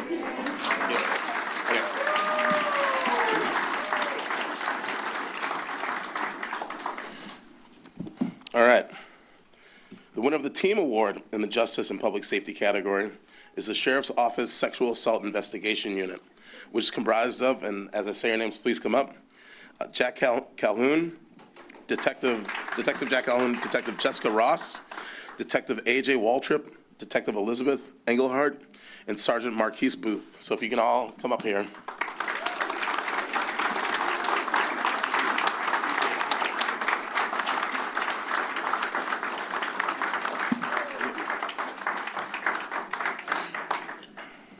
Santa Cruz County Sheriff's Office of Sexual Assault Investigations Unit is responsible for all sexual assault investigations involving both adult and juvenile victims, managing cases that frequently involve significant evidentiary, emotional, and legal complexities. Detectives in this unit conduct trauma-informed interviews, process forensics and digital evidence, coordinate with sexual assault nurses examiners, and work closely in advocacy partners so that survivors receive the support and resources they need. In 2025, the unit was assigned over 290 cases, reflecting both the breadth and intensity of their workload. Yet despite these demanding volumes, the team continues to deliver timely, thorough, and victim-centered investigations that meet the needs of survivors, partner agencies, and prosecutors. A significant example of the unit's capabilities began in August 2024 when a report involving a 14-year-old victim expanded into a complex multi-agency investigation uncovering the exploitation of multiple juveniles, and through extensive investigative work, coordinated countywide collaboration, and close partnership with the District Attorney's Office, the unit secured the suspect's conviction and a 25-year state prison sentence in September 2025. Beyond the core duties, the unit also manages specialized investigations critical to public safety, including in-custody sexual assault cases under the Prison Rape Elimination Act, investigations involving child sexual abuse material, and technology-facilitated exploitation, and cases related to violations of sex offender registration requirements. For their professionalism, dedication, and commitment to justice and survivor-centered care, we recognize and thank the members of the Sexual Assault Investigation Unit for their important service to the community. Congratulations to you all.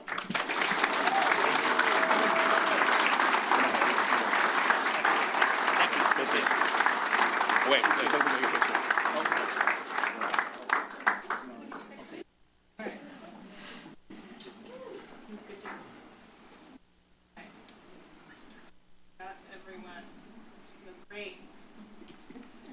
Thank you.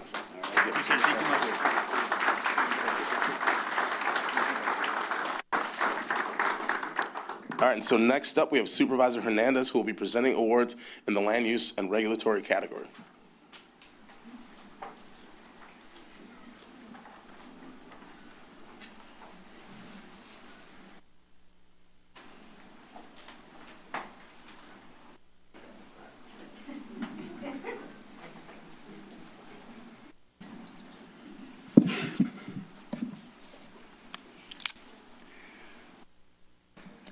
So in land use regulatory, the winner of the Individual Employee Recognition Award in the category of land use and regulatory is Mariana Colibri Urgo. Come on up, Mariana.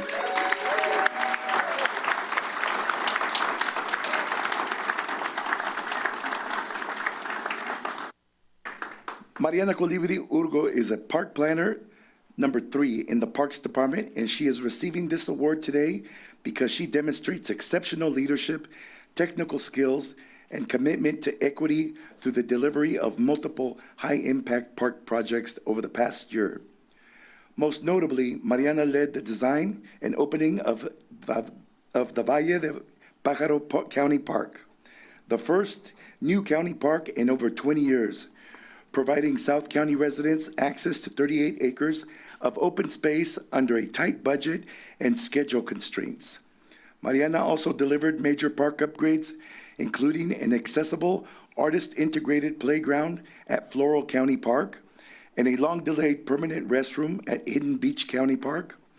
Alongside these efforts, Mariana advanced natural resource restoration and water quality initiatives and equitable coastal access through bilingual engagement, signage, and planning efforts.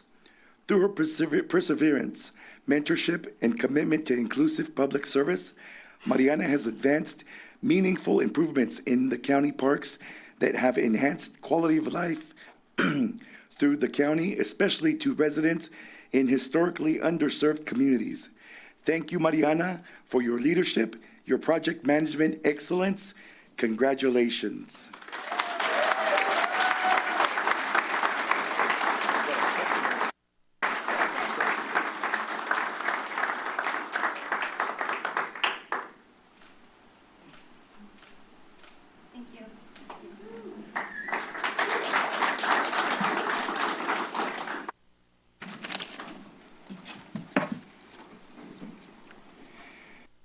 In the Community Development and Infrastructure Department, Special Projects Crew, the winner of the Team Award in the Land Use and Regulatory category is the Community Development and Infrastructure Special Projects Crew, comprised of Public Works, Maintenance Worker Lonnie Frost, Ryan Kinch, and Hector Cisneros, Maintenance Worker number 3, Kevin Ferris, Ricky Placencia, Public Works Maintenance Worker 4, Gilbert Maciel, Public Works Supervisor Gavino Mosqueda, Engineering Associate Ariel Craig, and Building Plans Checker John Williams. Come on up, everybody.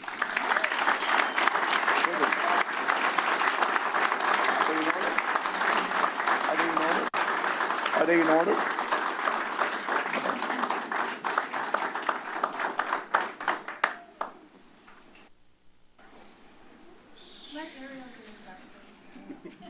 Ariel, yes. Where's Ariel? Here you go. And Gavino Mosqueda. Did you ever wrestle? And next we have Gilbert Maciel.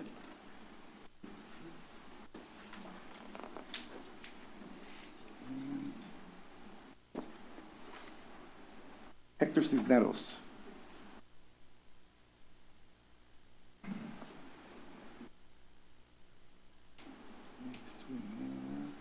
John Williams. Thank you. And Kevin Ferris.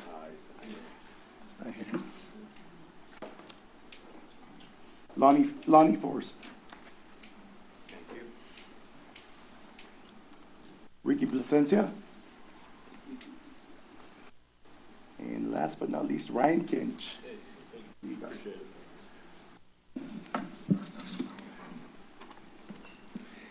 The Community Development and Infrastructure, CDI Special Projects Crew, delivered an exceptional improvement to transportation safety by completing a record-setting road stripping season in 2025.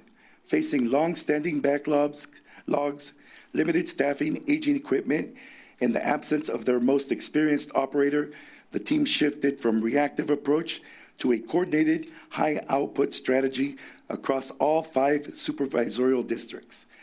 Through rapid skill development, careful scheduling, and disciplined execution under strict weather and time constraints, the Cruz striped more than 200 miles of roadway in a single summer, over 8 times the prior year's output, and the highest level in the recent county history. This achievement significantly enhanced roadways, demonstrated effective stewardship of public resources, and strengthened public trust in essential county services. Thank you to the CDI Special Projects crew for their hard work, expertise, and commitment to keeping our roads safe for all residents. Congratulations.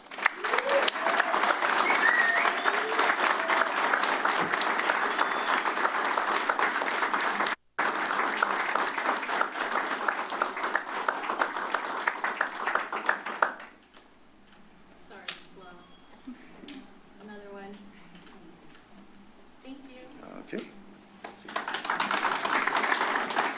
And I'm going to leave this one here for. Thank you. Thank you. Thank you.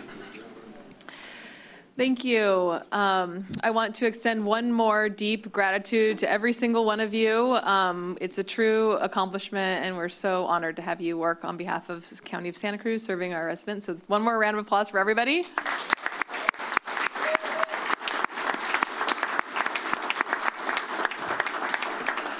And with that, as CEO Coburn shared, you're all invited to go to the first floor atrium to enjoy a little reception. Unless you're interested in a discussion about budget priorities for fiscal year 26-27, which is what we'll be doing.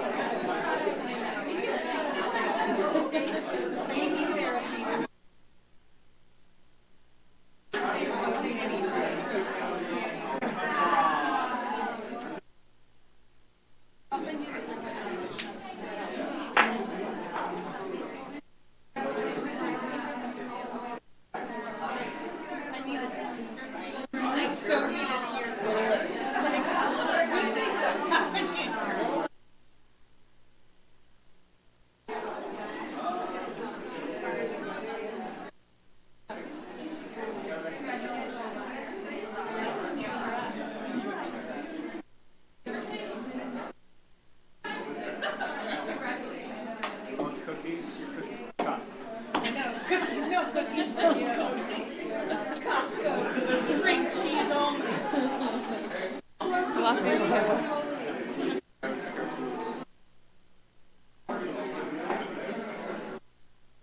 Why don't we regroup at 2:15? Okay. We'll take a brief recess and regroup at 2:15.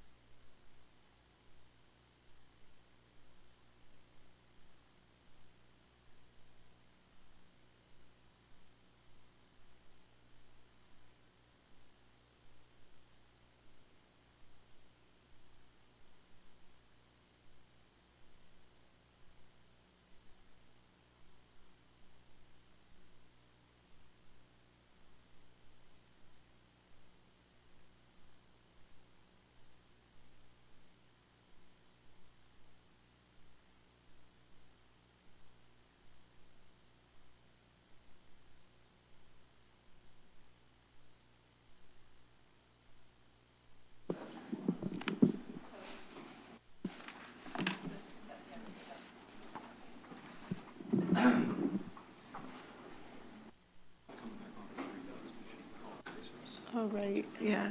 Great.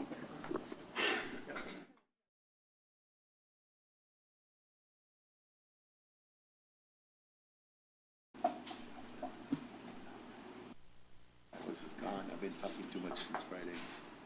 Yeah, it's good for you.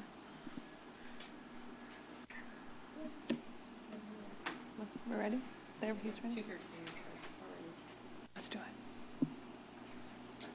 Turn us back on.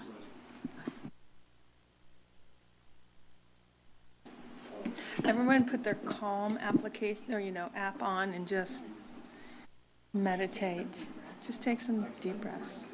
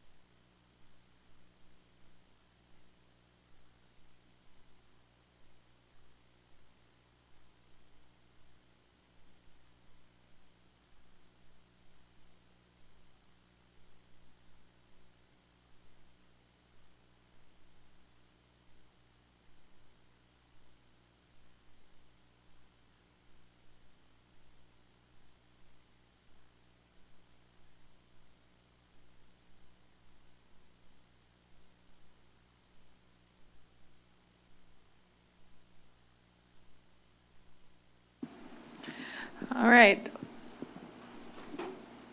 Welcome back. We will now move on to our final regular agenda item, which is item number 9, considering a report on foundational budgeting principles to guide development of the proposed fiscal year 2026-2027 budget and take related actions. So I believe we have a presentation from CEO Coburn. Thank you, and good afternoon. So this afternoon, I'm going to be presenting this item with Assistant CEO Elisa Benson, who I think is managing the slides. Almost. Almost. Just wait for them to come up. Oh, there we go.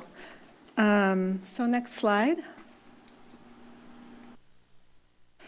So we were just before you at our last meeting in February to talk about our mid-year financial outlook and provide our mid-year budget report. You had asked us then to return today to talk about the foundational principles that we're using to guide budget development. And so that's what we're here to do today.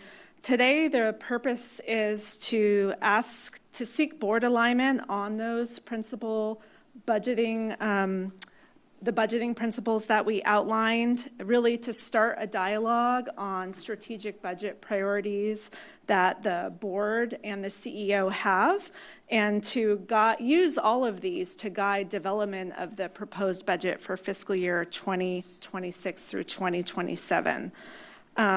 This is a policy conversation. We don't want to get into the weeds today about individual line items in the budget. It's really about, at a high level, what is important to the board. And so we are going to walk through some of the things that we're thinking about to kind of start the conversation today. When we present the proposed budget to you in May, that is the point when we'll get into the details of what I am recommending for particular programs and services. And at that point, we can talk about specific trade-offs and what the board is thinking if you want to shift money around. But I'm really asking you today to stay kind of at the higher level. So I'm going to turn it over to Elisa to kick us off. It doesn't like me, the clicker. Yes. Good afternoon, everyone. We covered this slide at the last meeting around what we're already doing to really attend to our fiscal situation. I'll just run through it very quickly. We have implemented a hiring and travel freeze, so it's only through exceptions that we are asking our departments to consider those choices very carefully. We have, at your direction, engaged with our labor partners. We had our first all-partners meeting last week. And I think everyone appreciated that opportunity to connect, to talk about the fiscal reality, to talk about past practice, and start that conversation about what data they need, what data we can provide, how we can work together to solve this problem. And we continue to really be in the thick of evaluating our department budgets, their proposals, and understanding what ideas and proposals that they've put forward to address being balanced. So we'll be continuing to do that in preparation of that budget proposal for you in the beginning of May. And so that's just sort of the ongoing to sort of get us across the finish line for this fiscal year, get us across the finish line in the black. So that's all work that is underway. And really the next part of our conversation is that larger policy conversation of how do we move forward from here, not just for the next budget year, but to really get at that structural deficit.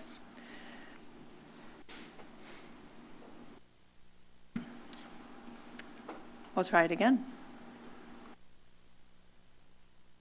All right, so we spoke at the last meeting that right now, if we don't make some changes, we are projecting a $23 million approximate gap in the next fiscal year, and that is not including, up to a $25 million impact from HR 1. We see that again, if we don't take actions accordingly, going up to, $67 million in the following fiscal year. This is not a single year fix. This is going to take multiple years to work on this larger fiscal structural imbalance. I want to just take a moment to talk about, as we've said, the perfect storm we're in, where we have federal and state pressures as well as local cost pressures that are really impacting this moment. You have a blurry picture of the adopted principles there, and I wanted to sort of contextualize that. That blurry picture of the adopted principles, budget principles, there are 7 different areas of principles in that. There is public input, general budget principles, reserves and contingencies, use of resources, cost recovery, investment policies, and debt policies. 27 different principles. And what we're talking about today is really a synthesis, an interpretation of those principles for this moment. And so we will go through that to really engage you all in that conversation.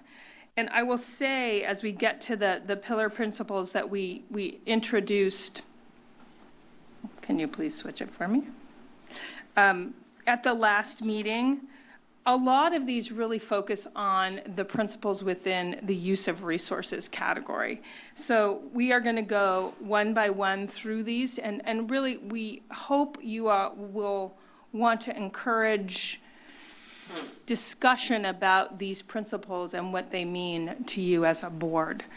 So with that, I'm going to move to the next one, the first principle. And this is really around our mandates. And we deal with mandates from a local, state, and federal level. So we have a lot of different classifications of mandates.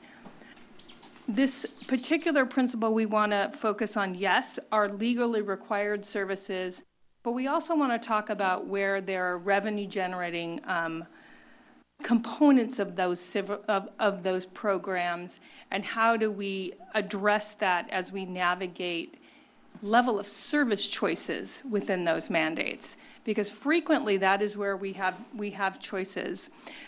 Supervisor Koenig spoke a bit to one of the principles in this space around not necessarily backfilling state or federal mandates unless it's of local importance.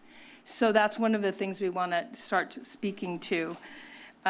And that we also just recognize that those revenue generating services, those services that there is state or federal reimbursement for, we want to make sure we preserve and optimize that infrastructure as much as possible to, again, save those general fund dollars, those local discretionary general fund dollars for highest and best use. So I'm going to pause, and Chair, you can, of course, if you want to open this at the end, or if people want to sort of speak to these principles one by one. It may be helpful. How many, are you going to go through each principle? Yeah, and there's only 3 more to go. It might be helpful to see the whole presentation Okay. and then go back. All right, so then for our next one, we're going to talk about,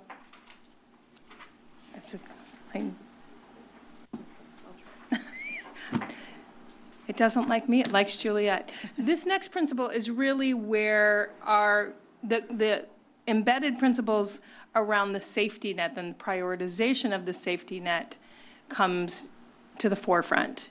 And it's really around the reality that, of course, county departments have a large role in providing those basic safety net services, but we do that so much of the time in partnership with our community organizations that we contract with to really address the basic needs of our community. And this principle, as it's interpreted today, is that idea of understanding, as we have to make reductions, how do we balance reductions in county programs and county staff with reductions in community infrastructure that are also addressing the safety net. And although I know this is an obvious statement, when we talk about that basic safety net, we really are focusing on healthcare, food, and housing as some of the most basic, go back to your Maslow hierarchy of needs, really most basic fundamental things that all human beings need. So that's the second principle, that and that balance of preserving that infrastructure over time. And I'm going to pass it over to Nicole to talk about the next 2. Thanks, Elisa. So the next principle has to do with finding ways to shift workload and costs. So what are those strategies? And this is with the intent to really reduce what programs and services are dependent on the general fund. This could look like a lot of different things. So it could look like us finding additional funding from grants or fees, or other sorts of agreements where there might be some cost recovery. It could also look like identifying tools or ways of doing business more efficiently to achieve that greater cost effectiveness. We think this is really relevant given what we're dealing with HR 1. We really have to find new pathways to do some of our work and get some of the funding. Obviously, we're advocating really hard at the state level to show the state what their obligations are in terms of funding our safety net services and what they really have a role in coming up with a structural solution for funding those health and human services programs that were realigned to counties.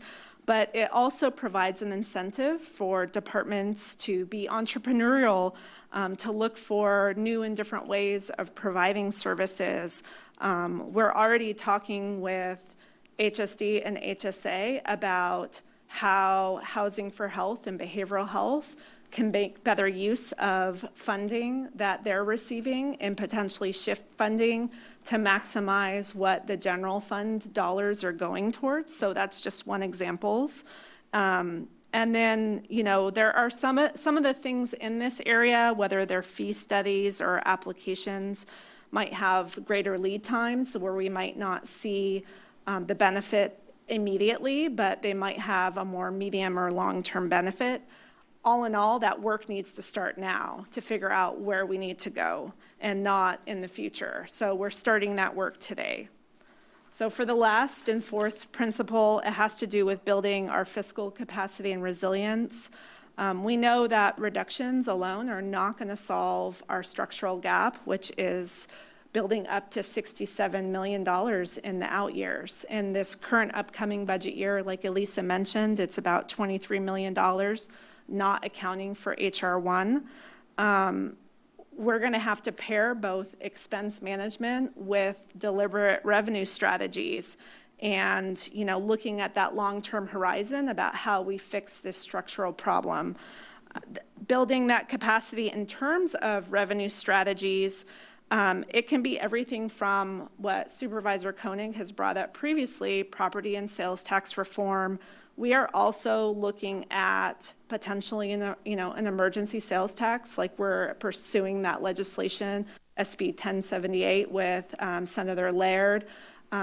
We want that tool. We don't know if we're going to have to access that tool given what the state might do, but at least that's a tool that might be available to us.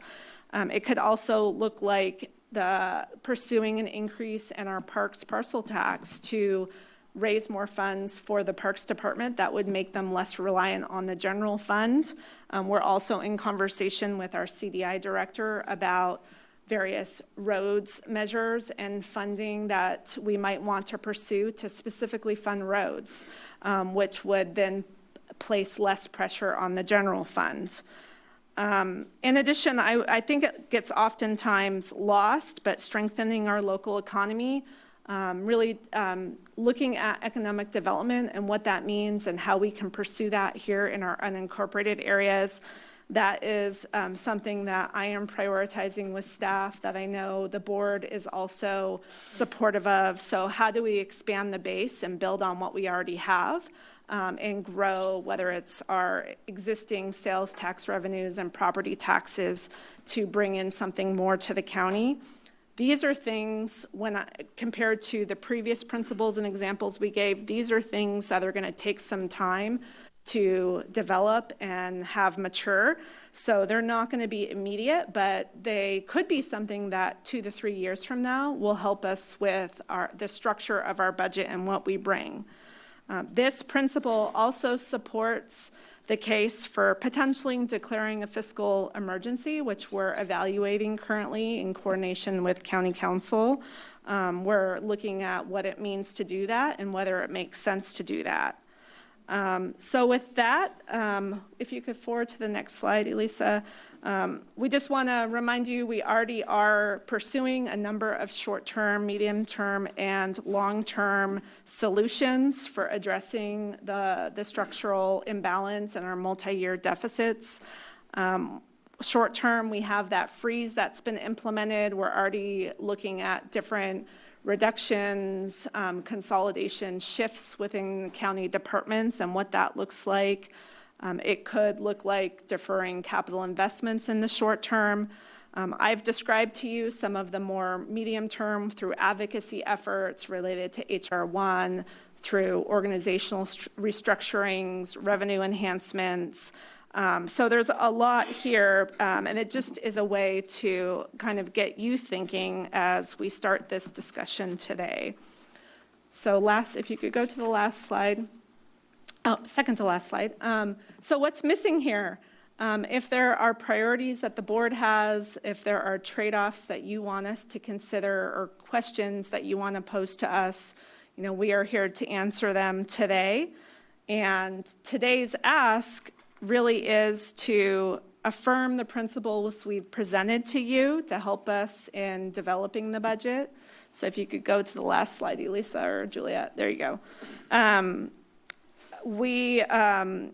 Any specific questions that you have that would help direct us in developing the budget would be helpful. If you want to weigh in on specific things related to board-directed priorities that are important that you want us to really keep in mind as we're developing that budget, we would want to hear about that this afternoon. and, any other guidance as to whether it's immediate or long-term strategies that we already haven't brought forward to you. We're happy to have that conversation and answer any questions. So with that, we've navigated this before. Like I said at the last budget hearing, we've been through a Great Recession, the housing bubble, COVID. So we've experienced having to right-size a budget, and we know we can do this. It's just going to take some time for some of those long-term solutions, but we have some great ideas. Thank you. Thank you for the presentation, and I appreciate understanding what it is you're hoping to get from the board today. And given that I think it'll be a bit of a dialogue, I'm hoping that we have an opportunity to hear from each one of us five on kind of what the priorities are, our priorities are. I think I would prefer to go to public comment now, hear from the public, and then come back to the board for a full discussion and action. So with that, is there anybody in the room who'd like to speak on this topic? Welcome. Hello, my name is Julia Grafton. I'm a Santa Cruz County resident, rooted in and dedicated to the spice of my communities here. And I'm not often able to come to board meetings. I'm really glad I could come today. And I'm always so impressed and inspired by the to make this county function. Thank you. I support the budget principles that the County Executive Office has put out, and I want to emphasize how important it is to protect the basic services that comprise the safety net in our community. These basic services, food, housing, and healthcare, we call these the safety net because these are the things that keep us safe. And as we look at how the budget needs to respond to changing conditions, we need to break out of the status quo of allocating more than 20% of the general fund to the sheriff, probation, and the DA in the name of public safety. If we're talking about structural budget issues, this discussion needs to include the structural issue of dumping over 1/5 of our resources into jailing and surveilling people when our community members are hungry, unsure where they're going to sleep tonight, and deferring medical, dental, and mental health care because they can't afford it. Thank you. Thank you. Anybody else in the audience? Seeing none, do we have anyone on the phone? Yes, sure.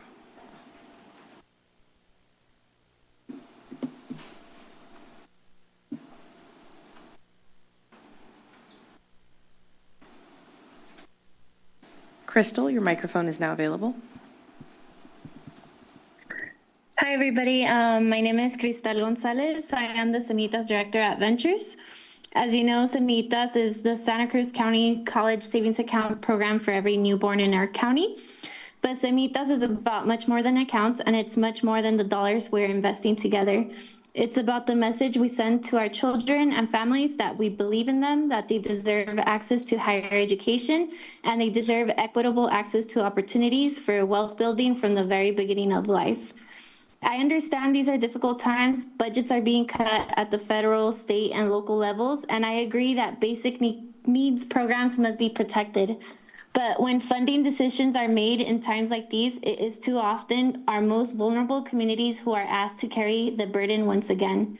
Semitas exists precisely because too many families have been excluded from systems of opportunity for generations. This program is a community investment in prevention, in hope, and in long-term economic mobility. It reflects the kind of county we want to be, one that not only responds to crisis, but also invests in the future of our children. I know core funding has been discussed as potentially being reduced from the agreed 3-year commitment to just 1 year. Before making these decisions, I urge you to consider what is at stake. Reducing support creates uncertainty for programs like Semitas that rely on stable infrastructure, trusted partnerships, and long-term planning to serve families well. We're not asking you to choose between basic needs and children's futures. We're asking you to recognize that families need both. They need support today, and they need systems that create opportunity tomorrow. Semitas reflects a shared county commitment to opportunity and to investing early in the futures of our children. I urge you to continue supporting this work so we can continue building long-term opportunity for children and families across Santa Cruz County. Thank you.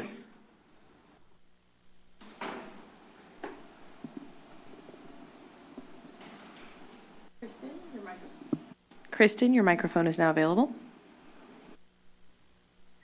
Hi, my name is Kristen Glenn. I'm speaking on behalf of Dientes Community Dental Care, Santa Cruz County's largest dental provider, serving about 18,000 patients annually, 97% of whom live at or below the federal poverty level. We recognize you're facing an extraordinarily difficult budget year, and we want to acknowledge the weight of the decisions before you. We know these are not easy choices, and we respect the care you're bringing to the process. At Dientes, we're facing our own difficult moment. Medi-Cal cuts at the federal and state level mean thousands of our patients will lose coverage. And unfortunately, with that lost revenue, we're facing some hard decisions too. That's exactly why your support through core funding is more critical now than ever before. As the number of uninsured patients rises, your investment is what allows us to serve those who need us. Dental care is essential health care. Having a healthy mouth that enables you to eat is a basic need. Untreated infections end up in the ER, and the downstream costs of cutting community health services are real. Dientes is a critical part of the healthcare safety net, and we urge you to protect funding for critical health services like Dientes. Thank you for your service, your leadership, and for hearing us today. Thanks. Thank you.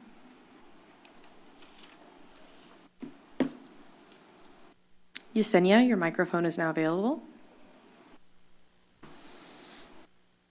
Good afternoon. My name is Yesenia Gomez Carrillo, and I'm the Triple P Program Manager with First Five Santa Cruz County. First Five Santa Cruz County has been honored to partner with Semillitas to offer the Triple P Positive Parenting Program workshop series to families in our community. Through these workshops, parents and caregivers come together to share experiences, strengthen their parenting skills, and build on the many strengths they already bring to their families. Semillitas plays an important role in recognizing and celebrating that commitment by providing milestone deposits directly into their college savings accounts when families participate. What makes this collaboration especially powerful is the deep trust Semillitas has built within the community. Their relationships and outreach help create welcoming spaces where families feel valued, respected, and supported. Because of this partnership, we've seen strong engagement, meaningful connections, and families leaving empowered with tools and confidence they can continue to build on at home. It's a great example of how our Semillitas partnership uplifts families and invests in a strong future for our children. Thank you.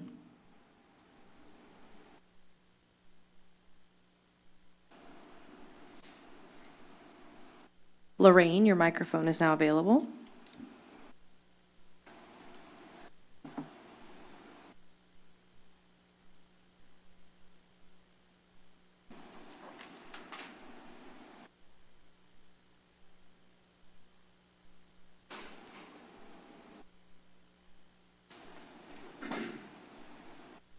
Lorraine, if you're on a call-in device, it's *6 to mute or unmute yourself.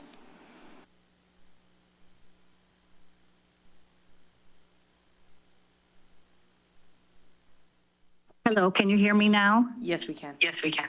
Thank you very much. I'll start again. Thank you. My name is Lorraine Iglesias. I'm reading a statement from Sigolén Ortega, who is unable to read it. My name is Sigolén Ortega. I live in Aptos and work locally in health equity. I want to express my support for Ventures, Cristal Gonzalez, and the Semillitas team and the advocacy to sustain this program. I recently had the opportunity to participate in the Latino Role Models Conference at Cabrillo College, where many young people spoke about what helps them imagine a college future for themselves. Programs like Semillitas are part of that ecosystem. From a public health perspective, these kinds of efforts are upstream investments that shape long-term outcomes in education, health, and community well-being. Moments like these are an opportunity to think about how we must sustain the kinds of community-rooted programs that help young people see a future for themselves. Thank you very much, County Supervisors, for your time and attention to this very important matter.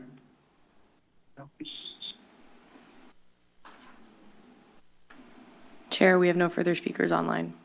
Thank you. I will now bring it back to the board for discussion, and I'll start on my left with Supervisor DeSerpa. Thank you for the presentation. It's so disheartening to hear about the $67 million structural deficit. And I think probably for most of the public and most board members, trying to prioritize one service or another is really, really hard, because for most of us, they're all very, very important. But if you're asking me to voice some priority, and these are things that I've already said to you, so this should come as no surprise, but economic development, so that this county can start earning some extra money in sales tax and restaurant receipts and everything, is very important to me. And I think it's been something that we have not really embarked on in a number of years. So if there's any way that we could really focus on some important economic development in our unincorporated areas, quicker development with less barriers, frankly. I mean, even though we have this streamlined Santa Cruz, there's still so many barriers to getting things developed and getting that property tax, paid in quickly. If we could reduce some of those barriers, I think it would be helpful to an average person, let alone some of the bigger developments that we're looking at. Certainly, again, less litigation so that our county isn't paying out a lot of money in attorneys is a huge priority for me. We have to figure out ways that we could come to the table and hammer out agreements with people where even if we have to compromise in order to save money, I do just think it's so important to not have to pay just these unbelievable attorney's fees. In terms of services, behavioral health, and substance use disorder, I think we're very lucky that we have partners in the community that are so innovative. They can pull down enormous grants for those services, and I would just really encourage us to continue that. One of the first things I did when we hired a new superintendent in Pajaro is we prioritized grant writer, a development director who brought down millions of dollars in her tenure there, Andrea Willie. I don't know if we have, I'm still unclear about who does that work. I think it's analysts, but I'm not sure we have like a dedicated team across the county to do that. But certainly, it's so important to augment the services that we rely on and that we need. And then there's the mandated services like APS, IHSS, child welfare. I will say that IHSS is difficult right now because we can't find caregivers in the community to take care of people that cannot live alone without a caregiver. We've got an aging population here, and we need to provide services to them. So I'd like to see more of focus on serving our aging population as well. So I don't know if that's enough of my priorities. One last big one. Public safety is a huge priority for me. It's not just for me. I'm really voicing on behalf of my constituency. They don't want to have to wait longer for a deputy to respond if there's a problem or an issue or a fire truck that needs to go out. So public safety is really important to me. The public defender, the district attorney, and the sheriff's department for sure. Thank you, Supervisor DeSerpa. Supervisor Koenig. Thank you, Chair. I can't say we didn't see this coming. Most of the shortage, the budget deficit that we're seeing now is driven basically by inflation and the need to pay our employees more so that they can continue to be residents in this community. Even as we have gone, I mean, look at item 22 today, the deputy probation officer rep unit. We approved a 4% cost of living increase effective March 14th, and we have to do that. We've done it for a number of other bargaining units because we need to stay competitive with other counties and other cities, and be able to keep these employees. But at the same time, we've known for a number of years, and particularly since we had to entered into this round of bargaining and in contracts, that this was going to be problematic. And Measure K allowed us to push it off for a couple of years, but here we are. It didn't allow us to outrun it. So the unfortunate reality is if staff is more expensive, we just won't be able to afford as many staff. It's sad but true. This is very different from the Great Recession, the housing bubble, and COVID, which were clearly temporary situations, but a lot of the drivers of increased costs, higher insurance costs, higher medical costs, these are things that show no sign of slowing down. Maybe they'll slow down a little bit, but they're not going to stop. And so I don't see that we can weather this downturn by simply stopping capital expenditures. I mean, I think that would actually be a mistake, or we've done so for many years. We've taken that approach, and the reality is that now our infrastructure is in terrible shape and is a huge liability for us.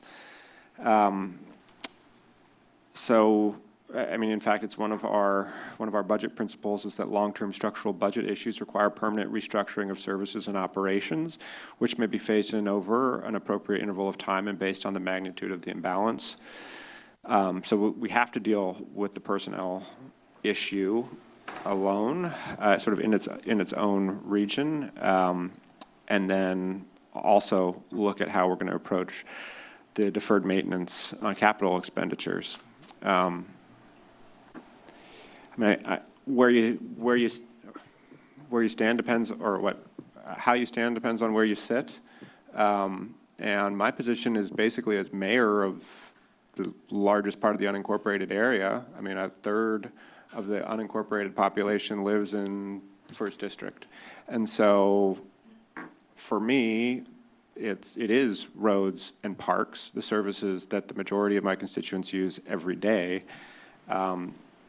There's just, so hearing like ideas put forward, like, oh, we're just going to put a new tax on for parks or a new tax on for roads.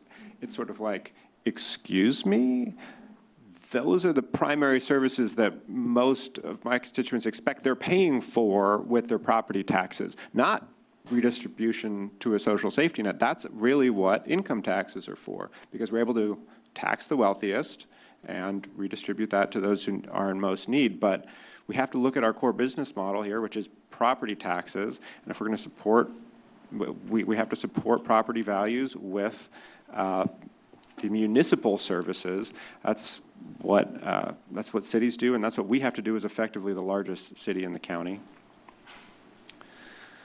And if we just continue to defer maintenance, it's going to become a huge issue. I think Supervisor Martinez knows this to some extent because you're sort of dealing with the leftover remnants of the Mountain Charlie issue, but as soon as a road goes out, it becomes the most important issue for this board because those folks show up to every one of our meetings, and we don't hear about, we keep hearing from them until that issue is fixed. And so, I mean, even right now, we're looking at Mount Bocce in my district, up in the mountains, which I've heard about ever since taking office, but we've never had the money to fix, and now it's sliding off the hillside. If we don't take a proactive approach to these issues, then they're just going to become increasingly expensive for us. I mean, this is the equivalent of the national debt problem, but for us is our deferred maintenance. So I'm not in favor of any strategy that defers capital expenditures, because we need to actually increase those if we're going to stave off much greater liabilities in the future from our collapsing infrastructure. I mean, that's probably the most important thing to me. I also don't want to get rid of the Parks Department again.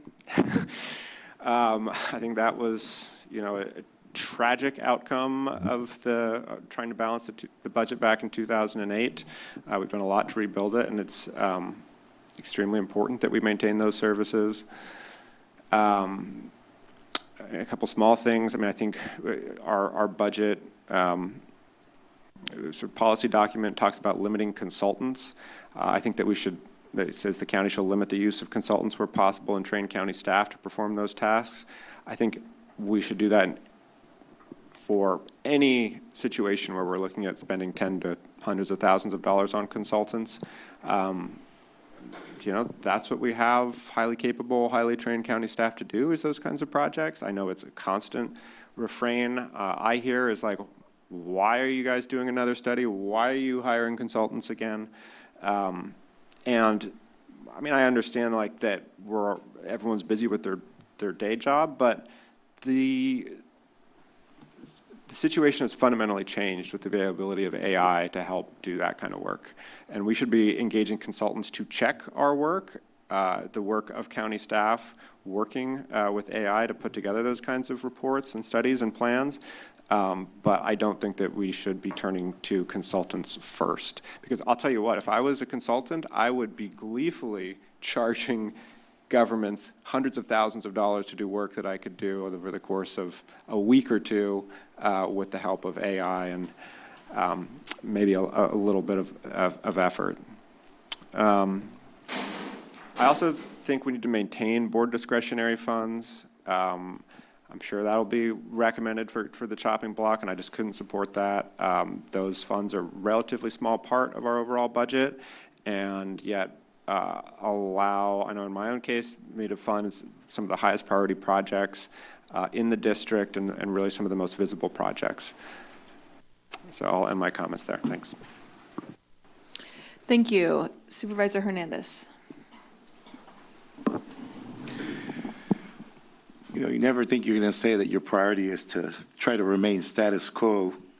But, I think where we're at right now, there might be a time where we might have to declare for some type of fiscal emergency.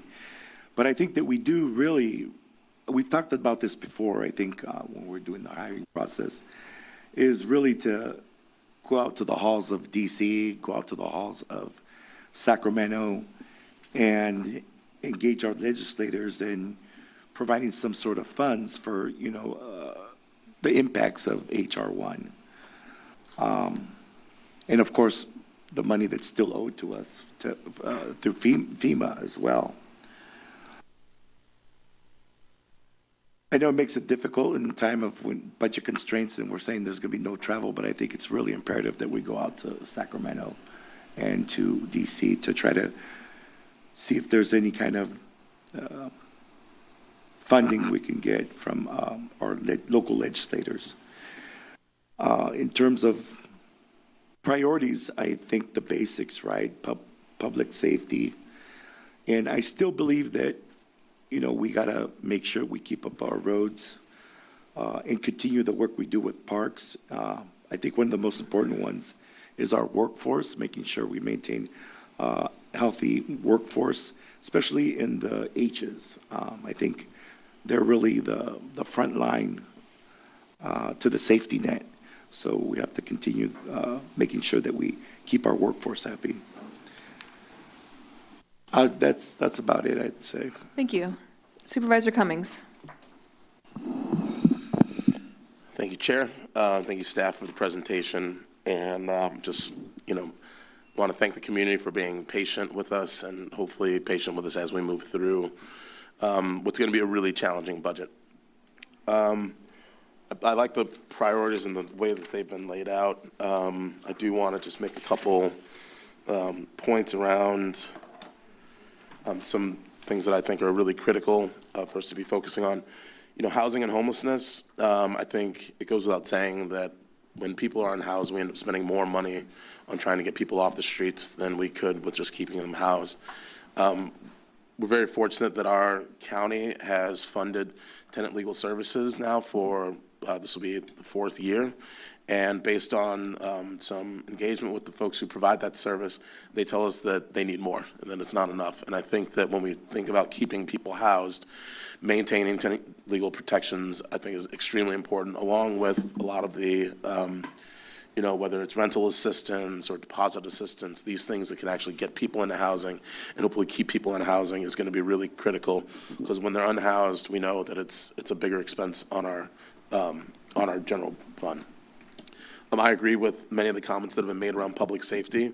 And I know while some folks in the community see the public safety budget as being this really large budget, there are, mandates and responsibilities about, how we provide public safety in our community and the expectation that people in our community have on public safety and response times. And the concern I have is that, if we end up freezing vacancies, what can end up happening is that if people are on mandatory overtime, we're still spending the money. It's just we're making people work longer hours, harder hours. That means that they're going to be more tired, which is, if people are working and they're tired, there's more likely to make mistakes or to get injured. And then if people are on, medical leave, then that's an extra cost and a vacancy. So I think that it's really important when we think about public safety, we try to balance how we can make sure that we're most efficient with those dollars and those positions in public safety. And not just public safety, but other departments where, whether it's, social workers and child protective services, making sure that the people who are mandated to provide a service, that we're not pushing them to a point where they're going to feel like they're burnt out, overworked, and want to potentially even just leave the county because they're just unable to keep up with the demand. I really think it's important that we're working with our bargaining units and our staff. I think our frontline workers, they are our most valuable asset. And they're the ones who are doing the work on the ground, who can provide us with the most input on what improvements can be made to make us, more efficient and save money. And so I really hope that, we are working with our bargaining units, we're working with our frontline workers to come up with innovative ideas on how we can, create opportunities for efficiencies. In terms of board funding, in terms of our discretionary funds, we have very little discretionary funds that we have at our disposal to meet the needs of our constituents, especially when something comes up and there's a demand for that need to be met immediately, or that there's a public safety concern. In my district, for example, Shark Fin Cove, we have projects that are already initiated there and with Cement Plant Road, and I would hate to see us take away funding that has been useful at helping those projects move forward and then having those projects stall. And then we'd have to be responsive to the community. They're going to ask, what's going on? Why aren't we doing anything? And I think we need to maintain the little funding that we have from Measure Q and Measure K so that we can continue to be responsive to the needs and concerns of constituents. That being said, this board did unanimously vote to notify core recipients that they may not have funding moving into the next year. And I think that if the funding for core were to be considered for helping to backfill or helping to one-time fill certain needs, that the board would allow the subcommittee to work with staff on what programs may need to be cut. And we're moving forward. We have direction from the board to start looking at basic needs. We're going to be coming back with that proposal. And I think that that is one of the areas where there are programs that are very nice to have, like after-school dance programs. Those are great programs that I think are really nice for kids to have. But do we want to, but the trade-off is, do we fund dance programs and not fund food programs for seniors? Do we fund dance programs and not fund Dientes, where we're improving the health and lives of people within our community? And so, I think that there's an opportunity, if that's a direction that we want to pursue, there is an opportunity for us to look at some of the programs that have been funded and bring back recommendations should we want to reallocate those funds. It's not a guarantee that we're going to do that, and even if we were to, it's not, it may be that there's 6 months into next year's budget cycle, what have you. There's opportunities for us to determine what it might be if we're going to use that as a pocket of board funding. But if that's the case, I would just ask that the board allow the subcommittee to work with staff to bring back recommendations that the board could then take action on.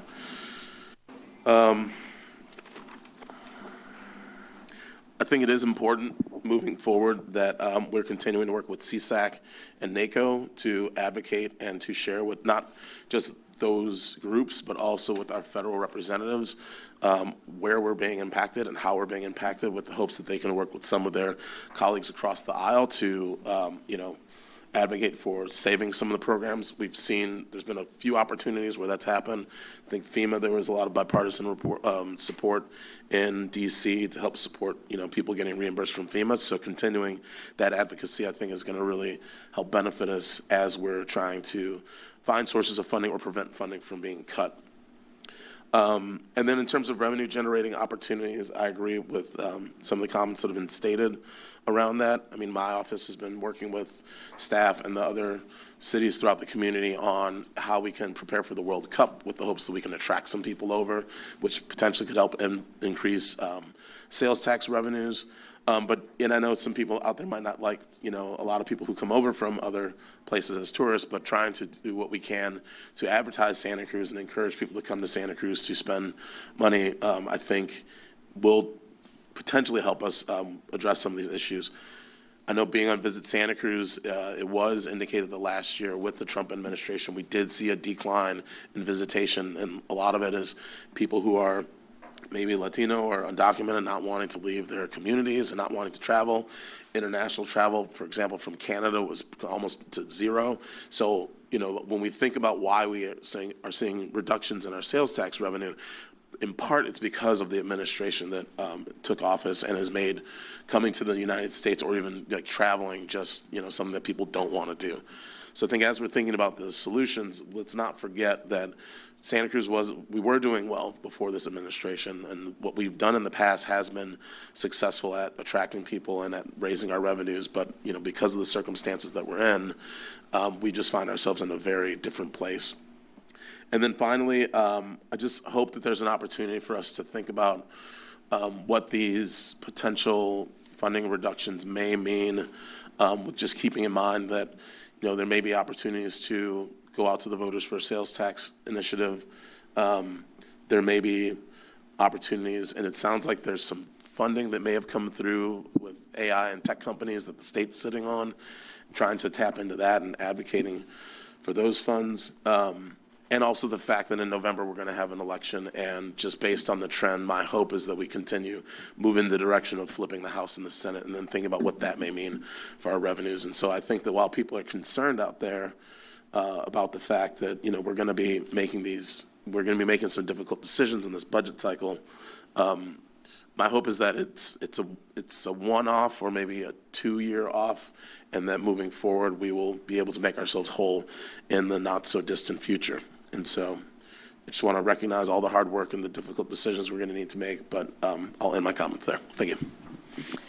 Thank you, Supervisor Cummings.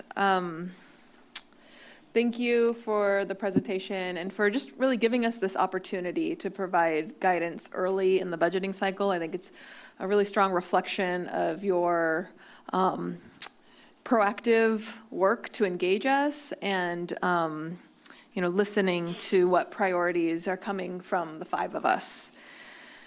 I want to start off with just a couple questions. The first goes back to the concept of revenue generating programs. I understand the simple ones like billable services and that type of reimbursement, that kind of worker who does that type of work. What about the work of Streamline Santa Cruz that is reducing redundancy and hopefully moving projects forward faster? Would you put that in the category of revenue generating? When we think about those kinds of effects, it's really around the economic development of, one, the jobs that are created through development, through the increased assessed values that are created through development. So to the extent that we can continue to find efficiencies and not be a hindrance to appropriate development, that's where we see the sort of longer term effects. Now, recognize also there's quite a bit of cost recovery that goes on in our planning department in terms of folks pay for services there. And we're always trying to balance that as making our costs not, that's not the major piece that drives the cost of development. It's really time. And I'm sure that Matt and Stephanie could talk more to that. So it's always a balancing act in terms of revenue generation towards fees. And we want people to come for permits and get them in a reasonable time frame. But we absolutely don't want them to avoid coming in and making sure that the development is appropriate and safe. Okay. So it's kind of. I say that because I do, as we think about priorities, and I understand revenue generation is on the priority list, Streamline Santa Cruz, to me, I think also stays on the priority list because of everything you just stated. My other question is more about what we might be expecting in the May budget that we see. In last year, we saw, for example, HSA having proposed cuts and layoffs in a couple of their public safety net clinic programs. Are we expecting to see the H's have the brunt of proposals, or do we expect that type of sort of trimming non-essential programs across all of the departments? Like what do you think we're anticipating? I'm going to toss that one to over there. So unfortunately, the H's are facing something really dramatic between our cost increases on the county side and the HR1 impacts on the federal side. And so that's where the advocacy at the state level to try to get them to contribute something to counties to continue our safety net services is really important. They are really having to make some hard decisions as to how to balance the budget. And so we could very well see greater impacts on the health and human services side of the county just in dealing with all that. I will note that we don't know what the governor's going to do in the May revise yet. He is leaving office this year or in next January. And so last year, he was in a similar position and he didn't really give anything to counties. But this year, CSAC is being very aggressive in its advocacy and is coordinating with all of our affiliate associations to make a strong ask of the state. So we're hoping we see something different coming either out of the May revise or more likely out of the legislature, who will then negotiate with the governor. So we'll have to wait and see, but we're going to do our very best to put forward a budget that reflects your priorities that you've voiced here in the best way that we can. Thank you. Appreciate that. Related to my reflections on what was presented, I want to start with saying that I generally support the foundational principles that you're proposing. I think they make a lot of sense. I think that it's wise. And so I would support you proceeding with those general principles. I particularly like that you're looking at sharing the impact between, whether it's our county workforce and also our community-based organizations, and just trying to ensure that no particular areas taking the brunt. Like, I understand based on everything you said, there are certain areas that just frankly are going to have the greatest hits at the federal and state level. But just ensuring that, we are all dependent on each other. It's very interconnected. And so trying to share the pain, balance out, I think is something that I would support. As it relates to a focus on basic needs, I do believe that safety net services is an essential part of our job at the county. And so while we also serve as a municipal service delivery organization for a lot of our residents, we are mandated by the state to provide a variety of core health and human services. And as it relates to basic needs, I appreciate sort of just laying it out: food, healthcare, and housing. As it relates to healthcare, though, I would ensure that it's the greater definition of healthcare that includes oral health and behavioral health. Sometimes they get left out when we talk about just like primary care only or emergency room access only, but all of that is health in our world. So that's what I hope that's encompassed in our definition of basic needs.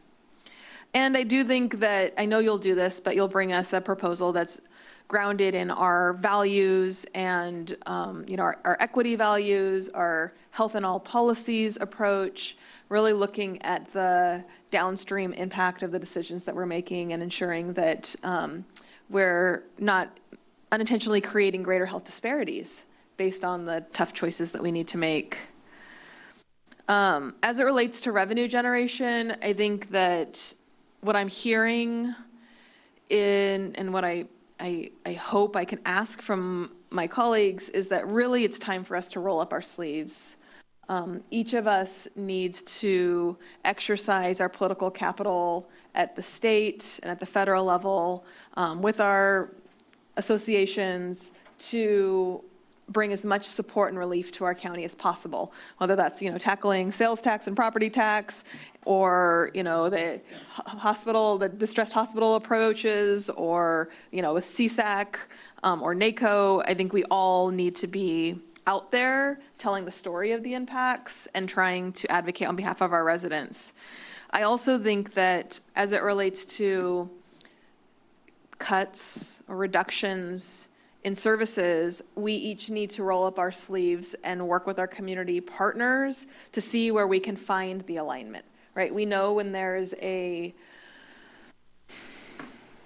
reduction, a loss, it creates an opportunity for innovation, and each of us has political capital with our providers or with our partners who care about the same things we care about, and setting the table to see where people can partner, collaborate, merge. I mean, that is a role of a leader in a community, and so I'm hoping that we can each do that in order to help our safety net remain whole as much as we can. And finally, as it relates to the comments on core, I think what I heard you say is that you were asking that the subcommittee actually look at programs and make recommendations based on programs. What I would be supportive of today would be asking the subcommittee to advise on principles and practices. Perhaps that's something that we can even do today. So we send the staff what our sort of core priorities are, and have them do the budgeting and the line item work as it relates to programs, as opposed to asking a subset of us to look at programs. For me, as a board member, we are policymakers, and so I would appreciate the opportunity to weigh in on what policies we want to have around core. That could be a prioritization based on the basic need factors. It could be a across-the-board reduction by a certain percentage. It could be a reduction of time period based on a certain time period. But I think that's our job, as opposed to taking the list of providers and coming up with a recommendation on who gets funded and who doesn't. So those are my comments. I'll now call on Supervisor Cummings.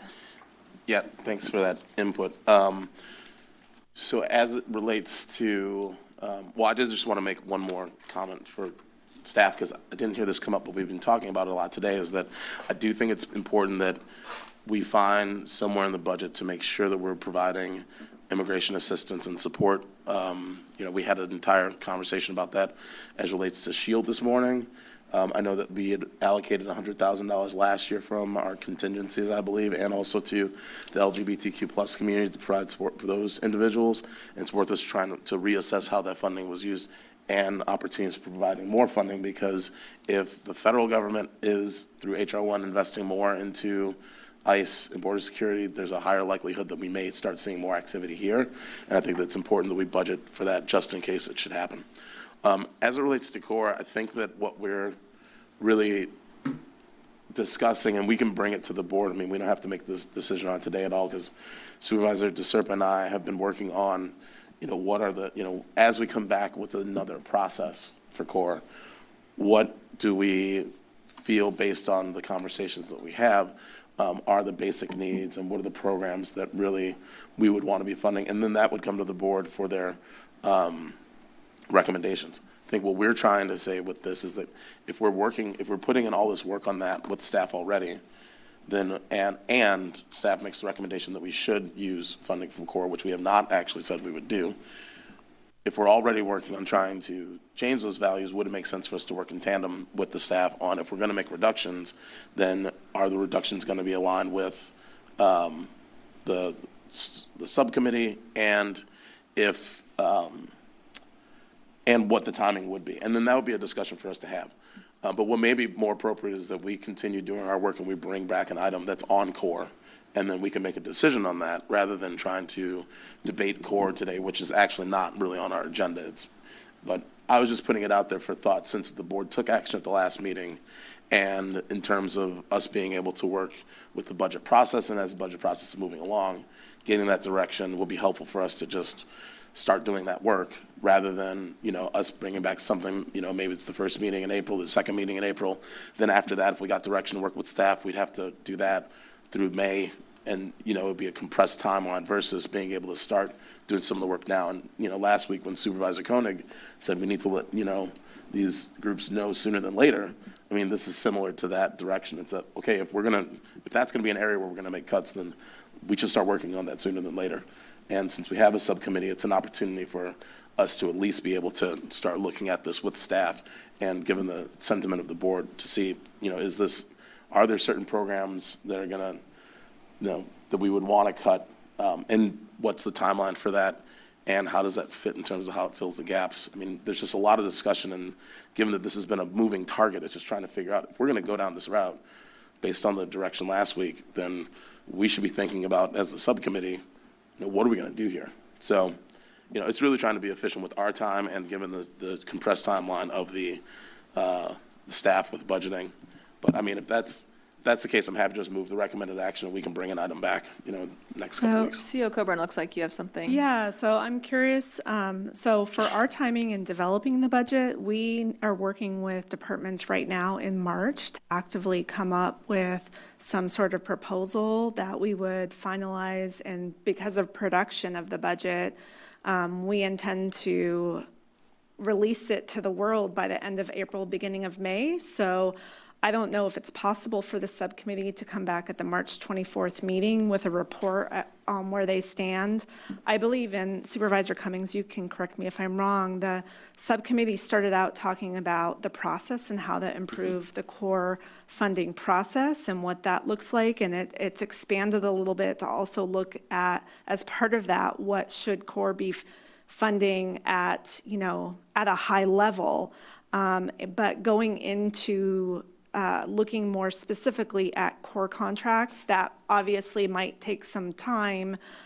So is the core subcommittee prepared to come back on March 24th with some sort of report? That would be ideal for us as staff in terms of guiding our development. But at any rate, we will be coming back in the proposed budget with our own recommendation, which the board can always modify, of course, once you receive that budget. I mean, I'm fine if y'all want to wait, that's fine. But I'm just saying, I was just trying to imply that, we're working on, developing for the next round what, we would want the board to consider in terms of prioritization. But given last week, the board made a unanimous recommendation that we not guarantee funding for next year. I guess the question is, so what does that mean? I mean, are we going to fund the organizations through next year or not? If we're not going to fund the organizations through next year, what's the process and how are we going to make those decisions? And I think that since we have a subcommittee that's been looking at this very deeply, maybe having us work with staff, if staff thinks that that's going to be a source of funding, because I think what we've talked about is what are our priorities.